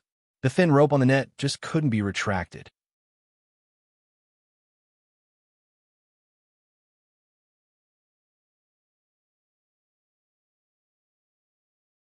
Chapter 3164. Even though he knew that Xiao Hua was talking nonsense, Daoist Zhao's face was still very happy. He even proudly stroked his beard that he could barely touch. He waved his hand and arrogantly said, "Let's go. We'll go back to Jiangchao Temple." When Xiao Hua and the others passed by the tea shed, there was no one inside. However, the two people playing chess were still sitting there. Of course, the chessboard was gone, replaced by some wine and dishes. The two people chatted while drinking, full of interest.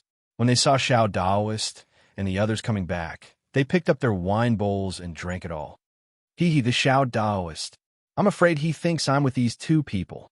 After listening to Xiao Daoist's probing words today, Xiao Hua already understood, but he didn't plan to say anything before Xiao Daoist made it clear to him. After 100 years of secluded cultivation, Xiao Hua, who had a lively personality, was a bit impatient. Since he encountered such an interesting matter, why didn't he get involved? Io, why are there so many people on the mountain path? Xiao Hua looked at the two people, then looked left and right. He naturally looked at the mountain ridge, where Jiangchao Temple was located, and couldn't help but be surprised. He saw that there was not a single person on the mountain path, but now, from the bottom to the top, from the foot of the mountain to Jiangchao Temple, there were many people standing. Although it wasn't to the point of being crowded, there were still hundreds of people. Master, not good. Xiao Hua just saw that Yuanya was also panicking. He hurriedly said, "You're in trouble again. Someone is chasing us. We can't go back to Jiangchao Temple.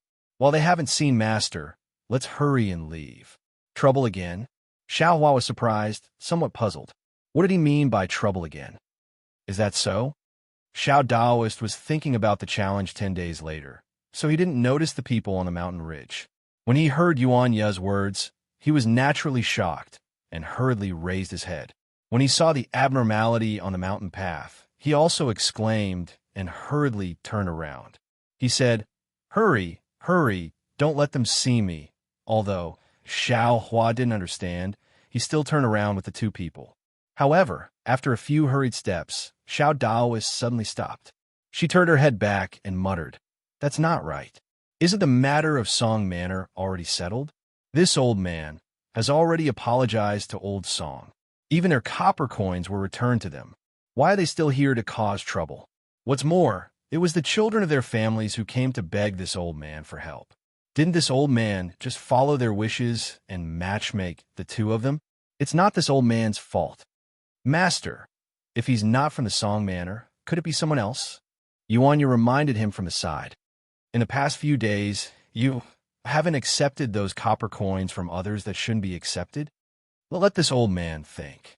Daoist Xiao seemed to be unable to make up his mind. He lowered his head and pondered. After a while, he raised his head firmly and said, "Of course not. This old man has his own principles when it comes to giving advice on marriage.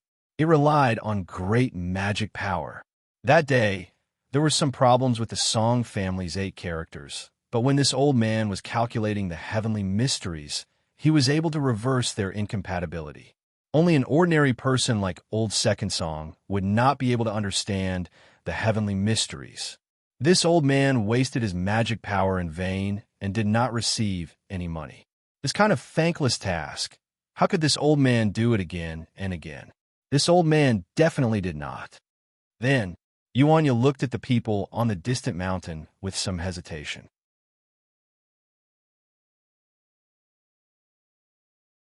He was puzzled and said, "What are these people doing at the Jiangchao Temple? This time, there seems to be more people than last time.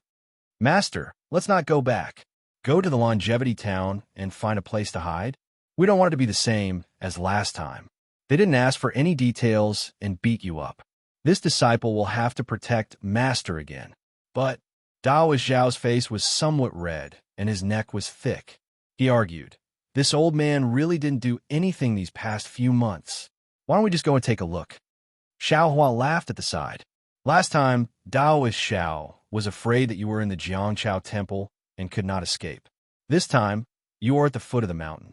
If the situation is not right." "Yes." Daoist Xiao understood. "Yeah, you go and investigate." At this point, Daoist Xiao waved his hand and said, "Forget it. Let this old man go. If I let you go, I'm afraid that you won't be able to find out anything." "Yes, master." Yuanya agreed and obediently followed behind Daoist Xiao. Halfway there, Daoist Xiao was a little hesitant. He even wanted to change his clothes and go forward. Unfortunately, other than his Daoist robe, the three people did not have any other clothes in their bags. He could only take off his Daoist hat and go up the mountain with his hair draped over his shoulders. When he caught up with the old man who was walking at the end of the mountain path, Daoist Xiao gathered his courage and bowed. "Immeasurable deity, I am here to greet you. May I ask if you are from the Longevity Town's Song Manor?" The old man was originally climbing up the mountain while panting. When he heard the footsteps behind him, before he could turn around, he heard Daoist Zhao's extremely polite greeting. He hurriedly stopped and replied before he could catch his breath, "Greetings, Daoist Xiao. This old farmer is from the Longevity Town's General Ridge, not from the Song Manor." Phew! When he heard that the old man was not from the Song Manor, Daoist Xiao let out a long sigh. He looked at the old man who was gasping for air and asked curiously, "It's already late. What are you doing here in the Jianchao Ridge instead of resting at home?" "Of course I'm here to visit the Jianchao Temple." At this time, it was really late.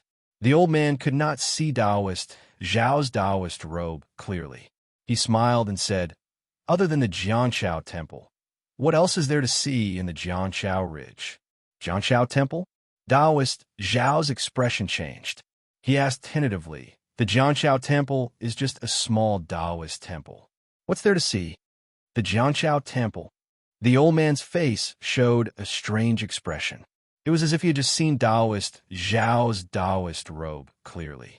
He stopped mid-sentence and asked curiously, "Daoist Xiao? Oh, you're the Daoist Xiao of the Jianchao Temple?"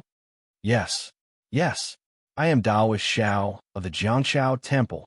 Daoist Xiao hesitated for a moment and finally had the courage to admit it. "Xiao, Daoist Xiao, you're Daoist Xiao?" When the old man heard this, he suddenly shouted, "Fellow villagers, Daoist Xiao of the Jianchao Temple is here." No, I'm Daoist Xiao." At this time, Daoist Xiao did not dare to show off in front of Xiao Hua and hastily denied it. But how could the old man listen to him? He was excitedly shouting and waving his arms. Daoist Xiao is here." Quickly, when the people in front heard the three words Daoist Xiao, they immediately exploded and turned around. "Let's go." Daoist Xiao made a prompt decision. He did not hesitate at all and turned around to escape. "Oh, Daoist Xiao, don't worry." While Daoist Xiao was talking to the old man, Xiao Hua had already released his soul sense. When he saw the situation at the Jianchao Temple, he smiled and pulled Yuanya in front of Daoist Xiao. He laughed and said, "Look again, it doesn't seem like what you imagined." "Quickly go." Daoist Xiao ignored Xiao Hua's laughter. "They've already chased after us. What else can there be?" "In front. Is that Daoist Xiao?" An extremely pleasantly surprised voice came from the mountain path below Xiao Hua and the others. "This is bad." Daoist Xiao saw that there were people in front and behind him. His expression changed greatly. How could he tell the surprise in this voice? He hastily waved his hand and said, No, I can't wait. It's him. Before Daoist Xiao could finish his words, an old voice called out from behind him. "This is Daoist Xiao of the Jianchao Temple. This old man saw him in town this afternoon. Are you sure you didn't make a mistake? This Jianchao Temple is Daoist Xiao."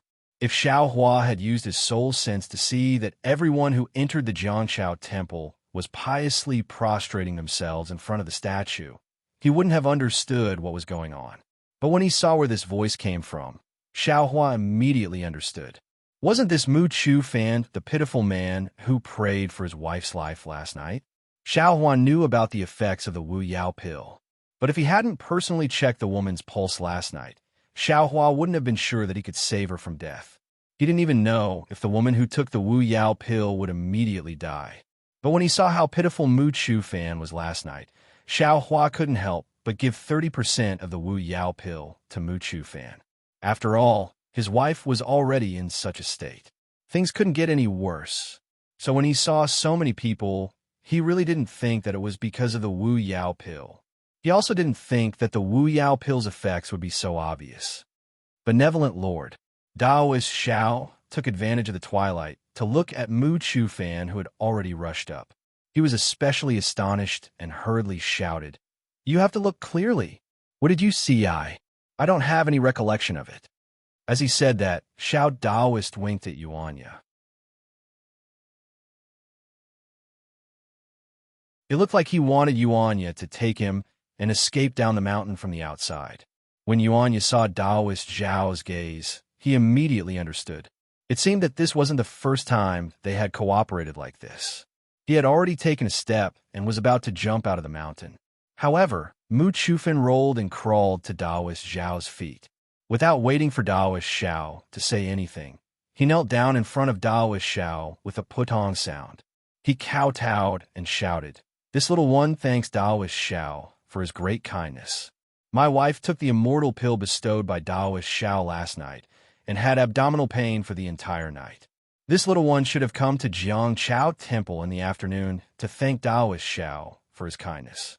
But after all, my wife has just recovered and her body is still weak. Moreover, the villagers in General Ridge knew that my wife had narrowly escaped death and all came to see her. Thus, this little one delayed until the evening." As he spoke, Mu Chufan hurriedly turned his head and shouted, "My child's mother! Hurry up! Daoist Xiao is here." You're tuning in to the Romance Rendezvous YouTube channel. We're so grateful for your support, and don't forget to subscribe to join us on this incredible journey through captivating stories. Your generosity through donations truly makes a world of difference, as it's the primary source of revenue that allows me to expand and enhance this channel for you. Thank you from the bottom of my heart for being a part of this adventure.